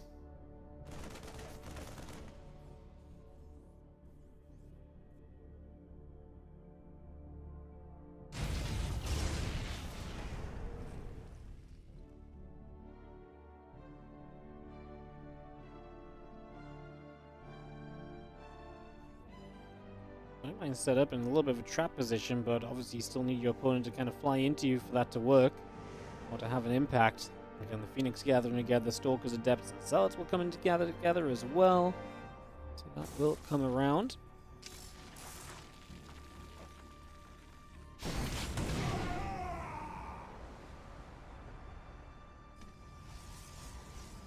We can step forward again. The Phoenix on the way up as well is going to try and get involved here for the moment. Just, I mean, more Phoenix, more Zealots. Clem is moving up, so it's definitely going to be time to kind of play defense soon here on the side of Trap. But mines are going to again burrow and make our way forward right now. bit by gonna stim. Some Zealots are gonna take some shots. We continue to push back a little bit as well. So the Phoenix continue through. Pressure coming in. Sorry guys, my voice is just dying. You might be able to figure it out, but my voice is not holding up well at the moment. Apologies. So you have Phoenix going to come through and lift up a couple of Widow Mines. A couple of mines are going to get picked off as well. Clem is going to kind of get caught here. The Zealots going to eat a Widow Mine shot. The Phoenix gets splashed onto as well. So many Widow Mines, but we're actually trailing the Widow Mines onto the bio as well, which means that Clem's army is going to be so much weaker than it should be. Oh, that is always a play. We always love to see that one. It's always a fun move. Well, not if you're the Terran player that's involved in it, but for everybody else involved, it's a pretty fun one to watch and witness. And the Zealot, Stalker, and Debt regather here for a couple moments.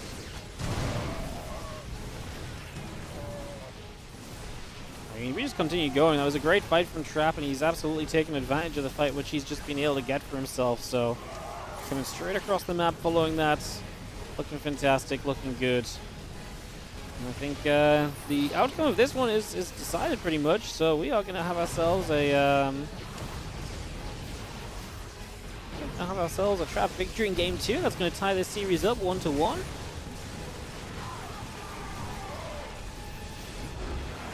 GG's, 1-1, tied up. Trap and Clem going to go to a game number 3. So we are going to go the distance on that one. We get that ready to go. Perfect. Perfect. Alrighty. We'll go to game 3. She's going to be on Frostline, by the way. We'll have to have some ads just before that, just in case they overlap. Throw those on. Thank you so much, Kuwabara the man. Thank you for the 16-month resub. Trapping 3, let's go. Hell yeah. We get you on the tree.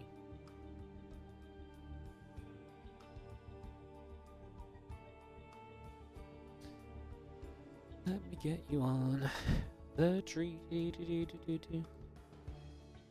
know why it has to be a song, but it is now.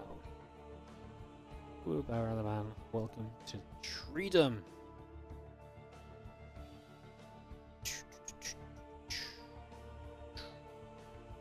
There's a lot of empty space over there still. Beautiful. Beautiful. I didn't even knock anyone else off as I did it. Even better. Based, you're a tree legend. Absolutely you are. Right, let's go into Frostline, guys. Game 3 of Clem and Trap. Let's do this.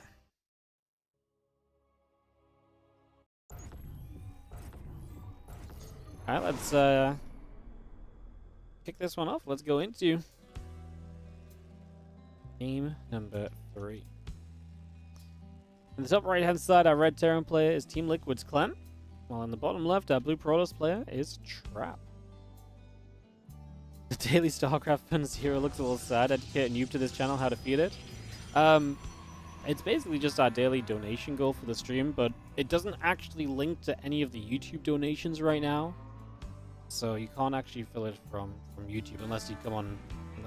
I mean, I guess I could give you the donation link from Twitch, but TLDR, it's just a donation. But you don't have to worry about it being sad. The fact you're here watching StarCraft is just as good as anything else. Do you want to support? There's many ways to do so, and it all helps us to keep on running more StarCraft too. So I'm actually kind of getting to the point, because obviously nowadays I stream a lot of the time on YouTube as well as Twitch. I'm kind of getting to the point where I'm thinking about getting rid of the donation goal there, and I don't know. So we've had it on the stream for such a long time. It feels like the kind of thing that like just naturally we keep, you know. But it might be time to clean that one out a little bit.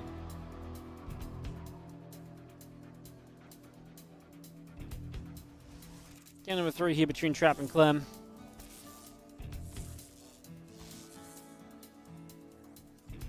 As we have our SCV going to chase the probe around for a few moments. Reaper on the way up. Orbital is morphing. Got ourselves settled in there for now.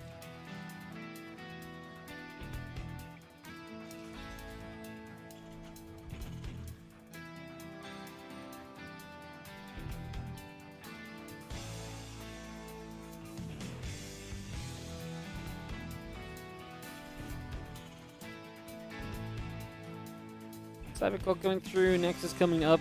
As we settle ourselves into this, it's going to be having ourselves the Reaper on the way out. Stalker's going to Chrono Boost out from the gateway. Again, the Nexus and the Assimilator continue to come online right here. We take a few moments to settle into this one.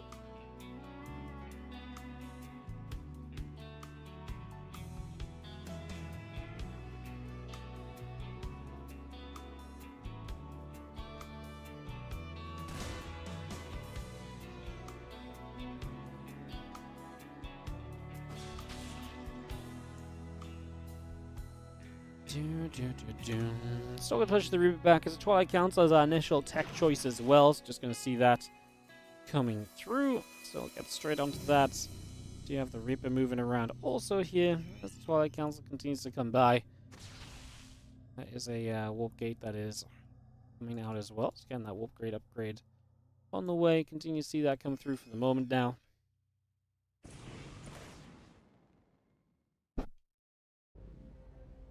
We'll go out down to the bottom. Twilight Council is going through as we speak as well. So again, like I say, that blink upgrade can get started. That is the tech choice and the route that Trap is taking here initially. So going to shoot. Reaper taking some shots. Grenade. That was a horrible time to look away. Observer. That doesn't really make a difference, but yeah.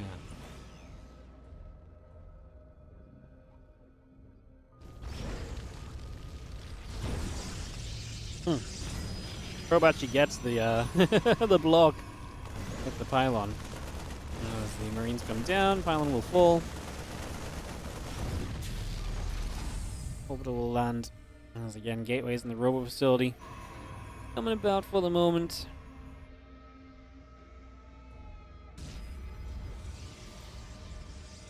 Again, a couple of gates coming through. The probes on the way up, blink on the way out. Robo facility coming through as well. All of that being brought into play here as the probe and the Reaper are going to cross each other by. So just going to pass each other on that one there.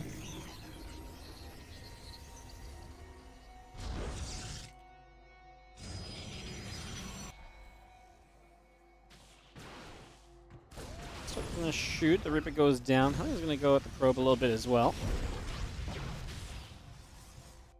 And liberating a couple of Marines continue to come up. Just going to have our Nexus going through. Siege tank going out as we speak.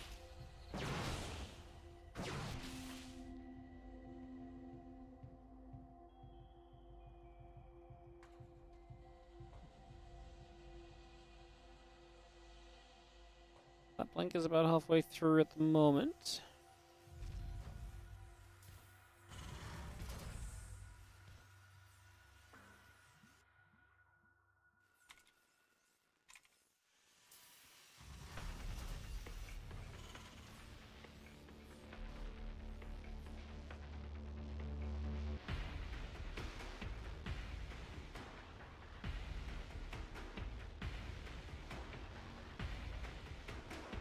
Push from Clem, a couple of tanks and a good few Marines coming across. Actually going to see the Stalkers going to get a few shots off on the siege tank right away. The Marines will come back and Stalkers taking some hits already. Clem continues to go over to the left-hand side, continuing this march across for the foreseeable future. Stalkers actually going to get rid of the medevac there, so the medevac's going to go down.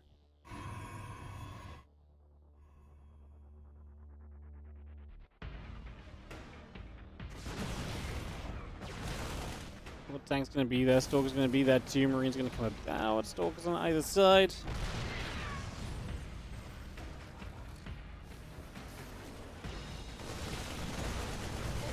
So the Marine's going to get there and push the Stalkers back too, so just going to be able to clear that out for the moment. Nicely done. And the Marine's setting up, the Raven is going to be over the head as well, the Observer getting pushed away. Marines should be able to shoot at these Stalkers a little bit.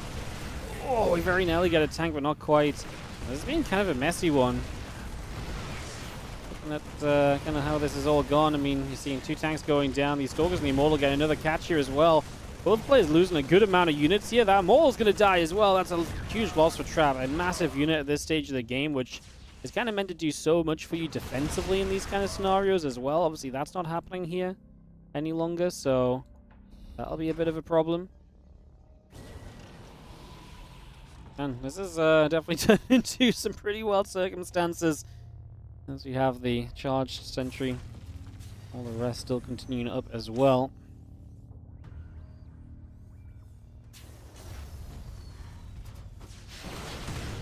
Well, shots coming about. See the Stalker's playing cleanup. Wouldn't goes down. Combat Shield's about to finish up as well. Against him's about to finish. +1 concussive shots coming through. A couple of Widow Mines coming up. So let's continue to build as the medevacs come in.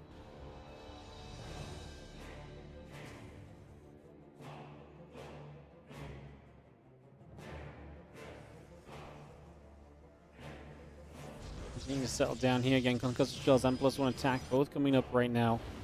Continue to get that going as medevacs boost on down to the bottom.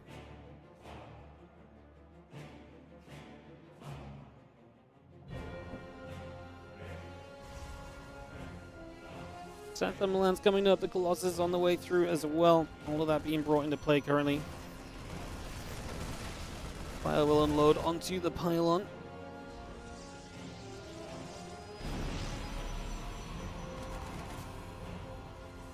Yeah, reasonable job so far.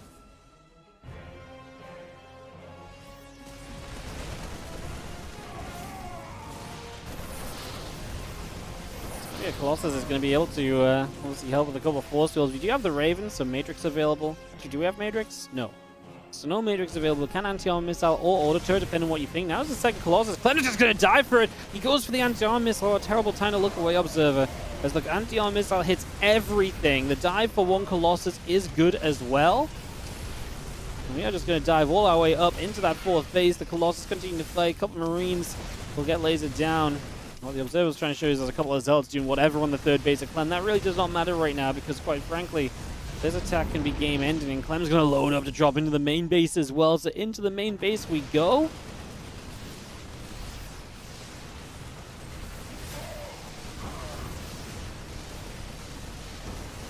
Chops coming out, Robobay taking damage. Let's see, Colossus will fall. The Stalker's still dropping. Zealots are going to try and charge through as well here.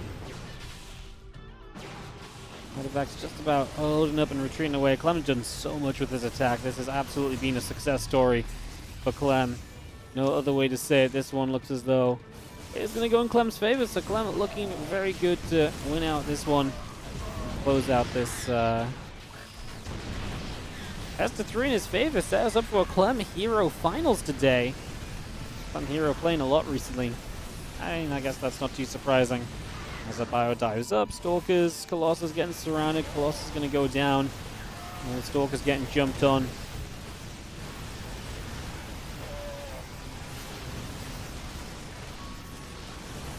That's going to be way too much. Bio from Clem just keeps coming through, and he is going to hit the spot and send this one home. GG, says Trap. Clem is going to take it 2-1. Some pretty aggressive. I mean, that was a pretty aggressive game. Lots going on early in that one as well. GG. All right. That is going to be Clem making it to the finals, which means that finals are going to be Clem versus Hero. So Clem Hero coming up here, guys. We'll get that going in just a few moments. Get that set straight up. We just have to click watch games, so it's not going to take us long to get into it. We'll just give the ads a couple of moments to play out, as I've done multiple times today, as we've mentioned. It takes a little while for our ads to...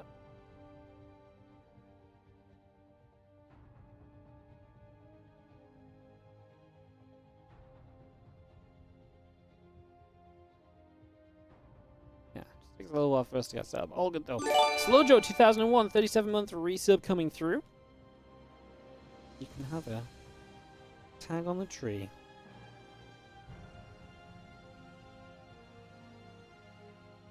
Thanks so much for the 37 months, mate. Appreciate it. Always good to see you coming back. Thank you for supporting this channel and the StarCraft. Wardy is the Hero Pro SC2 needs right now. Look, guys,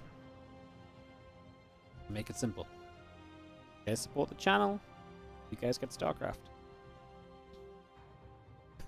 Maybe you guys are the heroes that StarCraft needs right now, supporting the streamers and supporting the content creators that are putting content and tournaments out for the players. Have you ever thought about that? Maybe. Maybe it's you guys. Maybe you're the hero StarCraft needed all along. Just didn't know it.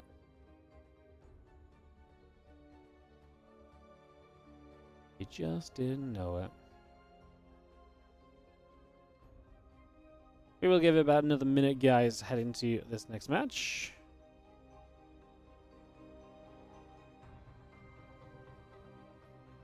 Is Wardy live right now?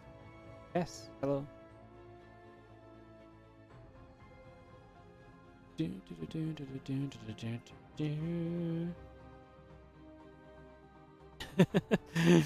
made me open up Twitch. Now you really need to know how to fill the.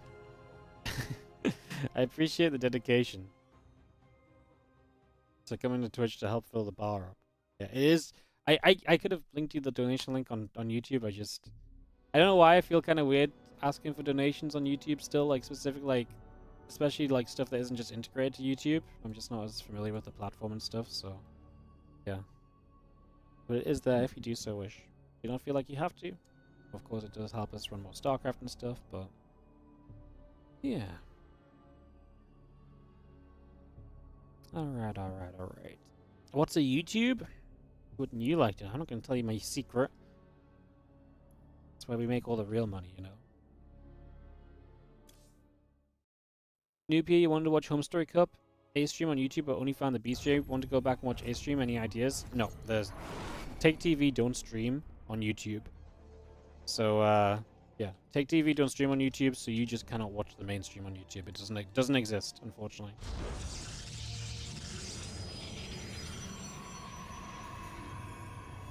So yeah. Your best bet is to go and maybe if you do find it, it would not be an official upload. I highly recommend if you want to support Home Story Cup, just I know it sucks, but go check out the Twitch VODs. I know Twitch VODs aren't ideal, but if you can watch the Twitch VODs, that's what I suggest. Otherwise, I don't know if there's any way to watch it on YouTube, because like I say, I know that Take TV do not stream on YouTube. If nothing else, I hope it saves you time searching for it.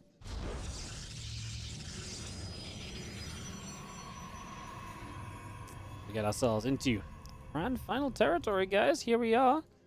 Bet you didn't think we'd make it this far today. It's been actually a nice length stream, about 3 and coming up to about 4 hours in already. Again, we're gonna be live tomorrow as well with the WardiTV Christmas Invitational Group A. Looking forward to that. As we settle down into game number 1 of our grand final. Best of 5 in the finals, of course. Nothing too weird about that. So best of 5 finals here between Clem and Hero. Let's see who's gonna crown themselves an Olimoleague champion.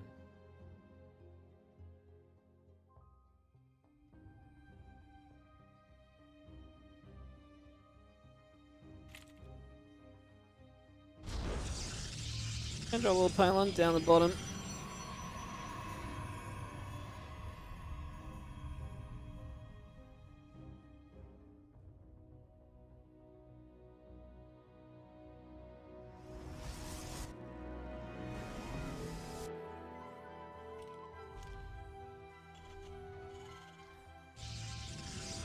Coming up, Boulder coming through. Yo! Who the lol? Coming in with the finally, he says, on the £10 donation. Thank you so much. I appreciate it. I genuinely do appreciate you going through the effort of finding the link and all the rest of it. Thank you so much for supporting. I'll also add you to our wonderful tree after this game. Thank you so much for supporting the stream with a donation today. Thank you so much. Proxy Stargate found by Clem, so Clem already figures this out, and that's obviously not going to be ideal for a hero who was probably hoping to not get this figured out. As the Zal does come through, delays the bunker a little bit maybe.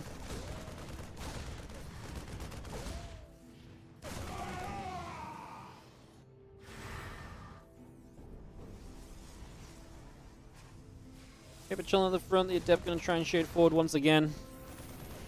And the Rain and the Reaper coming about, the Void Ray coming through, and we're not going to see that SCV is going to get taken down also, so that will fall. It will be cleaned up for the moment.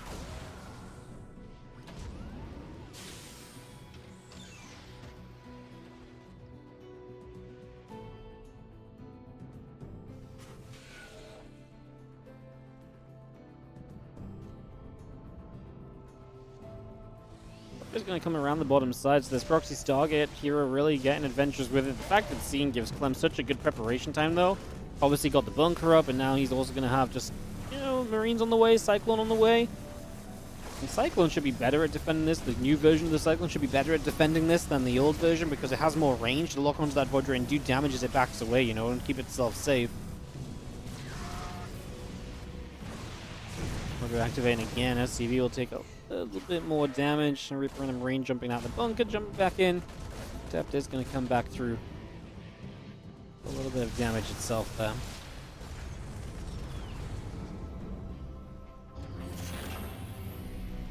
Not two Voidrays together. We'll continue to see what they can find as the Marines and a Cyclone all gather up. The barracks on the way. A couple more Marines coming about.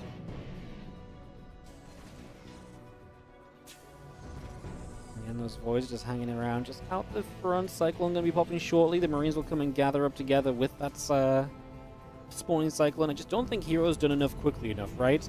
I do like the Phoenix. Take some of the Cyclones out of the equation. Could be a really cool way to, you know, really negate one of the better parts of the defense that Clem currently has. So I do not hate that idea. In fact, I think that's a very good idea. And just, I mean, as you get more Phoenix, you can lift up more of those critical units, right? The question is, the longer you wait, the more Clem's just going to have naturally anyways, and the less he's reliant on a couple of Cyclones to be the defense against the Void Rays, the more he can just have a Marine count that can stand up for itself. Perfect example here of exactly why this new Cyclone, or the old version of the Cyclone, brought back, reignited, resurrected, whatever, why it's so good to get in defensively here, because it can just reach so far. Once it locks onto that Void Ray, it will stay attached for such a long time. It gets so much done there. Huge factor. Definitely comes into play, no doubt. Reaper hops up into the main base. The Sentry and the Adept coming back over. The Phoenix going to come through. Sentry about to finish warping into the main. Phoenix will get a lift off. Reaper will get taken down. The Marines and the Cyclone are going to find the... Obviously, we know where the Stargate is. Kills the Phoenix as it spawns. That's one of those scenarios where it's so sad. It's like you would have been better off just canceling the Phoenix. Obviously, you would have saved the money. Yeah, I just didn't notice it was in trouble at the time, right? Just like worst scenario, because if it was 5 seconds later in production, he probably would have just cancelled it. You know, you probably would have had the time to be like, oh, yep, that's not going to happen. Hey, the Void Rays actually come through. They kill a Tech Lab. Oh, sorry. Okay, I didn't quite see that. I was checking the chat and I looked back. I was like, wait, what the Void Rays kill? I thought it was a barracks or something. It was just a Tech Lab. It's not that crazy. As Hero sets up proxied gateways, and he's just going to send this. He's just going to absolutely commit. That's wild. He's just going to send it, though, isn't he? He's just going to... I mean, I get it. I guess if you're committed to this kind of attack initially, maybe the best way to go about it is just fully sending it to a completely committed attack, and you just try and win out in this scenario. Yeah, I can't hate on it too much. As our +1 stim pack continue through. The extra SCVs and so coming up as well. +1 attack and stim also coming by currently. Void Ray is going to activate that bunker at the front. Is going to go down. SCVs and Cyclones continue to pull in. Void Ray is activating, but currently hitting the Marines, so the prismatic alignment is not really getting its bonus damage in. Those Void Rays are low. We're actually going to lose one of them right now. It's a lot of force fields, and the SCVs are going to end up somewhat trapped here as well. I mean, Clem is not wrong to pull the SCVs. This defense is looking more and more convincing. 4 Cyclones are looking great. We're about to have Stim now. Obviously, don't lose too much before Stim is done or anything, right? But as you can see, everything is just dying and disappearing. Hero's army is no more. And Clem is going to open with a 1-0 lead in this best of 5 final. So Clem with the defense against the Voids. Again, getting the first scout off on the Stargate is going to help you so much in that scenario. So that definitely goes the right kind of direction. Definitely puts you in the right sort of place. Hugh the Lol, thank you so much for your donation. I appreciate it immensely. Welcome to the tree. You guys have actually going to force me to open a new pack of tree decorations, which I really was not expecting to do today. Not set up to do that, really, but... Oh, these ones have gnomes. Isn't that exciting? You never know what you're going to get here on the tree stream. Ay, ay, ay.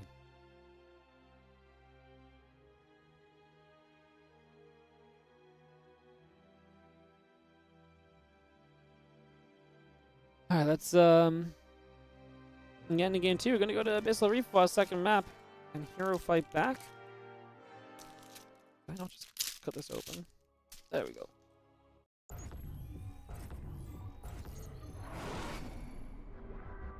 You know what they really need? They really need just pre-tied tops.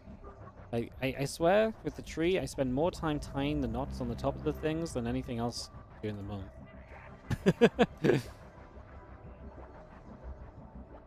Oh, yeah. Alright, let's go in game. So, Campo Chess, thank you so much for the 100 bits, mate. Appreciate it.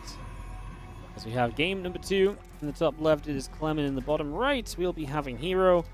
As we kick into more StarCraft action here today. Thank you so much for joining us, guys. Appreciate you all being here, and good viewership for our little replay cast of the Olimoleague. That's why I felt wrong. You know, we had 2 weeks with no WardiTV event because there's been other stuff going on. So it'll be good to make our proper return. That was truly a Hero game. Yeah, that's the thing about Hero, though, right? For all the reasons you love the way Hero plays, it's also all the reasons why Hero sometimes just looks completely lost when he plays. You know, like some Hero's games just naturally have that. The way he plays naturally has a tendency to just, you know, fail and flop sometimes, right? That is kind of part of being a Hero fan.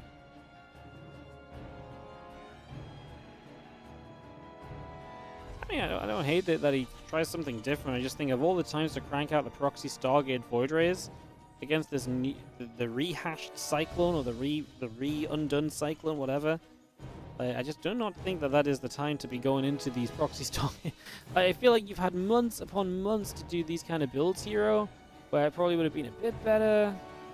Yeah, I mean, maybe if it doesn't get scoured, Clem's builds right now don't necessarily cover him for it, so maybe there's something to do there, but hard to really get behind that idea when obviously Clem does scout it. You know, in this case, we just saw the worst case scenario, I guess, for Hero, so maybe it isn't a fair statement or a fair, you know, fair portrayal of the build, but all we can do is sit back and be like, yeah, that one wasn't it.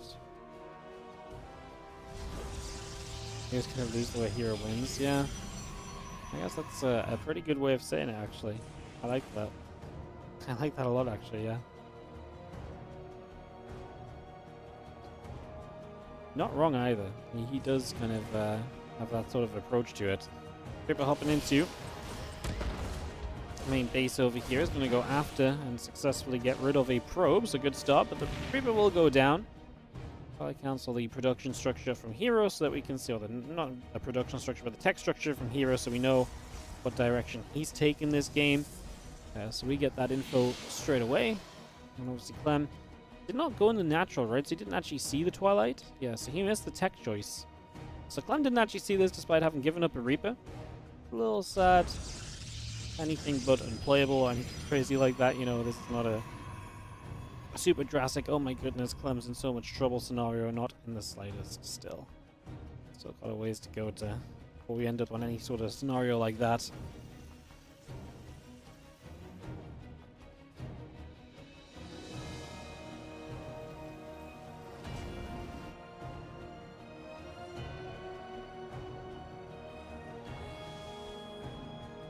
That blink is about halfway done currently, so bringing blink up and having a hallucination gonna come moving forward as well.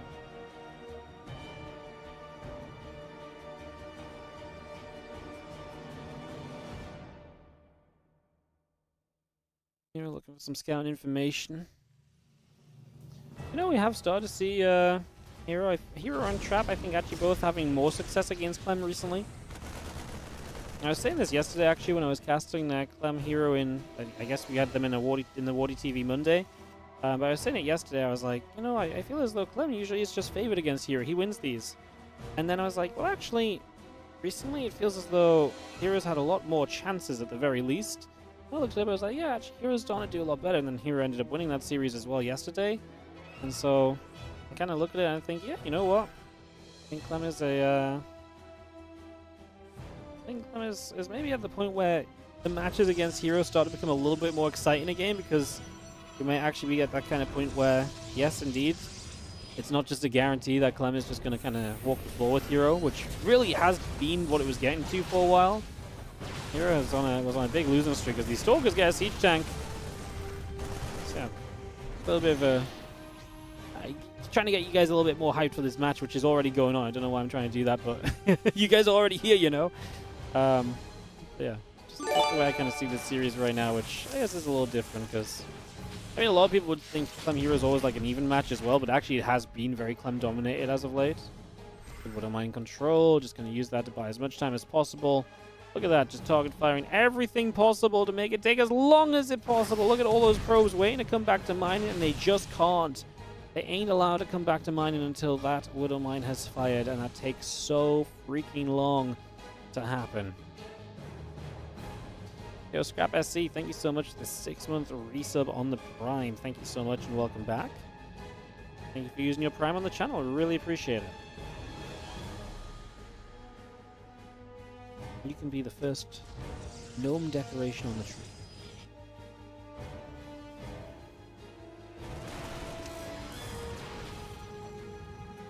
Widow Mine here goes, and actually connects to quite a few probes. So just as Hero is doing some damage across the map, Clem is going to be instantly responding. That didn't even take any amount of time. That was just an instantaneous reaction. I mean, as he loses a few SCVs, Hero's distracted. He does not have the good defense. Just responds a moment too late, right? And, you know, you hear the top players talking. Something I thought about when I was at Home Story Club a lot, but you hear about the top players talking about games and stuff a lot of the time, and it is crazy to think it's like sometimes just being like a split second too late on one thing, and you're like, oh god, now I'm just like, you know, completely out of my rhythm and completely, you know, struggling to kind of get back on track for the rest of my game. And that's one of those moments where it's like Clem finds the right moment where Hero might just be a split second behind, and that's just going to get him some damage, and that just could, you know, be the kind of the beginning of the avalanche, I suppose, you know. As yo, Jason, thank you so much for the raid. Welcome everybody. We're in our finals of the day. This is Olimoleague. It was played a little bit early today. This is a replay cast. This is probably finished up about 4 to 5 hours ago. So, yeah, replay cast, but pretty live games. Oh, not pretty live games. Oh, pretty recent games. My brain's not working too brilliantly today, sorry. But yes, games that I played earlier today. And, yeah, thank you so much for stopping by. Thank you for the raid. Welcome. There's 1-0 for Clem in this best-of-5 final currently.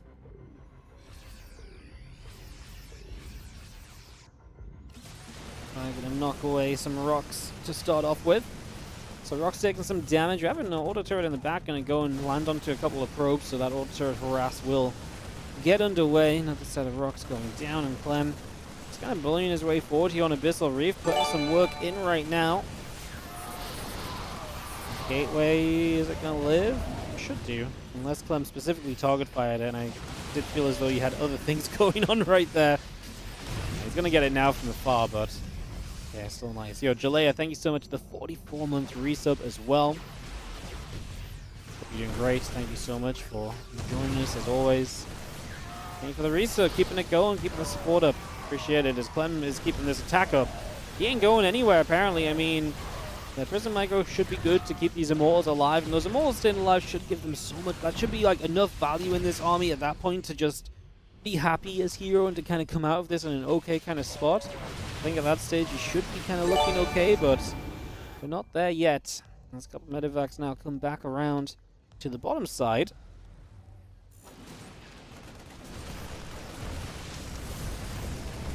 That's going to be brutal as a bunch of probes go down there, but Hero's chasing the main army and actually getting some unit kills. The problem is he's going to be completely all in going across the map now, because as you can see, he is not going to have enough stuff at all. So, oh, he actually recalls to deal with the drop as well. No, I mean, he doesn't have that much army supply, so maybe it's the right call. But man, you lost 18 probes here. You recall to not even kill the units. Jeez, Hero, that is not it, right? Like, I just do not feel like that is it at all. I get it. Like, maybe there's nothing to be done on the other side of the map, but yeah. Firewall fight. A couple of zealots will go down. Prism loads up and backs away. Again, engineering bay, the armory continue to come through. Get all of that going as well. Get those upgrades continuing on by. Liberator, Marine Marauder being brought up as well. That armory and the engineering bay and the extended thermal lens continue to come about. So I'm just going to get into the back there, get rid of a couple of the auto turrets right off the bat as well. Take those out. Still waiting on that extended thermal lance to finish up. They're going to get into the main. A few more Zelds are going to get whooped in, but they actually cancel. This game just got out of control real quick, huh? Clem just absolutely snowballed this in his favor in such maddening fashion, right? I mean, again, if you're a Hero fan, you look at this, you're like, but the game was like, it was going fine. It was fine, right? No, like we were going a good place. No, surely? Apparently not. Like he was defending the top of the ramp, and then it's just all gone wrong from that moment. And sometimes Clem just has that kind of power. Hero164, thank you by the way, 30 months resub on the Prime. Appreciate it. As, I was kind of thinking this game might just see Hero tap out, but it's gonna stick in a little bit, so I'll say the thank you before I forget. The Stalkers get chased the other way, and Mortals and the Colossus firing it up as well.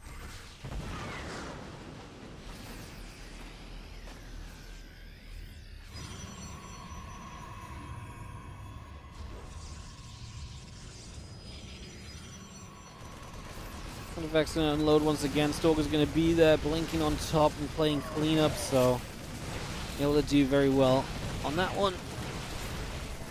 Another nice cleanup just continuing through.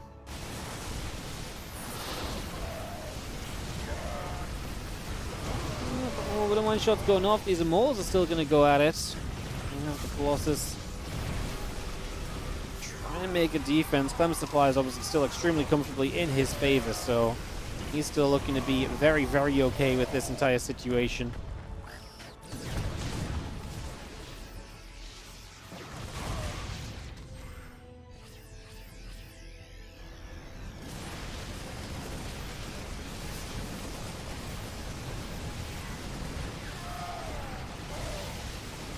I'm seeing a couple more shots coming out, a couple Stalkers going down, damage being done.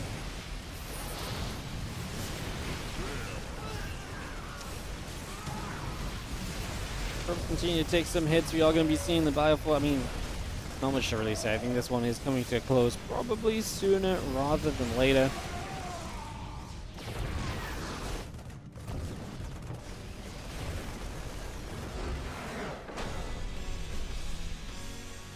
Yeah, not really much to add to that one at the end of the day. Clem just monster moding his way through, and he's going to be on a 2-0 lead in this best of 5 final. Plain and simple.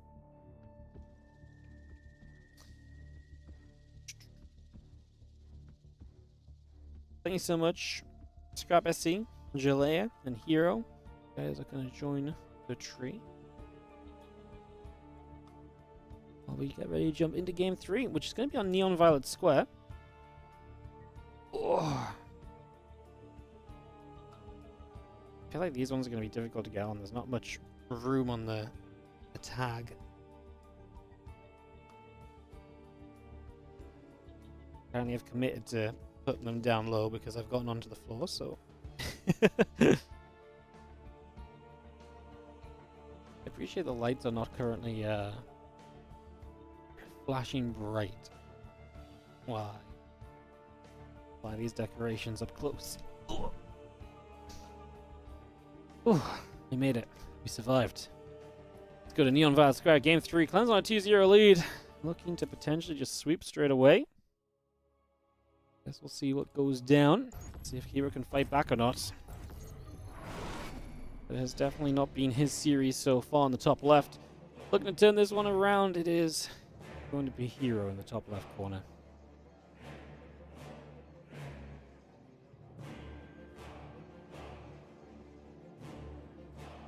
In the bottom right, Red Terran player from Team Liquid. We have Clem.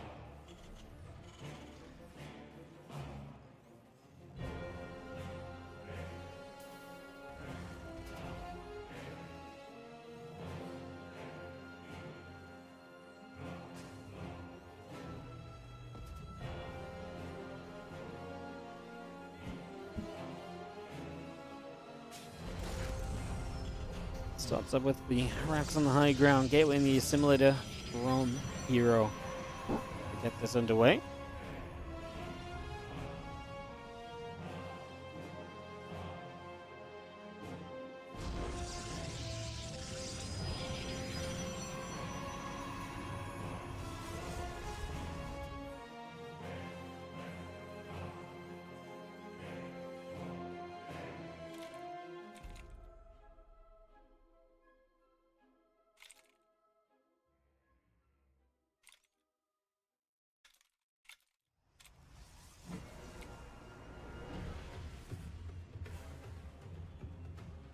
Pro coming across, coming around the top.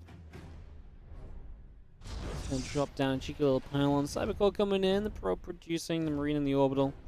Coming up as we get going here.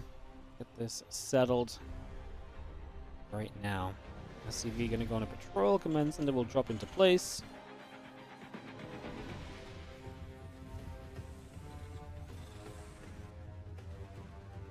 Alan just sat out the front onto that gold. Obviously, Hero, if we just take the gold here, then clearly just Hero having a very creative day, you know? Today is just one of those days where you just want to figure out if everything you've learned to know about StarCraft 2 and how it works in PvT just actually doesn't make any sense at all. And it's just a day to kind of scrap that and just make it all up and just do your own thing instead. That's the kind of day Hero is on his way to having, basically. At least that's what it feels like.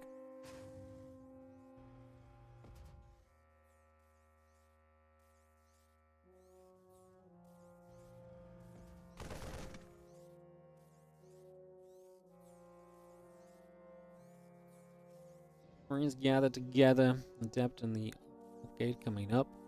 Access in the Stargate coming through. Marine's going to be there. Probe will take some shots. Damage being done.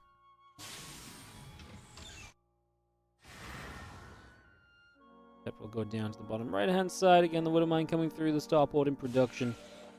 Adept continues to move about in these early stages just to try and see what is happening. Marine's going to come back as the response.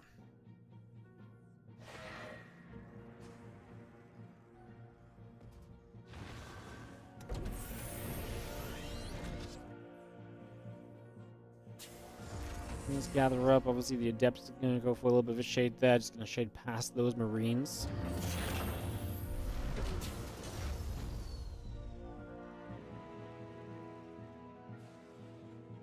Oracle heading down the bottom right-hand side to support everything else here. A couple of Adepts are going to try and settle down to the front as well. It's just going to try and get across for a few moments.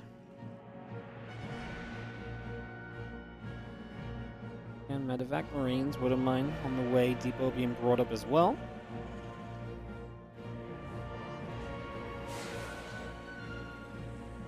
Adept's going to shade up, going to threaten to come forward.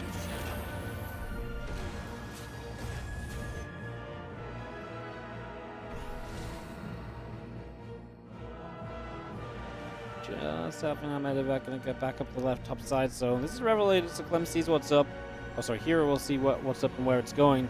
We obviously have the gold base position, something that Clem would like to take advantage of, but I don't think these Widowmines are going to do much of anything. Oh, no, no, no, Hero! No, no, no, no, no.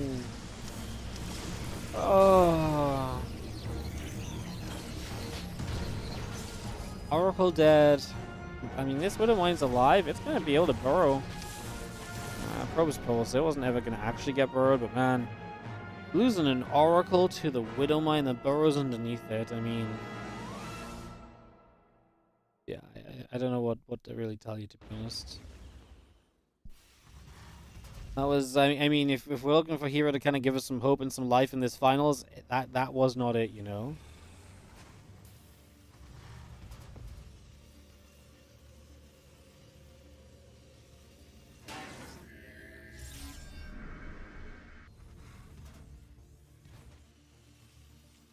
Stim, combat +1 all coming through. The extra Marines coming up. Reactor on the refinery coming in also.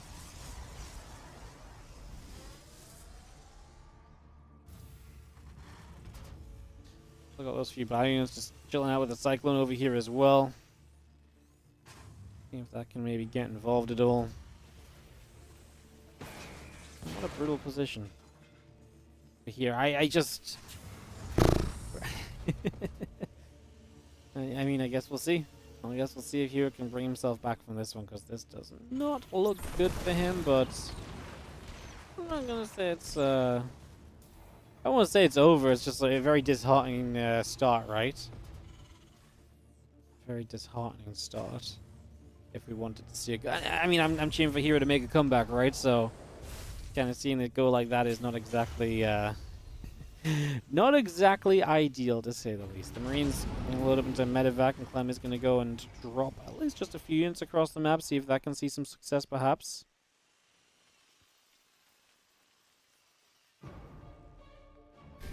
Temple archives, a couple of gateways all coming through. I'm just going to be seeing that cycle and getting caught in that state. So the Marine's going to play chase away. The Phoenix taking some shots as well.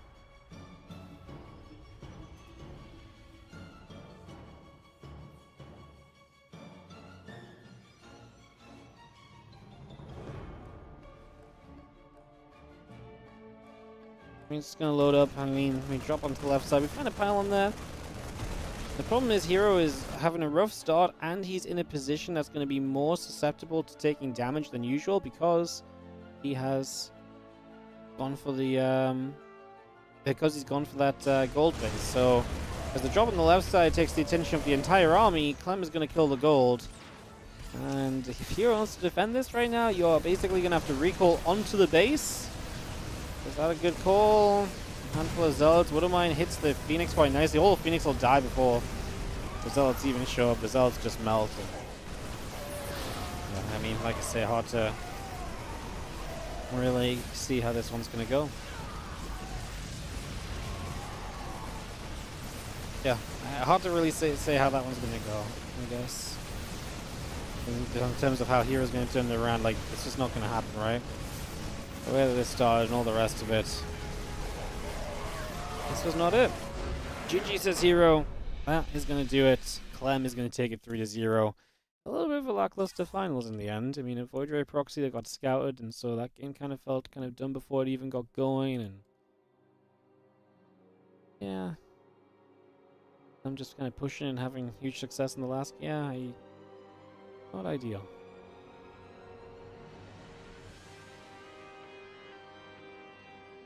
Not ideal. Alrighty guys, that's going to be it for us today. When we come back tomorrow, which is going to be in about 15 hours time, 14 and a half hours time. So 14 and a half hours from now, we'll be back with the WardiTV Christmas Invitational Group A. That first group is looking to be a lot of fun, as we will be having Spirit, Hero, Trigger, Spirit, Hero, Trigger, and Rogue. Flame. I have to double check because we actually had a different set of players playing initially, and I had to do some moving around. But yeah, the Christmas Invitational looking stacked just in general. If you want to watch this Wednesday and Thursday. The following players, you can watch the following players tomorrow: Hero, Trigger, Spirit, and Rogue. On Thursday, we've got 2 groups featuring Beyond, Max Packs, Laser, Solar, Clem, Ryung, Hearthstone, and +1. And Group D next week, Gumi, Hoshin, Lambo, Skillis. It's looking like some very fun groups, guys. It's looking like some very fun groups. Alright. Thank you so much for watching. I hope you guys have had a great day. I'm going to send you guys onto some ads to end the day, and then I'm going to raid someone to spread the StarCraft love. So thank you so much for watching. Appreciate all the support. Thank you for making the tree look ever so much more beautiful. We are filling it up slowly and surely. And we will be back to do more of that tomorrow. So yeah, thank you so much for watching, guys. An absolute pleasure as always to be here. And I hope you guys have a great rest of your day. Like I say, back tomorrow with WardiTV Christmas Invitational action. Those matches and match order and stuff will be on Wikipedia ASAP. So I'll see you guys tomorrow for that. You guys have a great rest of your day, okay? Just trying to think, is there anything else I need to remind you guys of? Oh, just come and watch some more games with me tomorrow. We'll be live on Twitch and on YouTube. I'm going to go and do the match order for tomorrow right now. So, yeah. Perfect. I'll see you guys tomorrow, guys. You guys have a great rest of your day. Take care of yourselves. Bye.